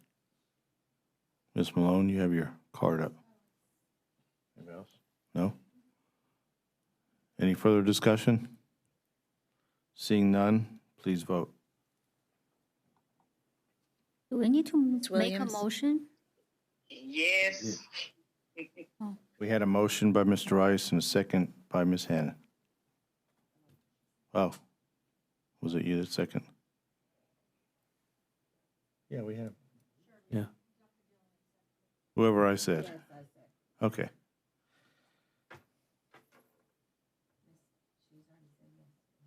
Ms. Williams, Mrs. Williams is a yes. We're waiting for the, can everybody make sure their button's pushed? There we go. Motion carries 7-0. Item 12A2, consider naming Fort Bend ISD's official and alternate voting delegates for TASB's annual delegate assembly. Mr. President, I move to approve action item 12A2 as presented. I second. We have a motion by Mr. Rice, second by Ms. Hannon. Do we have discussion? Jim, would you mind Yes. explaining the process? This, at the TexEd conference in Dallas, TASB will hold its annual meeting and conduct business at the delegate assembly. So each school district should nominate a delegate to attend the delegate assembly where they will be voting on various things, including TASB's cornerstone principles, advocacy priorities, resolutions, as well as a slate of director candidates and officer candidates. So about 400 people attend that. We should nominate a person to serve as the delegate and an alternate in case the delegate should fall ill. And that's what it's really for. It's the annual business meeting for TASB conducted at the Delegate Assembly. Happy to answer any questions. When is that, Mr. Rice? It's in September. It's the last weekend 23rd, I of think. September. 23rd. It's a very good experience because of the protocols involved. It's a board meeting. Instead of 7 people, there are 400. So there's certain protocols that have to be followed to make sure it's logical and everybody knows what's going on. Okay, and just as the TASB president, does that, are you still eligible to be the delegate? I will be presiding over the meeting. Oh, okay, so no. So the answer is no, yes. Okay. So we do need a delegate. I'll be happy to nominate someone.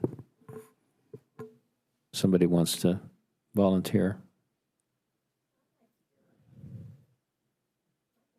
Okay. Well, we have a motion on the table, but I believe it needs to be amended. Mr. Morris? You could probably withdraw that motion by consensus, given that it doesn't Okay. include a delegate or alternate within it. Okay. Well, I will, before I do that, Dr. Gilliam would like to be the delegate. How about who would like to be the alternate? You would? Okay, so with everyone's kind permission, I'll withdraw my original motion by unanimous consent, hopefully, Yes. and make a new motion to approve action item 12A2 as presented with a proviso of nominating Dr. Shirley Rose Gilliam to serve as the delegate and Mrs. Angie Hannon to serve as the alternate. Second.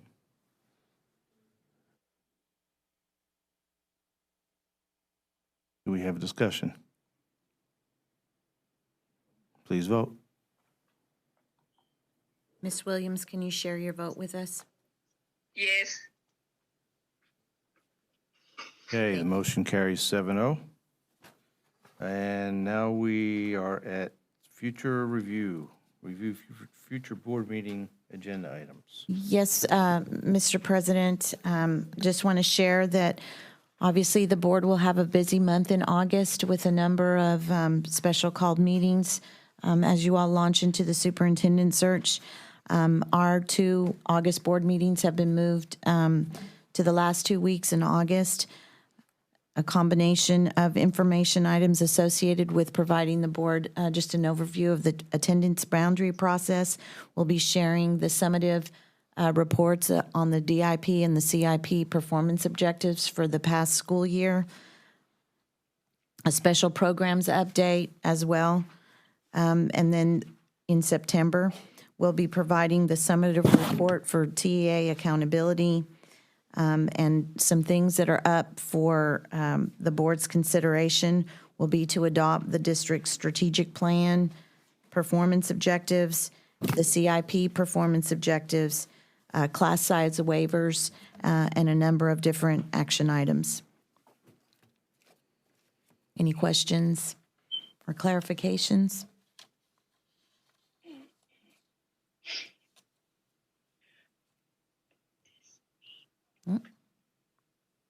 Nope.